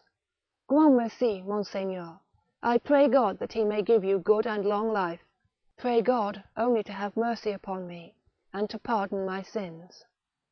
The marshal had his horses saddled, and left Machecoul with Pontou and Henriet, who had thrown in their lot with him. It was with lively emotion that the people in the villages traversed by the little troop saw the redoubted Gilles de Laval ride through the streets, surrounded by soldiers in the livery of the Duke of Brittany, and unaccompanied by a single soldier of his own. The roads and streets were thronged. Peasants left the fields, women their kitchens, labourers deserted their cattle at the plough, to throng the road to Nantes. The cavalcade proceeded in silence. The very crowd which had gathered to see it was hushed. Presently a shrill woman's voice was raised. "My child! Restore my child!" Then a wild, wrathful howl broke from the lips of the throng, rang along the Nantes road, and only died away as the great gates of the Chateau de Bouffay closed on the prisoner.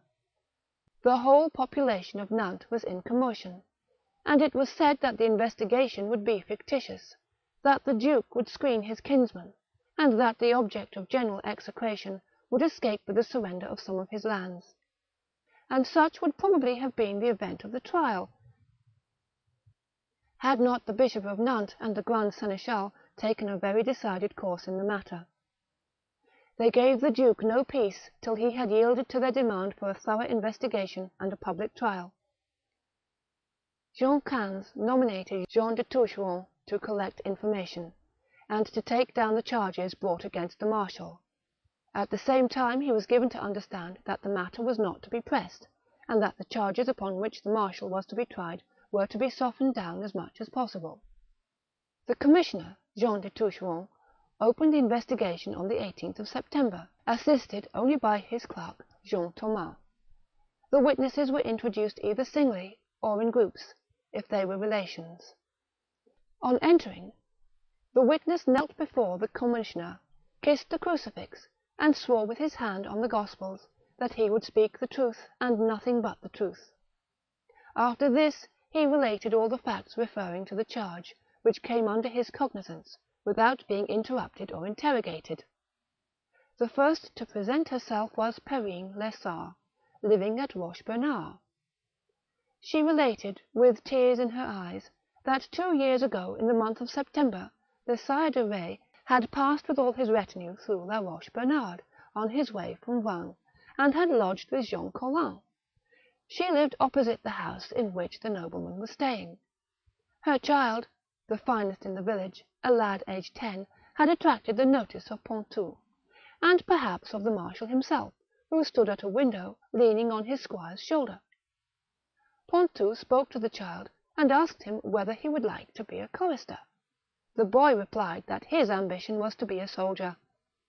"Well then," said the squire, "I will equip you."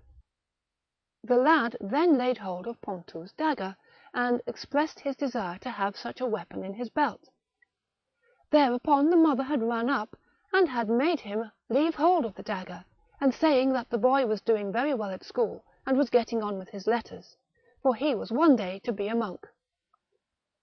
Pontou had dissuaded her from this project, and had proposed to take the child with him to Machecoul, and to educate him to be a soldier. Thereupon he paid her down 100 sols to buy the lad a dress, and had obtained permission to carry him off. Next day her own son had been mounted on a horse purchased for him from Jean Collin, and had left the village in the retinue of the Sire de Retz. The poor mother at parting had gone in tears to the marshal, and had entreated him to be kind to her child. From that time she had been able to obtain no information regarding her son. She had watched the Sire de Retz whenever he had passed through La Roche-Bernard, but had never observed her child among his pages. She had questioned several of the marshal's people, but they had laughed at her. The only answer she had obtained was, "Be not afraid, he is either at Machecoul, or else at Tiffauges, or else at Porny, or somewhere." Perrine's story was corroborated by Jean Collin, his wife, and his mother-in-law. Jean Lomagon and his wife, Alain Douly, Perrault Duponnet, Guillaume Guillon, Guillaume Portaille, Etienne de Monclarde, and Jean Lefebvre, all inhabitants of Saint-Etienne de Montclou, deposed that a little child, son of Guillaume Brice of the said parish, having lost his father at the age of 9, lived on alms and went round the country begging. The child, named Jamet, had vanished suddenly at midsummer, and nothing was known of what had become of him, but strong suspicions were entertained of his having been carried off by an aged hag who had appeared shortly before in the neighbourhood, and who had vanished along with the child. On the 27th of September, Jean de Toucheronde, assisted by Nicolas Chateau, notary of the court at Nantes, received the depositions of several inhabitants of Pont de Launay, near Bouvron, to wit, Guillaume Fourage and wife, Jean, wife of Jean Leflou, and Ricard, wife of Jean Gandeau. These depositions, though very vague, afforded sufficient cause for suspicion to rest on the marshal. 2 years before, a child of 12, son of Jean Bernard, and another child of the same age, son of Menegay, had gone to Machecoul.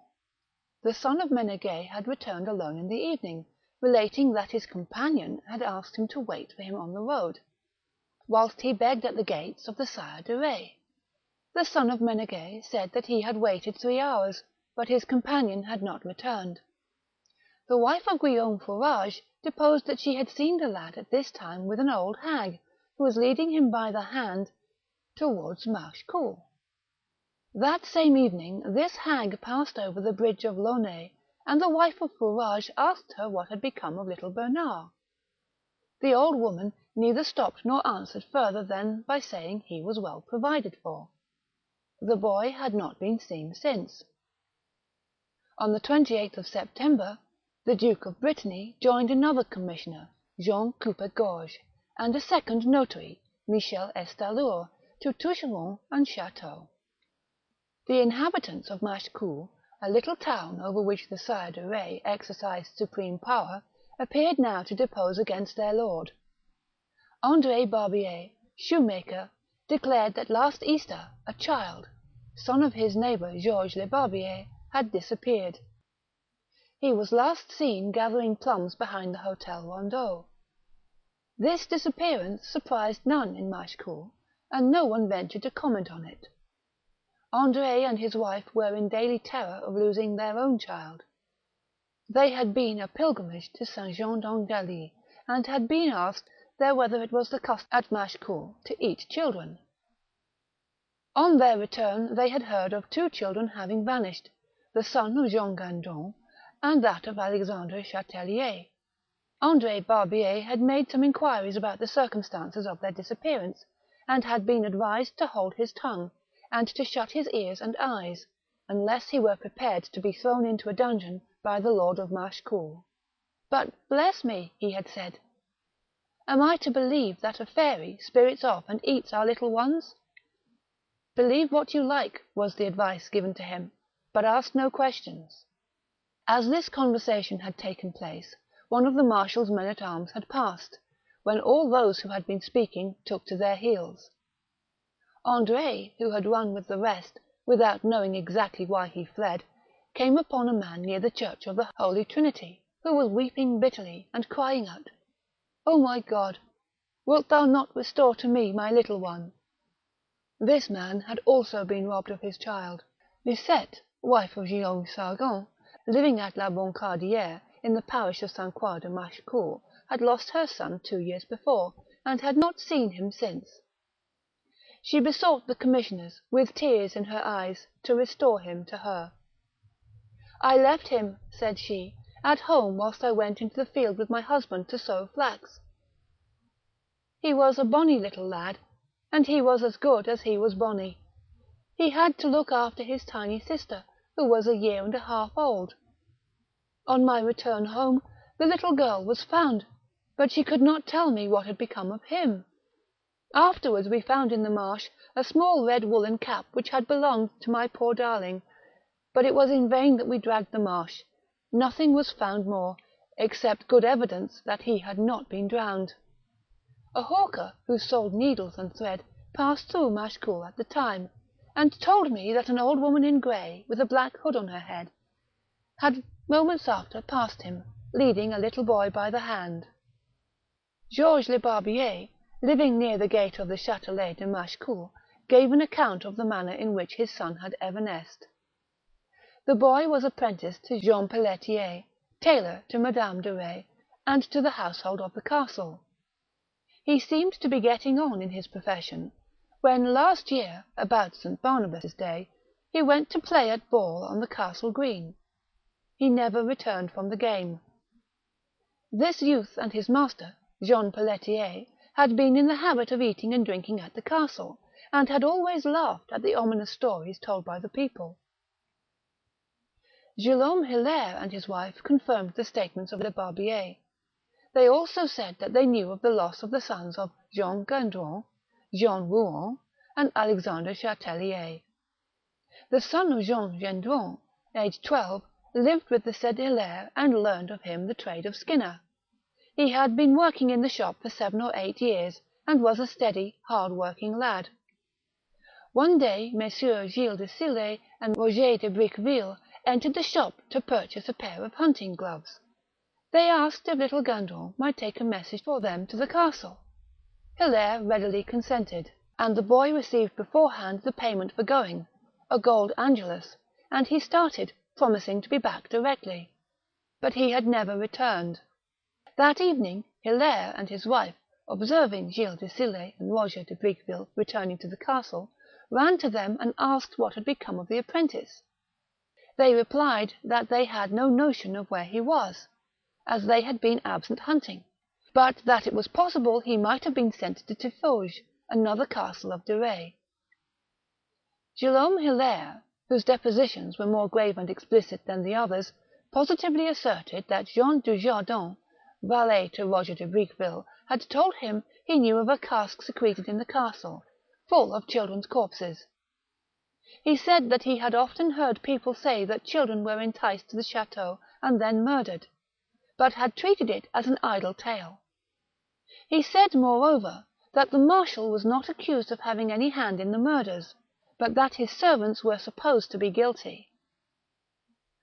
Jean Gendron himself deposed to the loss of his son, and he added that his was not the only child which had vanished mysteriously at Machecoul. He knew of 30 that had disappeared.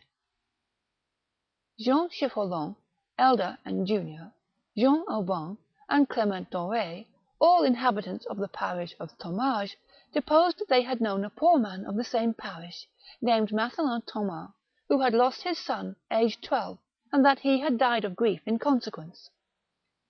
Jean Rouan of Machecoul, who for 9 years had been in a state of uncertainty whether her son were alive or dead, deposed that the child had been carried off whilst keeping sheep.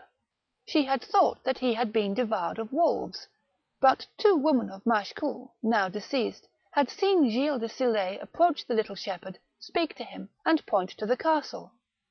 Shortly after, the lad had walked off in that direction. The husband of Jean Rouan went to the chateau to inquire after his son, but could obtain no information. When next Gilles de Sillé appeared in the town, the disconsolate mother entreated him to restore her child to her. Gilles replied that he knew nothing about him, as he had been to the king at Amboise. Jean, widow of Aymery Hedelin, living at Machecoul, had also lost, 8 years before, a little child as he had pursued some butterflies into the wood. At the same time 4 other children had been carried off, those of Gendron, Rouen, and Marseille-Saurin. She said that the story circulated through the country was that Gilles de Sillé stole children to make them over to the English, in order to obtain the ransom of his brother who was a captive. But she added that this report was traced to the servants of Sillé, and that it was propagated by them. One of the last children to disappear was that of Noël Aise, living in the parish of Saint-Croix. A man from Tiffauges had said to her, Jean Hedelin, that for 1 child stolen at Machecoul, there were 7 carried away at Tiffauges. Marseille-Saurin confirmed the deposition of the widow Hedelin, and repeated the circumstances connected with the loss of the children of Chatelier, Rouen, Gendron, and Nebarbier. Perrine Rondeau had entered the castle with the company of Jean Labbé. She had entered a stable, and had found a heap of ashes and powder, which had a sickly and peculiar smell. At the bottom of a trough she had found a child's shirt covered with blood. Several inhabitants of the Bourg of Fresnay, to wit, Perrault, Parqueteau, Jean Sorot, Catherine Degripé, Gilles Garnier, Perrine Vieillard, Marguerite Redien, Marie Carfin, Jean Laudet, said that they had heard Guillaume Hamelin last Easter lamenting the loss of 2 children. Isabeau, wife of Guillaume Hamelin, confirmed these depositions, saying that she had lost them 7 years before. She had at that time 4 children. The eldest, aged 15, the youngest, aged 7, went together to Machecoul to buy some bread, but they did not return. She sat up for them all night, and next morning she heard that another child had been lost, the son of Michaud Bonnel of Saint-Sué-de-Ré. Guillemette, wife of Michaud Bonnel, said that her son had been carried off whilst guarding cows. Guillaume Rodigo and his wife, living at Bourg-Neuf-en-Retz, deposed that on the eve of last St. Bartholomew's Day, the Sire de Retz lodged with Guillaume Plumet in his village. Pontou, who accompanied the marshal, saw a lad of 15, named Bernard Lecanino, servant to Rodigo, standing at the door of his house. The lad could not speak much French, but only Bas Breton. Pontou beckoned to him and spoke to him in a low tone. That evening at 10 o'clock Bernard left his master's house, Rodigo and his wife being absent. The servant maid, who saw him go out, called to him that the supper table was not yet cleared, but he paid no attention to what she said. Rodigo, annoyed at the loss of his servant, asked some of the marshal's men what had become of him. They replied mockingly that they knew nothing of the little Breton, but that he had probably been sent to Tiffauges to be trained as page to their lord. Marguerite Soren, the chambermaid alluded to above, confirmed the statement of Rodigo, adding that Pontou had entered the house and spoken with Bernard. Guillaume Plumet and wife confirmed what Rodigo and Sorin had said. Thomas Acy and wife deposed to the loss of their son aged 10, who had gone to beg at the gate of the castle of Machecoul, and a little girl had seen him drawn by an offer of meat into the chateau. Jamette, wife of Eustache Drouet of Saint-Leger, had sent 2 sons, one aged 10, the other 7, to the castle to obtain alms. They had not been seen since. On the 2nd of October the commissioners sat again, and the charges became graver, and the servants of the marshal became more and more implicated. The disappearance of 13 other children was substantiated under circumstances throwing strong suspicion on the inmates of the castle. I will not give the details, for they much resemble those of the former depositions. Suffice it to say that before the commissioners closed the inquiry, a herald of the Duke of Brittany in tabard blew 3 calls on the trumpet from the steps of the tower of Bouffay, summoning all who had additional charges to bring against the Sire de Retz to present themselves without delay. As no fresh witnesses arrived, the case was considered to be made out, and the commissioners visited the duke with the information they had collected in their hands. The duke hesitated long as to the steps he should take. Should he judge and sentence a kinsman, the most powerful of his vassals, the bravest of his captains, a counsellor of the king, a marshal of France? Whilst still unsettled in his mind as to the course he should pursue, he received a letter from Gilles de Retz, which produced quite a different effect from that which it had been intended to produce. Monsieur, my cousin and honoured sire, it is quite true that I am perhaps the most detestable of all sinners, having sinned horribly again and again, yet have I never failed in my religious duties. I have heard many masses, vespers, etc., have fasted in Lent and on vigils, have confessed my sins, deploring them heartily, and have received the blood of our Lord at least once in the year. Since I have been languishing in prison, awaiting your honoured justice, I have been overwhelmed with incomparable repentance for my crimes, which I am ready to acknowledge and to expiate as is suitable. Wherefore I supplicate you, monsieur my cousin, to give me license to retire into a monastery, and there to lead a good and exemplary life. I care not into what monastery I am sent, but I intend that all my goods, etc., should be distributed among the poor, who are the members of Jesus Christ on earth. Awaiting your glorious clemency, on which I rely, I pray God our Lord to protect you and your kingdom.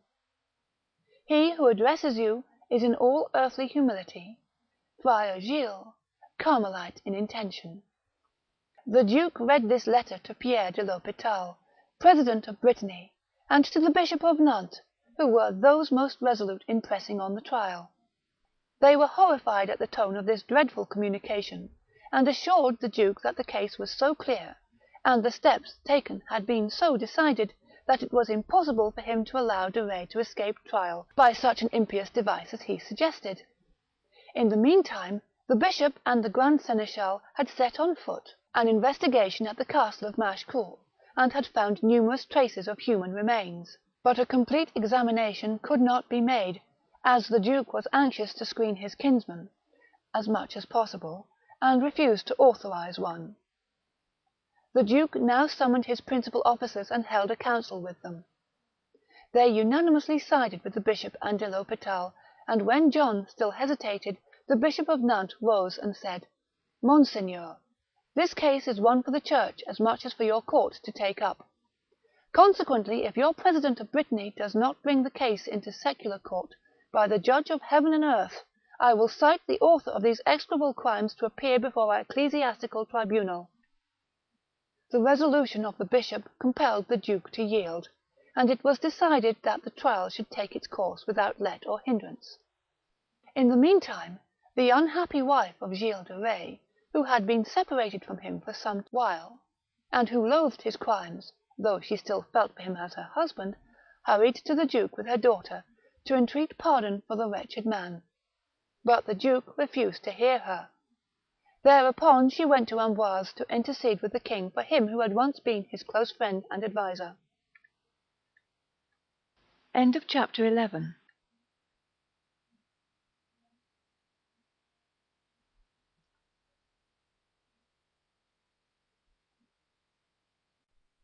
The Book of Werewolves by Sabine Baring-Gould. Chapter 12. The Marechal de Retz. 2. The Trial. The appearance of the Marshal. Pierre de l'Hopital. The requisition. The trial adjourned. Meeting of the Marshal and his servants. The confession of Henriet. Pontou persuaded to confess all. The adjourned trial not hurried on. The hesitation of the Duke of Brittany.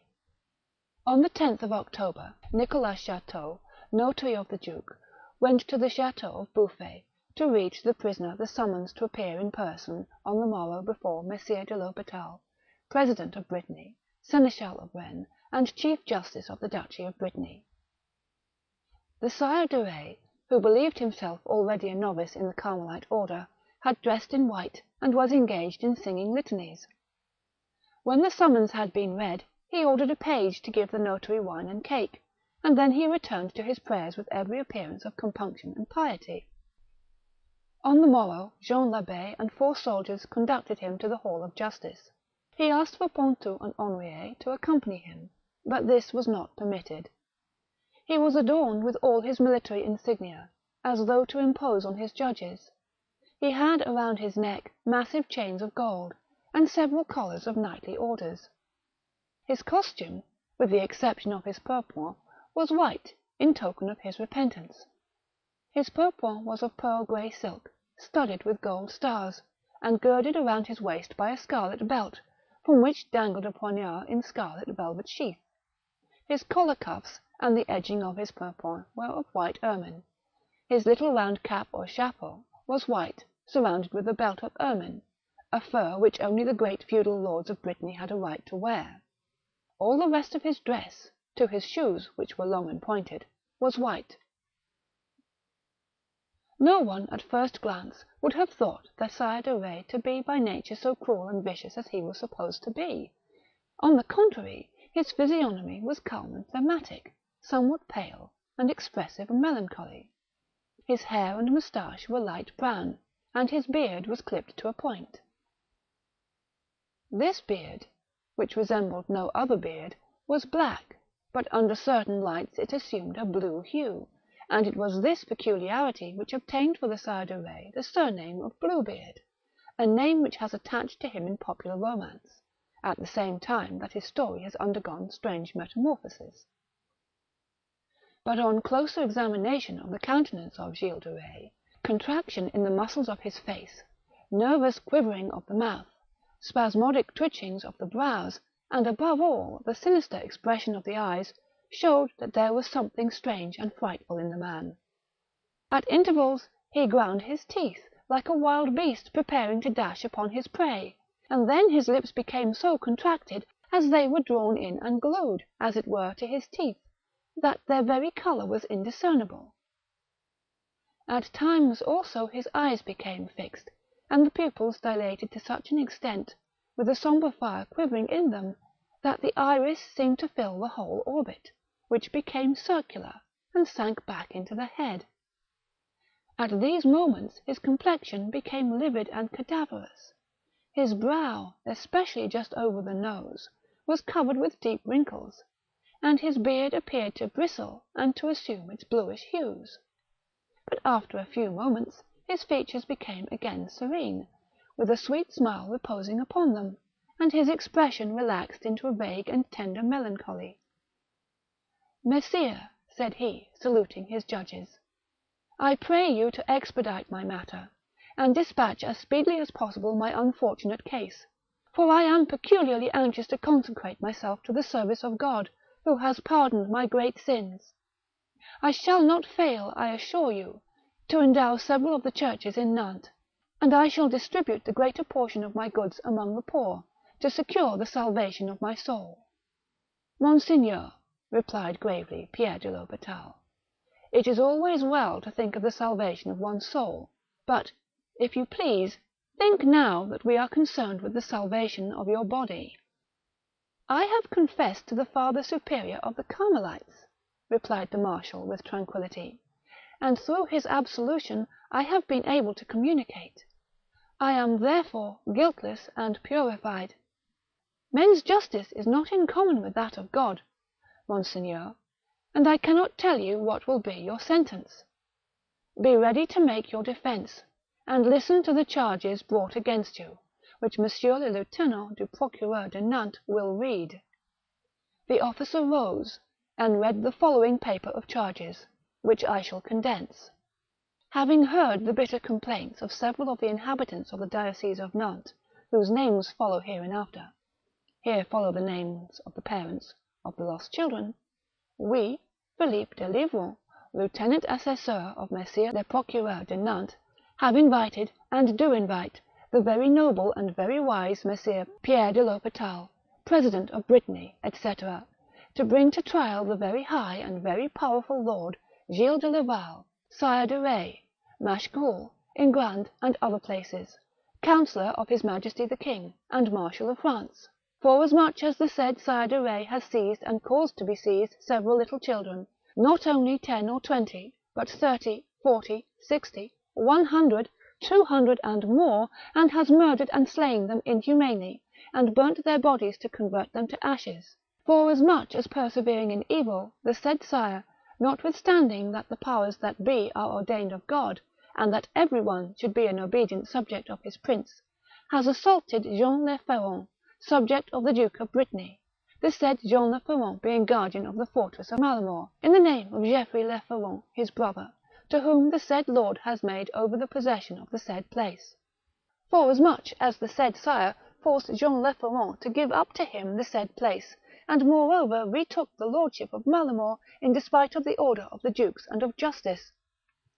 Forasmuch as the said Sire arrested Master Jean Rousseau, sergeant of the duke, who was sent to him with injunctions from the said duke, and beat his men with their own staves, although their persons were under the protection of his grace.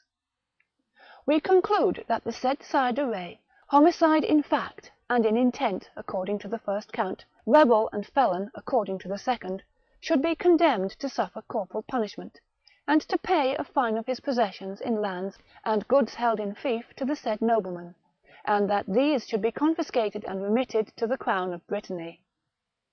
This requisition was evidently drawn up with the view of saving the life of the Sire de Retz, for the crime of homicide was presented without aggravating circumstances, in such a manner that it could be denied or shelved, whilst the crimes of felony and rebellion against the Duke of Brittany were brought into exaggerated prominence.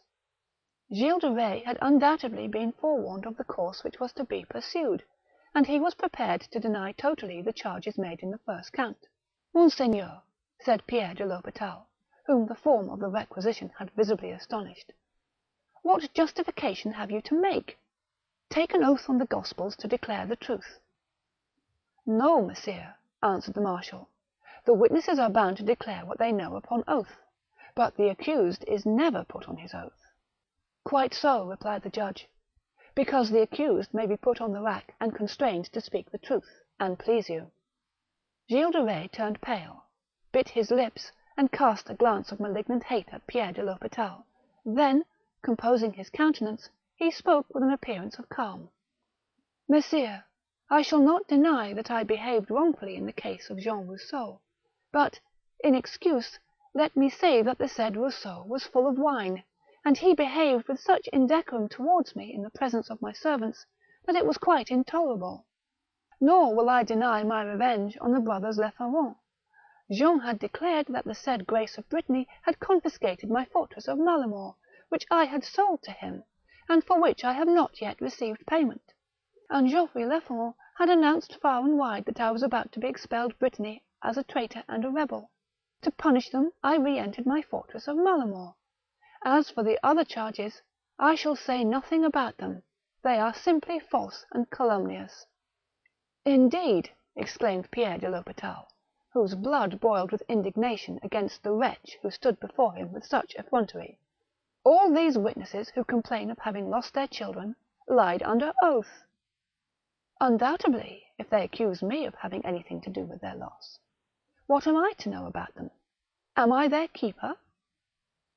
"The answer of Cain!" exclaimed Pierre de l'Hospital, rising from his seat in the vehemence of his emotion. "However, as you solemnly deny these charges, we must question Henriet and Pontou." "Henriet? Pontou?" cried the marshal, trembling. "They accuse me of nothing, surely?" "Not as yet. They have not been questioned, but they are about to be brought into court, and I do not expect that they will lie in the face of justice." "I demand that my servants be not brought forward as witnesses against their master," said the marshal, his eyes dilating, his brow wrinkling, and his beard bristling blue upon his chin. "A master is above the gossiping tales and charges of his servants." "Do you think, then, messire, that your servants will accuse you?" "I demand that I, a marshal of France, a baron of the duchy, should be sheltered from the slanders of small folk, whom I disown as my servants if they are untrue to their master." "Messire, I see we must put you on the rack, or nothing will be got from you." "Hola! I appeal to his grace the Duke of Brittany, and ask an adjournment, that I may take advice on the charges brought against me, which I have denied, and which I deny still." "Well, I shall adjourn the case till the 25th of this month, that you may be well prepared to meet the accusations." On his way back to prison, the marshal passed Henriet and Pontou as they were being conducted to the court. Henriet pretended not to see his master, but Pontou burst into tears on meeting him. The marshal held out his hand, and Pontou kissed it affectionately. "Remember what I have done for you, and be faithful servants," said Gilles de Retz. Henriet recoiled from him with a shudder, and the marshal passed on. "I shall speak," whispered Henriet, "for we have another master besides our poor master of Retz, and we shall soon be with the heavenly one." The president ordered the clerk to read again the requisition of the lieutenant, that the two presumed accomplices of Gilles de Retz might be informed of the charges brought against their master. Henriet burst into tears, trembled violently, and cried out that he would tell all. Pontou, alarmed, tried to hinder his companion, and said that Henriet was touched in the head, and that what he was about to say would be the ravings of insanity. Silence was imposed upon him. "I will speak out," continued Henriet, "and yet I dare not speak of the horrors which I know have taken place before that image of my Lord Christ." And he pointed tremblingly to a large crucifix above the seat of the judge. "Henriet," moaned Pontou, squeezing his hand, "you will destroy yourself as well as your master." Pierre de l'Hospital rose, and the figure of our Redeemer was solemnly veiled. Henriet, who had great difficulty in overcoming his agitation, then began his revelation. The following is the substance of them. On leaving the University of Angers, he had taken the situation of reader in the house of Gilles de Retz. The marshal took a liking to him, and made him his chamberlain and confidant. On the occasion of the Sire de la Suze, brother of the Sire de Retz, taking possession of the castle of Chantonce, Charles de Soenne, who had arrived at Chantonce, assured Henriet that he had found in the oubliettes of a tower a number of dead children, some headless, others frightfully mutilated. Henriet then thought that this was but a calumny invented by the Sire de la Suze. But when, some while after, the Sire de Retz retook the castle of Chantonce, and had ceded it to the Duke of Brittany, he one evening summoned Henriet Pontou, and a certain Petit Robin to his room. The two latter were already deep in the secrets of their master, but before confiding anything to Henriet, De Retz made him take a solemn oath never to reveal what he was about to tell him. The oath taken, the Sire de Retz, addressing the three, said that on the morrow an officer of the duke would take possession of the castle in the name of the duke, and that it was necessary, before this took place, that a certain well should be emptied of children's corpses, and that their bodies should be put into boxes and transported to Machecoul. Henriet, Pontou, and Petit Robin went together, furnished with ropes and hooks, to the tower where were the corpses. They toiled all night in removing the half-decayed bodies, and with them they filled 3 large cases, which they sent by a boat down the Loire to Machecoul, where they were reduced to ashes. Henriet counted 36 children's heads, but there were more bodies than heads. This night's work, he said, had produced a profound impression on his imagination, and he was constantly haunted with a vision of these heads rolling as in a game of skittles, and clashing with a mournful wail. Henriet soon began to collect children for his master, and was present whilst he massacred them. They were murdered invariably in one room at Machecoul. The marshal used to bathe in their blood. He was fond of making Gilles de Sill, Pontou, or Henriet torture them, and he experienced intense pleasure in seeing them in their agonies. But his great passion was to welter in their blood. His servants would stab a child in the jugular vein, and let the blood squirt over him. The room was often steeped in blood. When the horrible deed was done and the child was dead, the marshal would be filled with grief for what he had done, and would toss weeping and praying on a bed, or recite fervent prayers and litanies on his knees, whilst his servants washed the floor, and burned in the huge fireplace the bodies of the murdered children. With the bodies were burned the clothes and everything that had belonged to the little victims. An insupportable odour filled the room, but the Marechal de Retz inhaled it with delight. Henriet acknowledged that he had seen 40 children put to death in this manner, and he was able to give an account of several, so that it was possible to identify them with the children reported to be lost. "It is quite impossible," said the lieutenant, who had been given the cue to do all that was possible to save the marshal, "it is impossible that the bodies could be burned in a chamber fireplace." "It was done for all that, monsieur," replied Henriet. "The fireplace was very large, both at the Hotel Suze and also at Machecoul. We piled up great faggots and logs, and laid the dead children among them. In a few hours the operation was complete, and we flung the ashes out of the window into the moat." Henriet remembered the case of the 2 sons of Amelot. He said that, whilst the one child was being tortured, the other was on its knees sobbing and praying to God till its own turn came. "What you have said concerning the excesses of M. de Retz," exclaimed the lieutenant du procureur, "seems to be pure invention, and destitute of all probability. The greatest monsters of iniquity never committed such crimes, except perhaps some Caesars of old Rome." "Messire, it was the acts of these Caesars that my Lord of Retz desired to imitate. I used to read to him the chronicles of Suetonius and Tacitus, in which their cruelties are recorded. He used to delight in hearing of them, and he said that it gave him greater pleasure to hack off a child's head than to assist at a banquet. Sometimes he would seat himself on the breast of a little one, and with a knife sever the head from the body at a single blow. Sometimes he cut the throat half through very gently, that the child might languish, and he would wash his hands and his beard in its blood. Sometimes he had all the limbs chopped off at once from the trunk. At other times he ordered us to hang the infants till they were nearly dead, and then take them down and cut their throats. I remember having brought to him 3 little girls who were asking charity at the castle gates. He bade me cut their throats, whilst he looked on. André Briquet found another little girl crying on the steps of the house at Vannes, because she had lost her mother. He brought the little thing, it was but a babe, in his arms to my lord, and it was killed before him. Pontou and I had to make away with the body. We threw it down a privy in one of the towers, but the corpse caught on a nail in the outer wall, so that it would be visible to all who passed. Pontou was let down by a rope, and he disengaged it with great difficulty. How many children do you estimate that the Sire de Retz and his servants have killed? The reckoning is long. I, for my part, confess to having killed 12 with my own hand, by my master's orders, and I have brought him about 60. I knew that things of the kind went on before I was admitted to the secret, for the castle of Machecoul had been occupied a short while by the Sire de la Sage. My lord recovered it speedily, for he knew that there were many children's corpses hidden in a hayloft. There were 40 there, quite dry and black as coal, because they had been charred.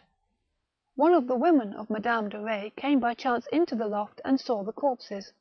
Roger de Briqueville wanted to kill her, but the Marechal would not let him. Have you nothing more to declare? Nothing. I ask Pontou, my friend, to corroborate what I have said. This deposition, so circumstantial and detailed, produced on the judges a profound impression of horror. Human imagination at this time had not penetrated such mysteries of refined cruelty.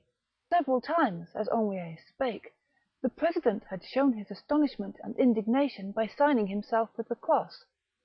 Several times his face had become scarlet, and his eyes had fallen. He had pressed his hand to his brow to assure himself that he was not labouring under a hideous dream, and a quiver of horror had run through his whole frame. Pontou had taken no part in the revelation of Henriet, but when the latter appealed to him, he raised his head, looked sadly round the court, and sighed. Etienne Cornillon, alias Pontou, I command you in the name of God and justice to declare what you know. This injunction of Pierre de l'Hospital remained unresponded to, and Pontou seemed to strengthen himself in his resolution not to accuse his master. But Henriet, flinging himself into the arms of his accomplice, implored him, as he valued his soul, no longer to harden his heart to the calls of God, but to bring to light the crime he had committed along with the Sire de Retz. The lieutenant du procureur, who hitherto had endeavoured to extenuate or discredit the charges brought against Gilles de Retz, tried a last expedient to counterbalance the damaging confession of Henriet, and to withhold Pontou from giving way. You have heard, monseigneur, said he to the president, the atrocities which have been acknowledged by Henriet, and you, as I do, consider them to be pure inventions of the aforesaid, made out of bitter hatred and envy, with the purpose of ruining his master. I therefore demand that Henriet should be put to the rack, that he may be brought to give the lie to his former statements. You forget, replied de l'Hospital, that the rack is for those who do not confess, and not for those who freely acknowledge their crimes. Therefore I order the second accused, Etienne Cornillon, alias Pontou, to be placed on the rack if he continues silent. Pontou, will you speak, or will you not? Monseigneur, he will speak, exclaimed Henriet. O Pontou, dear friend, resist not God any more. Well then, messieurs, said Pontou, with emotion, I will satisfy you. I cannot defend my poor lord against the allegations of Henriet, who has confessed all through dread of eternal damnation. He then fully substantiated all the statements of the other, adding other facts of the same character known only to himself. Notwithstanding the avowal of Pontou and Henriet, the adjourned trial was not hurried on. It would have been easy to have captured some of the accomplices of the wretched man, but the duke, who was informed of the whole of the proceedings, did not wish to augment the scandal by increasing the number of the accused. He even forbade researches to be made into the castles and mansions of the Sire de Retz, fearing lest proofs of fresh crimes, more mysterious and more horrible than those already divulged, should come to light. The dismay spread through the country by the revelations already made demanded that religion and morality, which had been so grossly outraged, should be speedily avenged. People wondered at the delay in pronouncing sentence, and it was loudly proclaimed in Nantes that the Sire de Retz was rich enough to purchase his life. It is true that Madame de Retz solicited the king and the duke again to give pardon to her husband, but the duke, counselled by the bishop, refused to extend his authority to interfere with the course of justice, and the king, after having sent one of his counsellors to Nantes to investigate the case, determined not to stir in it. End of chapter 12.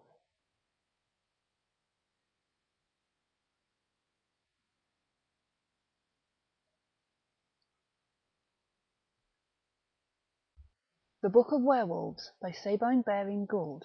Chapter 13. Maréchal de Retz, the Sentence and Execution. The adjourned trial. The Marshal confesses. The case handed over to the ecclesiastical tribunal. Prompt steps taken by the bishop. The sentence. Ratified by the secular court. The execution. On the 24th of October, the trial of the Maréchal de Retz was resumed. The prisoner entered in a Carmelite habit, knelt and prayed in silence before the examination began. Then he ran his eye over the court, and the sight of the rack, windlass, and cords made a slight shudder run through him. Messire Gilles de Laval, began the president, you appear before me now for the second time to answer to a certain requisition read by Monsieur le Lieutenant du Procureur de Nantes. I shall answer frankly, Monseigneur, said the prisoner calmly, but I reserve the right of appeal to the benign intervention of the very venerated Majesty of the King of France, of whom I am, or have been, Chamberlain and Marshal, as may be proved by my letters patent duly enregistered in the Parliament of Paris. This is no affair of the King of France, interrupted Pierre de l'Hôpital. If you are Chamberlain and Marshal of His Majesty, you are also vassal of His Grace the Duke of Brittany. I do not deny it, but, on the contrary, I trust to His Grace of Brittany to allow me to retire to a convent of Carmelites, there to repent me of my sins. That is as may be. Will you confess, or must I send you to the rack? Torture me not, exclaimed Gilles de Retz. I will confess all. Tell me first, what have Henriet and Pontou said? They have confessed. Monsieur le Lieutenant du Procureur shall read you their allegations. Not so, said the lieutenant, who continued to show favour to the accused. I pronounce them false, unless Monsieur de Retz confirms them by oath, which God forbid. Pierre de l'Hôpital made a motion of anger to check this scandalous pleading in favour of the accused, and then nodded to the clerk to read the evidence. The Sire de Retz, on hearing that his servants had made such explicit avowals of their acts, remained motionless, as though thunderstruck. He saw that it was in vain for him to equivocate, and that he would have to confess all. What have you to say? Asked the president, when the confessions of Henriet and Pontou had been read. Say what befits you, my lord, interrupted the lieutenant du procureur, as though to indicate to the accused the line he was to take. Are not these abominable lies and calumnies trumped up to ruin you? Alas, no, replied the Sire de Retz, and his face was pale as death. Henriet and Pontou have spoken the truth. God has loosened their tongues. My lord, relieve yourself of the burden of your crimes by acknowledging them at once, said Monsieur de l'Hôpital earnestly. Messire, said the prisoner, after a moment's silence, it is quite true that I have robbed mothers of their little ones, and that I have killed their children, or caused them to be killed, either by cutting their throats with daggers or knives, or by chopping off their heads with cleavers, or else I have had their skulls broken by hammers or sticks. Sometimes I had their limbs hewn off one after another. At other times I have ripped them open, that I might examine their entrails and hearts. I have occasionally strangled them or put them to a slow death, and when the children were dead, I had their bodies burned and reduced to ashes. When did you begin your execrable practices? Asked Pierre de l'Hôpital, staggered by the frankness of these horrible avowals. The evil one must have possessed you. It came to me from myself, no doubt at the instigation of the devil. But still, these acts of cruelty afforded me incomparable delight. The desire to commit these atrocities came upon me 8 years ago. I left court to go to Chantonce, that I might claim the property of my grandfather, deceased. In the library of the castle I found a Latin book, Suetonius I believe, full of accounts of the cruelties of the Roman emperors. I read the charming history of Tiberius, Caracalla, and other Caesars, and the pleasure they took in watching the agonies of tortured children.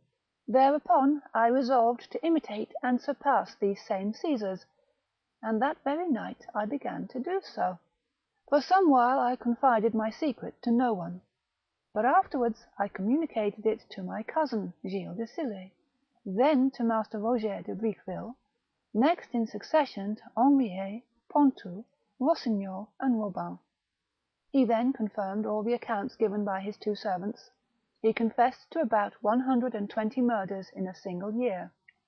"An average of 800 in less than 7 years?" exclaimed Pierre de l'Hospital with a cry of pain. "Ah, messire, you were possessed!" His confession was too explicit and circumstantial for the lieutenant du procureur to say another word in his defence, but he pleaded that the case should be made over to the ecclesiastical court, as there were confessions of invocations of the devil and of witchcraft mixed up with those of murder. Pierre de l'Hospital saw that the object of the lieutenant was to gain time for Madame de Retz to make a fresh attempt to obtain a pardon. However, he was unable to resist, so he consented that the case should be transferred to the bishop's court. But the bishop was not a man to let the matter slip, and there and then a sergeant of the bishop summoned Gilles de Laval, Sire de Retz, to appear forthwith before the ecclesiastical tribunal. The marshal was staggered by this unexpected citation, and he did not think of appealing against it to the president. He merely signed his readiness to follow, and he was at once conducted into the ecclesiastical court assembled hurriedly to try him. This new trial lasted only a few hours. The marshal, now thoroughly cowed, made no attempt to defend himself, but he endeavoured to bribe the bishop into leniency by promise of the surrender of all his lands and goods to the church, and begged to be allowed to retire into the Carmelite monastery at Nantes. His request was peremptorily refused, and sentence of death was pronounced against him.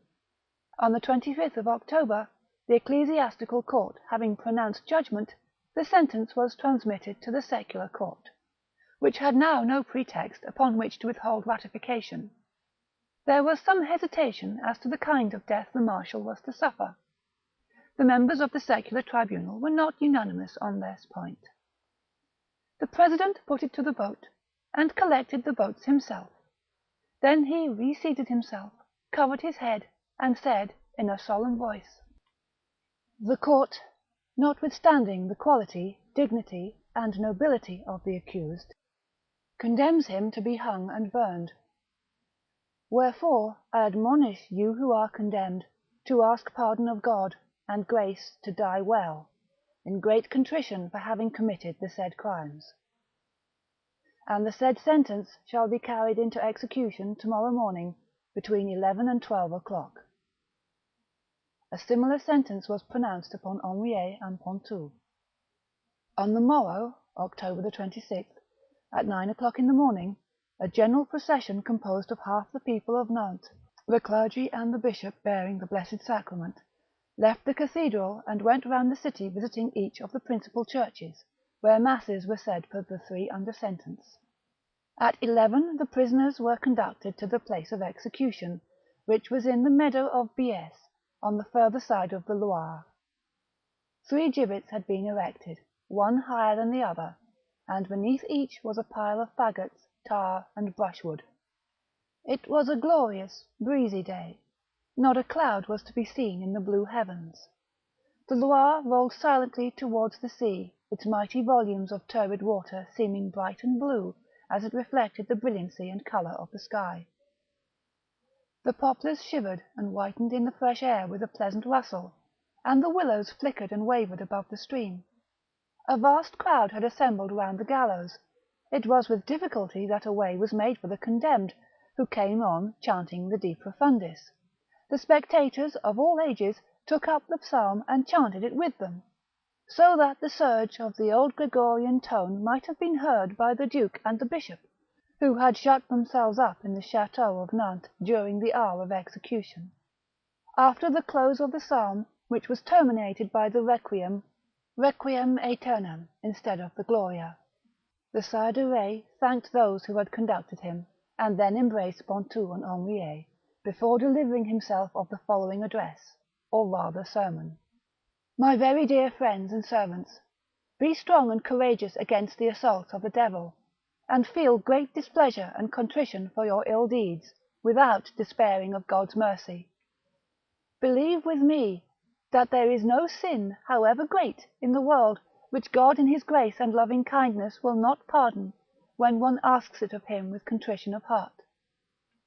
Remember that the Lord God is always ready to receive the sinner, than is the sinner to ask of him pardon. Moreover, let us very humbly thank him for his great love to us, in letting us die in full possession of our faculties, and not cutting us off suddenly in the midst of our misdeeds. Let us conceive such a love of God, and such repentance, that we shall not fear death, which is only a little pang, without which we could not see God in his glory. Besides, we must desire to be freed from this world, in which is only misery, that we may go to everlasting glory. Let us rejoice rather, for although we have sinned grievously here below, yet we shall be united in paradise, our souls being parted from our bodies, and we shall be together for ever and ever, if only we endure in our pious and honourable contrition to our last sigh. Then the marshal, who was to be executed first, left his companions and placed himself in the hands of his executioners. He took off his cap, knelt, kissed a crucifix, and made a pious oration to the crowd much in the style of his address to his friends Pontou and Henriet. Then he commenced reciting the prayers of the dying. The executioner passed the cord round his neck, and adjusted the knot. He mounted a tall stool, erected at the foot of the gallows, as a last honour paid to the mobility of the criminal. The pile of firewood was lighted before the executioners had left him. Pontou and Henriet, who were still on their knees, raised their eyes to their master and cried to him, extending their arms: "At this last hour, Monseigneur, be a good and valiant soldier of God, and remember the passion of Jesus Christ which wrought our redemption. Farewell! We hoped soon to meet in paradise." The stool was cast down, and the Sire de Retz dropped. The fire roared up, the flames leapt about him, and enveloped him as he swung. Suddenly, mingling with the deep booming of the cathedral bell, swelled up the wild unearthly wail of the Dies Irae. No sound among the crowd, only the growl of the fire, and the solemn strain of the hymn. Lo, the book, exactly worded, wherein all hath been recorded, thence shall judgment be awarded. When the judge his seat attaineth, and each hidden deed arraigneth, nothing unavenged remaineth. What shall I, frail man, be pleading? Who for me be interceding, when the just are mercy needing? King of majesty tremendous, who dost free salvation send us, fount of pity, then befriend us. Lo, I kneel with heart submission, see like ashes my contrition, help me in my last condition. Ah, that day of tears and mourning, I from the dust of earth returning, man for judgment must prepare him, spare, O God, in mercy spare him. Lord, who didst our souls redeem, grant a blessed requiem. 6 women veiled and robed in white, and 6 Carmelites advanced, bearing a coffin. It was whispered that one of the veiled women was Madame de Retz, and that the others were members of the most illustrious houses of Brittany. The cord by which the marshal was hung was cut, and he fell into a cradle of iron prepared to receive the corpse. The body was removed before the fire had gained any mastery over it. It was placed in the coffin, and the monks and the women transported it to the Carmelite monastery of Nantes, according to the wishes of the deceased. In the meantime the sentence had been executed upon Pontou and Henriet. They were hung and burned to dust. Their ashes were cast to the winds, whilst in the Carmelite church of Our Lady were celebrated with pomp the obsequies of the very high, very powerful, very illustrious Seigneur Gilles de Laval, Sire de Retz, late Chamberlain of King Charles VII, and Marshal of France. End of chapter 13.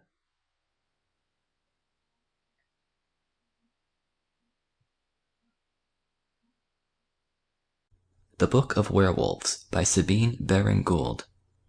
Chapter 14. A Galician Werewolf. The inhabitants of Austrian Galicia. The hamlet of Polomia. Summer evening in the forest. The beggar Swiatek. A girl disappears. A schoolboy vanishes. A servant girl lost. Another boy carried off. The discovery made by the publican of Polomia. Swiatek locked up. Brought to Dobkov. Commits suicide. The inhabitants of Austrian Galicia are quiet, inoffensive people, take them as a whole. The Jews, who number a twelfth of the population, are the most intelligent, energetic, and certainly the most money-making individuals in the province, though the Poles proper, or Mazurs, are not devoid of natural parts. Perhaps as remarkable a phenomenon as any other in that kingdom, for kingdom of Waldemir it was, is the enormous numerical preponderance of the nobility over the untitled. In 1837 the proportions stood thus: 32,190 nobles to 2,076 tradesmen. The average of execution for crime is 9 a year, out of a population of 4.5 millions, by no means a high figure, considering the peremptory way in which justice is dealt forth in that province. Yet, in the most quiet and well-disposed neighbourhoods, occasionally the most startling atrocities are committed, occurring when least expected, and sometimes perpetrated by the very person who is least suspected. Just 16 years ago there happened in the circle of Tornov, in western Galicia, the province is divided into 9 circles, a circumstance which will probably furnish the grandames with a story for their firesides, during their bitter Galician winters, for many a long year. In this circle of Tornov, in the lordship of Parkost, is a little hamlet called Polomia, consisting of 8 hovels and a Jewish tavern. The inhabitants are mostly woodcutters, hewing down the firs of the dense forest in which their village is situated, and conveying them to the nearest water, down which they are floated to the Vistula. Each tenant pays no rent for his cottage and patch of field, but is bound to work a fixed number of days for his landlord, a practice universal in Galicia, and often productive of much discontent and injustice, as the proprietor exacts labour from his tenant on those days when the harvest has to be got in, or the land is in best condition for tillage, and just when the peasant would gladly be engaged upon his own small plot. Money is scarce in the province, and this is accordingly the only way in which the landlord can be sure of his dues. Most of the villagers of Polomia are miserably poor, but by cultivating a little maize and keeping a few fowls or a pig, they scrape together sufficient to sustain life. During the summer the men collect resin from the pines, from each of which, once in 12 years, they strip a slip of bark, leaving the resin to exude and trickle into a small earthenware jar at its roots, and during the winter, as already stated, they fell the trees and roll them down to the river. Polomia is not a cheerful spot. Nested among dense masses of pine, which shed a gloom over the little hamlet, yet on a fine day it is pleasant enough for the old women to sit at their cottage doors, scenting that matchless pine fragrance, sweeter than the balm of the Spice Islands, for there is nothing cloying in that exquisite and exhilarating odour, listening to the harp-like thrill of the breeze in the old grey tree-tops, and knitting quietly at long stockings, whilst their little grandchildren romp in the heather and tufted fern. Towards evening, too, there is something indescribably beautiful in the fir-wood.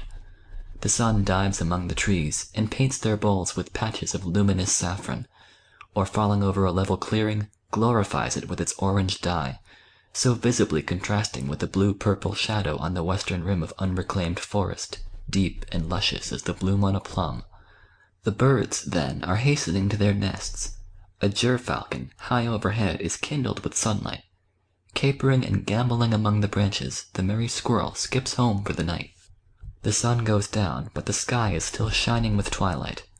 The wild cat begins to hiss and squall in the forest, the heron to flap hastily by, the stork on the top of the tavern chimney to poise itself on one leg for sleep. To-woo! An owl begins to wake up. Hark! The woodcutters are coming home with a song. Such is Polomia in summer-time, and much resembling it are the hamlets scattered about the forest, at intervals of a few miles, in each the public house being the most commodious and best built edifice, the church, whenever there is one, not remarkable for anything but its bulbous steeple. You would hardly believe that amidst all this poverty a beggar could have picked up any subsistence, and yet, a few years ago, Sunday after Sunday, there sat a white-bearded, venerable man at the church door, asking alms. Poor people are proverbially compassionate and liberal, so that the old man generally got a few coppers, and often some good woman bade him come into her cottage and let him have some food. Occasionally Swiatek, that was the beggar's name, went his rounds selling small pinchbeck ornaments and beads, generally, however, only appealing to charity. One Sunday, after church, a Mazur and his wife invited the old man into their hut and gave him a crust of pie and some meat. There were several children about, but a little girl of 9 or 10 attracted the old man's attention by her artless tricks. Swiatek felt in his pocket and produced a ring, enclosing a piece of coloured glass set over foil. This he presented to the child, who ran off delighted to show her acquisition to her companions. "Is that little maid your daughter?" asked the beggar. "No," answered the housewife. "She is an orphan. There was a widow in this place who died, leaving the child, and I have taken charge of her. One mouth more will not matter much, and the good God will bless us." "Ay, ay, to be sure he will. The orphans and fatherless are under his own peculiar care." "She's a good little thing, and gives no trouble," observed the woman. "You go back to Polomyja to-night, I reckon?" "I do. Ah!" exclaimed Swiatek, as the little girl ran up to him. "You like the ring? Is it not beautiful? I found it under a big fir to the left of the churchyard. There may be dozens there. You must turn round 3 times, bow to the moon, and say, 'Zaboi!' Then look among the tree roots till you find one." "Come along!" screamed the child to its comrades. "We will go and look for rings." "You must seek separately," said Swiatek. The children scampered off into the wood. "I have done one good thing for you," laughed the beggar, "in ridding you for a time of the noise of those children." "I am glad of a little quiet now and then," said the woman. "The children will not let the baby sleep at times with their clatter. Are you going?" "Yes, I must reach Polomyja to-night. I am old and very feeble and poor." He began to fall into his customary whine. "Very poor, but I thank and pray to God for you." Swiatek left the cottage. That little orphan was never seen again. The Austrian government has, of late years, been vigorously advancing education among the lower orders, and establishing schools throughout the province. The children were returning from class one day, and were scattered among the trees, some pursuing a field mouse, others collecting juniper berries, and some sauntering with their hands in their pockets, whistling. "Where's Peter?" asked one little boy of another who was beside him. "We 3 go home the same way. Let us go together." "Peter!" shouted the lad. "Here I am," was the answer from among the trees. "I'll be with you directly." "Oh, I see him," said the elder boy. "There was someone talking to him." "Where?" "Yonder, among the pines. Ah, they have gone further into the shadow, and I cannot see them any more. I wonder who was with him. A man, I think." The boys waited till they were tired, and then they sauntered home, determined to thrash Peter for having kept them waiting. But Peter was never seen again. Some time after this, a servant girl, belonging to a small store kept by a Russian, disappeared from a village 5 miles from Polomyja. She had been sent with a parcel of grocery to a cottage at no very great distance, but lying apart from the main cluster of hovels, and surrounded by trees. The day closed in, and her master waited her return anxiously, but as several hours elapsed without any sign of her, he, assisted by the neighbours, went in search of her. A slight powdering of snow covered the ground, and her footsteps could be traced at intervals where she had diverged from the beaten track. In that part of the road where the trees were thickest, there were marks of 2 pair of feet leaving the path, but owing to the density of the trees at that spot and to the slightness of the fall of snow, which did not reach the soil, where shaded by the pines, the footsteps were immediately lost. By the following morning a heavy fall had obliterated any further traces which daylight might have discovered. The servant girl also was never seen again. During the winter of 1849 the wolves were supposed to have been particularly ravenous, for thus alone did people account for the mysterious disappearances of children. A little boy had been sent to a fountain to fetch water. The pitcher was found standing by the well, but the boy had vanished. The villagers turned out, and those wolves which could be found were dispatched. We have already introduced our readers to Polomyja, although the occurrences above related did not take place among those 8 hovels, but in neighbouring villages. The reason for our having given a more detailed account of this cluster of houses, rude cabins they were, will now become apparent. In May, 1849, the innkeeper of Polomyja missed a couple of ducks, and his suspicions fell upon the beggar who lived there, and whom he held in no esteem, as he himself was a hard-working, industrious man, whilst Swiatek maintained himself, his wife, and children by mendicity, although possessed of sufficient arable land to yield an excellent crop of maize and produce vegetables if tilled with ordinary care. As the publican approached the cottage, a fragrant whiff of roast greeted his nostrils. "I'll catch the fellow in the act," said the innkeeper to himself, stealing up to the door, and taking good care not to be observed. As he threw open the door, he saw the mendicant hurriedly shuffle something under his feet, and conceal it beneath his long clothes. The publican was on him in an instant, had him by the throat, charged him with theft, and dragged him from his seat. Judge of his sickening horror when from beneath the pauper's clothes rolled forth the head of a girl about the age of 14 or 15 years, carefully separated from the trunk. In a short while the neighbours came up. The venerable Swiatek was locked up, along with his wife, his daughter, a girl of 16, and a son, aged 5. The hut was thoroughly examined, and the mutilated remains of the poor girl discovered. In a vat were found the legs and thighs, partly raw, partly stewed or roasted. In a chest were the heart, liver, and entrails, all prepared and cleaned, as neatly as though done by a skilful butcher. And finally, under the oven was a bowl full of fresh blood. On his way to the magistrate of the district, the wretched man flung himself repeatedly on the ground, struggled with his guards, and endeavoured to suffocate himself by gulping down clods of earth and stones, but was prevented by his conductors. When taken before the protocol at Dabkov, he stated that he had already killed and, assisted by his family, eaten 6 persons. His children, however, asserted most positively that the number was much greater than he had represented, and their testimony is borne out by the fact that the remains of 14 different caps and suits of clothes, male as well as female, were found in his house. The origin of this horrible and depraved taste was as follows, according to Swiatek's own confession. In 1846, 3 years previous, a Jewish tavern in the neighbourhood had been burned down, and the host had himself perished in the flames. Swiatek, whilst examining the ruins, had found the half-roasted corpse of the publican among the charred rafters of the house. At that time the old man was craving with hunger, having been destitute of food for some time. The scent and the sight of the roasted flesh inspired him with an uncontrollable desire to taste of it. He tore off a portion of the carcass, and satiated his hunger upon it, and at the same time he conceived such a liking for it, that he could feel no rest till he had tasted again. His second victim was the orphan above alluded to.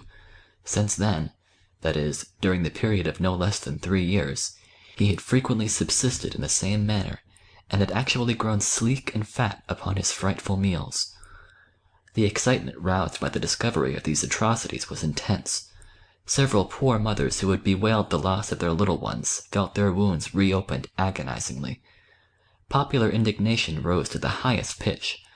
There was some fear lest the criminal should be torn in pieces himself by the enraged people as soon as he was brought to trial, but he saved the necessity of precautions being taken to ensure his safety, for on the first night of his confinement he hanged himself from the bars of the prison window.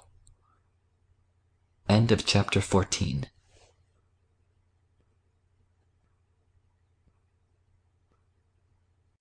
The Book of Werewolves by Sabine Baring-Gould. Chapter 15. Anomalous Case, the Human Hyena. Ghouls. Story from Fornari. Quotation from Apuleius. Incident mentioned by Marcassus. Cemeteries of Paris violated.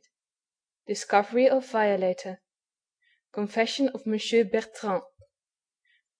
It is well known that Oriental romance is full of stories of violators of graves. Eastern superstition attributes to certain individuals a passion for unearthing corpses and mangling them. Of a moonlight night weird forms are seen stealing among the tombs and burrowing into them with their long nails, desiring to reach the bodies of the dead ere the first streak of dawn compels them to retire. These ghouls, as they are called, are supposed generally to require the flesh of the dead for incantations or magical compositions, but very often they are actuated by the sole desire of rending the sleeping corpse and disturbing its repose.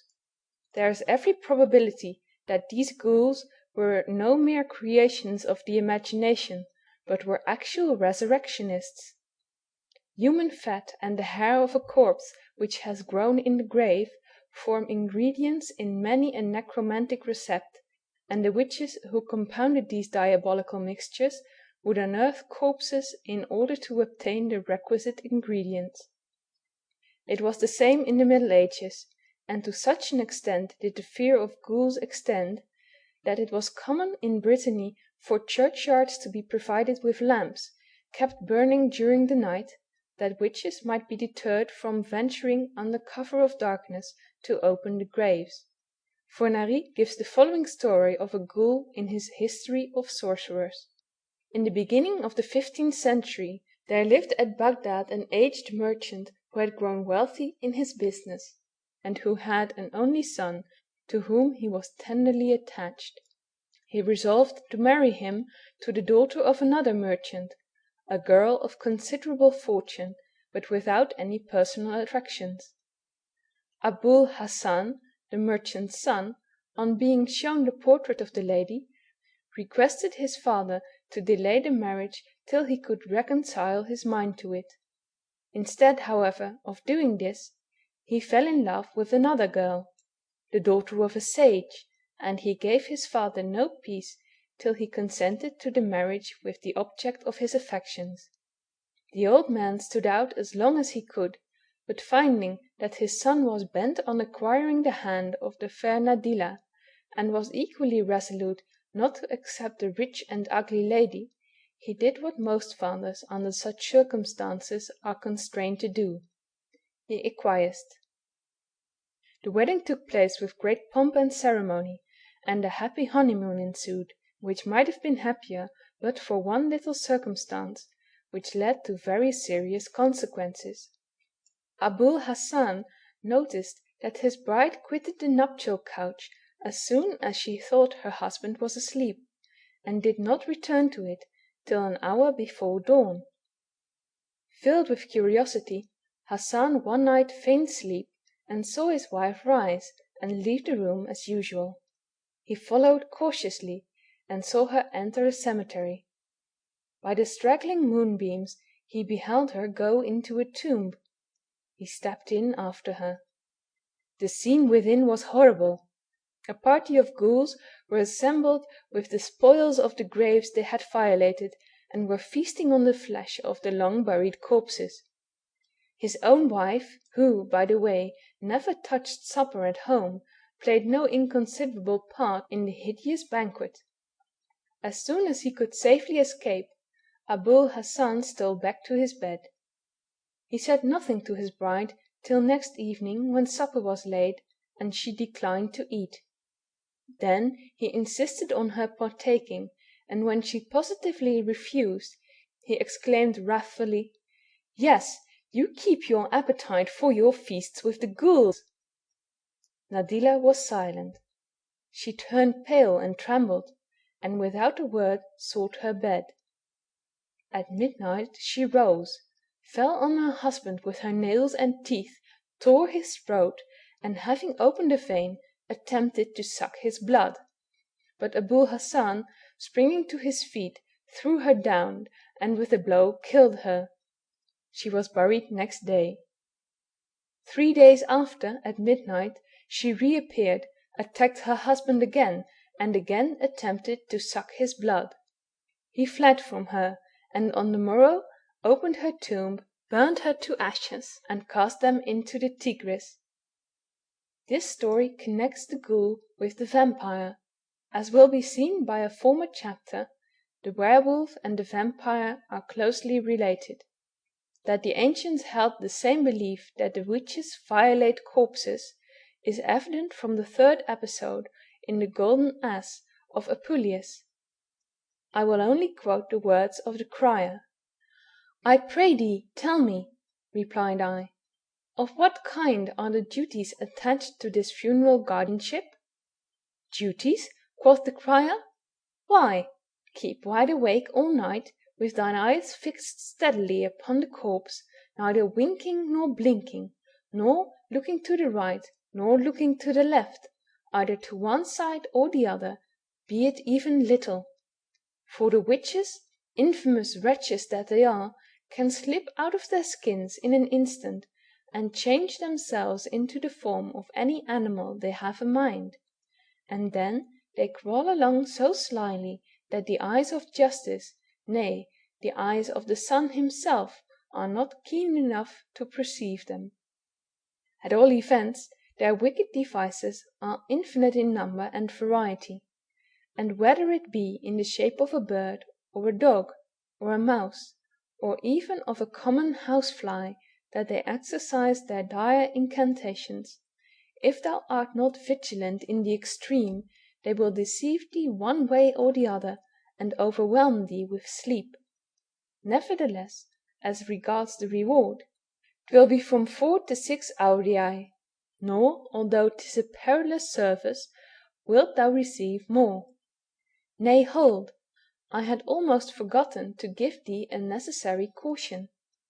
Clearly understand that if the corpse be not restored to the relatives entire, the deficient pieces of flesh torn off by the teeth of the witches must be replaced from the face of the sleepy guardian. Here we have the rending of corpses connected with change of form. Marquesas relates that after a long war in Syria, during the night, troops of Lamias, female evil spirits, appeared upon the field of battle, unearthing the hastily buried corpses of the soldiers, and devouring the flesh of their bones. They were pursued and fired upon, and some young men succeeded in killing a considerable number, but during the day they had all of them the forms of wolves or hyenas. That there is a foundation of truth in these horrible stories, and that it is quite possible for a human being to be possessed of a depraved appetite for rending corpses, is proved by an extraordinary case brought before a court-martial in Paris, so late as July 10th, 1849. The details are given with fullness in the Annales médico-psychologiques for that month and year. They are too revolting for reproduction. I will, however, give an outline of this remarkable case. In the autumn of 1848, several of the cemeteries in the neighborhood of Paris were found to have been entered during the night, and the graves to have been rifled. The deeds were not those of medical students, for the bodies had not been carried off, but were found lying about the tombs in fragments. It was at first supposed that the perpetration of these outrages must have been a wild beast, but footprints in the soft earth left no doubt that it was a man. Close watch was kept at Père Lachaise, but after a few corpses had been mangled there, the outrages ceased. In the winter another cemetery was ravaged, and it was not till March 1849 that a spring gun which had been set in the cemetery of Saint Parnasse went off during the night, and warned the guardians of the place that the mysterious visitor had fallen into their trap. They rushed to the spot, only to see a dark figure in a military mantle leap the wall and disappear in the gloom. Marks of blood, however, gave evidence that he had been hit by the gun when it had discharged. At the same time a fragment of blue cloth torn from the mantle was obtained, and afforded a clue towards the identification of the ravager of the tombs.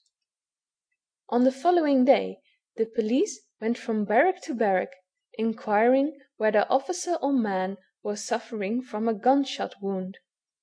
By this means they discovered the person. He was a junior officer in the 1st Infantry Regiment, of the name of Bertrand. He was taken to the hospital to be cured of his wound, and on his recovery he was tried by court-martial. His history was this. He had been educated in the theological seminary of Langres, till, at the age of 20, he entered the army. He was a young man of retiring habits, frank and cheerful to his comrades, so as to be greatly beloved by them, of feminine delicacy and refinement, and subject to fits of depression and melancholy. In February 1847, as he was walking with a friend in the country, he came to a churchyard, the gate of which stood open.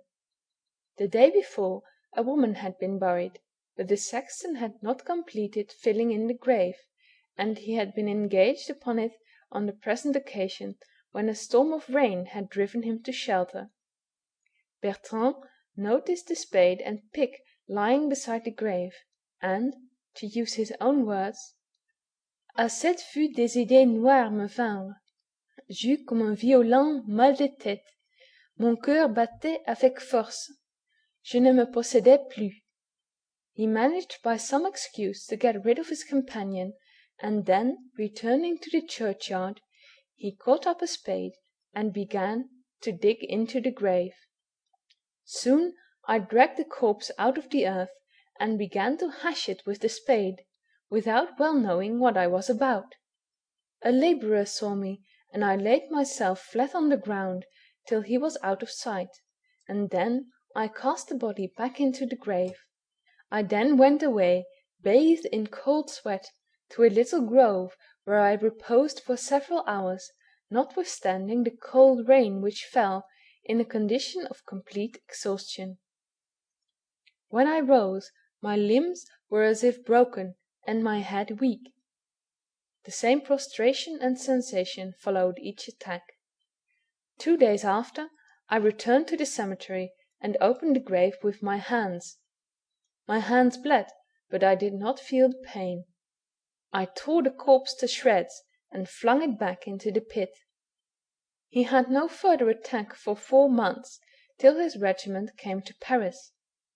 As he was one day walking in the gloomy, shadowy alleys of Père Lachaise, the same feeling came over him like a flood. In the night he climbed a wall, and dug up a little girl of 7 years old. He tore her in half. A few days later he opened the grave of a woman who had died in childbirth, and had lain in the grave for 13 days.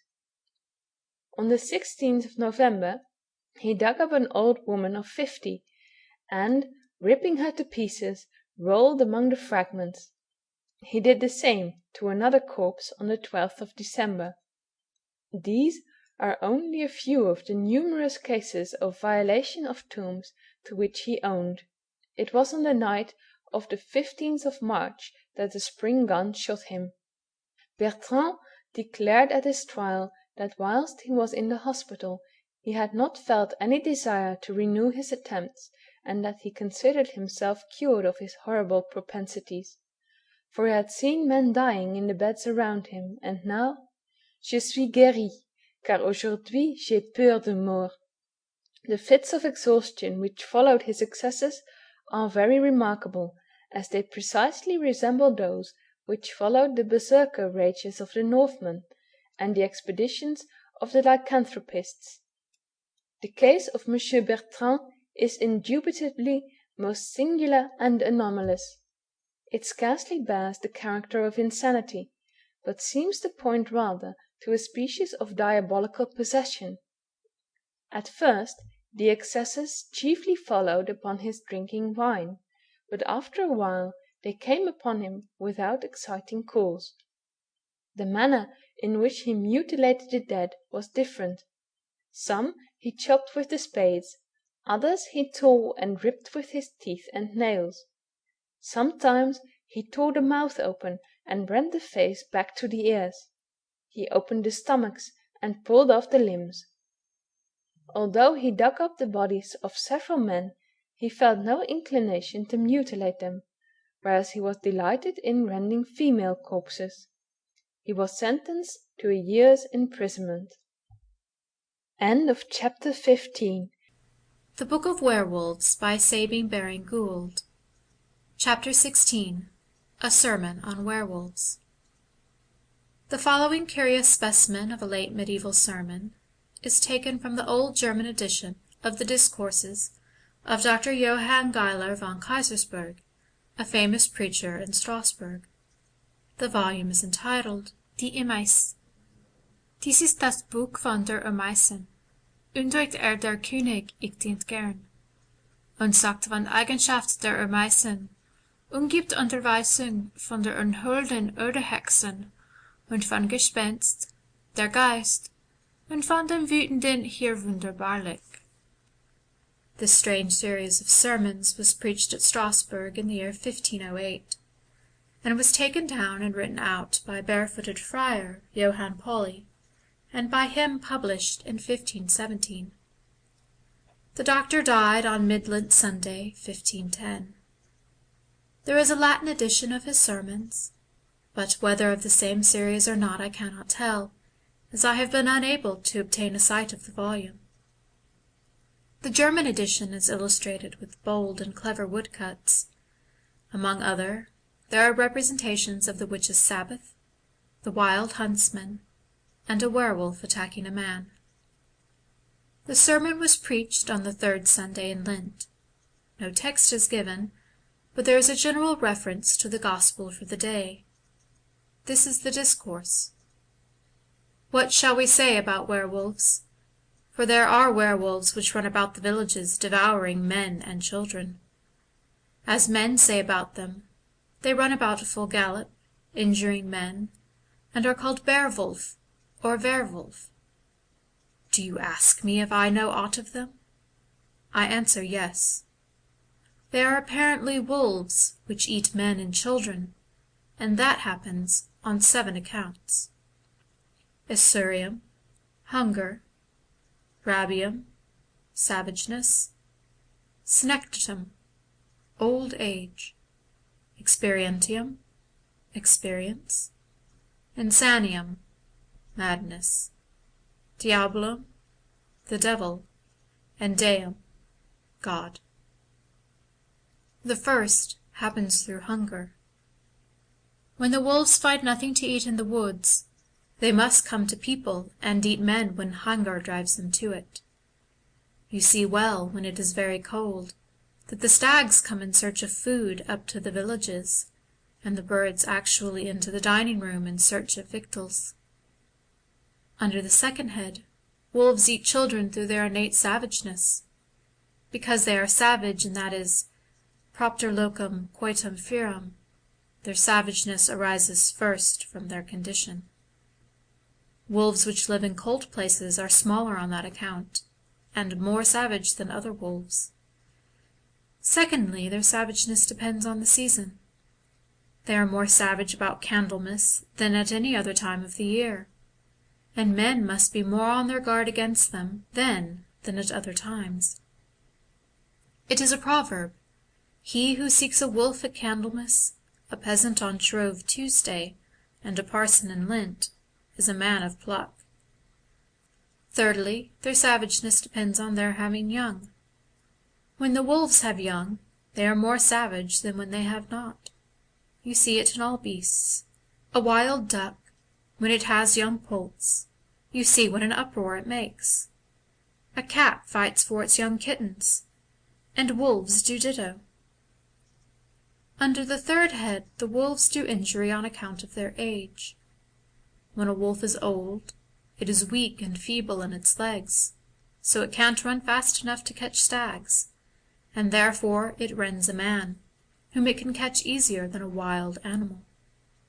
It also tears children and men easier than wild animals because of its teeth, for its teeth break off when they are very old. You see it well in old women, how the last teeth wobble and they have scarcely a tooth left in their heads, and they open their mouths for men to feed them with mash and stewed substances. Under the fourth head, the injury the werewolves do arises from experience. It is said that human flesh is far sweeter than other flesh, so when a wolf has once tasted human flesh, he desires to taste it again. So he acts like old topers, who, when they know the best wine, will not be put off with inferior quality. Under the fifth head, the injury arises from ignorance. A dog, when it is mad, is also inconsiderate, and it bites any man. It does not recognize its own lord. And what is a wolf but a wild dog, which is mad and inconsiderate, so that it regards no man? Under the sixth head, the injury comes of the devil, who transforms himself and takes on him the form of a wolf. So writes Vincentus in his Speculum Historiale, and he has taken it from Valerius Maximus in the Punic War. When the Romans fought against the men of Africa, when the captain lay asleep, there came a wolf and drew his sword, and carried it off. That was the devil in a wolf's form. The like writes William of Paris, that a wolf will kill and devour children, and do the greatest mischief. There was a man who had the fantasy that he himself was a wolf, and afterwards he was found lying in the wood, and he was dead out of sheer hunger. Under the seventh head, the injury comes of God's ordinance. For God will sometimes punish certain lands and villages with wolves. So we read of Elijah, that when Elijah wanted to go up a mountain and out of Jericho, some naughty boys made a mock of him, and said, "O bald head, step up! O glossy pate, step up!" What happened? He cursed them. Then came 2 bears out of the desert, and tore about 42 of the children. That was God's ordinance. The like we read of a prophet, who would set at naught the commands he had received of God, and he was persuaded to eat bread at the house of another. As he went home, he rode upon his ass. Then came a lion which slew him, and left the ass alone. That was God's ordinance. Therefore must a man turn to God when he brings wild beasts to do him a mischief, which same brutes may he not bring now or evermore. Amen. It will be seen from this extraordinary sermon that Dr. Johann Geiler von Keysersperg did not regard werewolves with any other light than natural wolves filled with the lust for human flesh, and he puts aside altogether the view that they are men in a state of metamorphosis. However,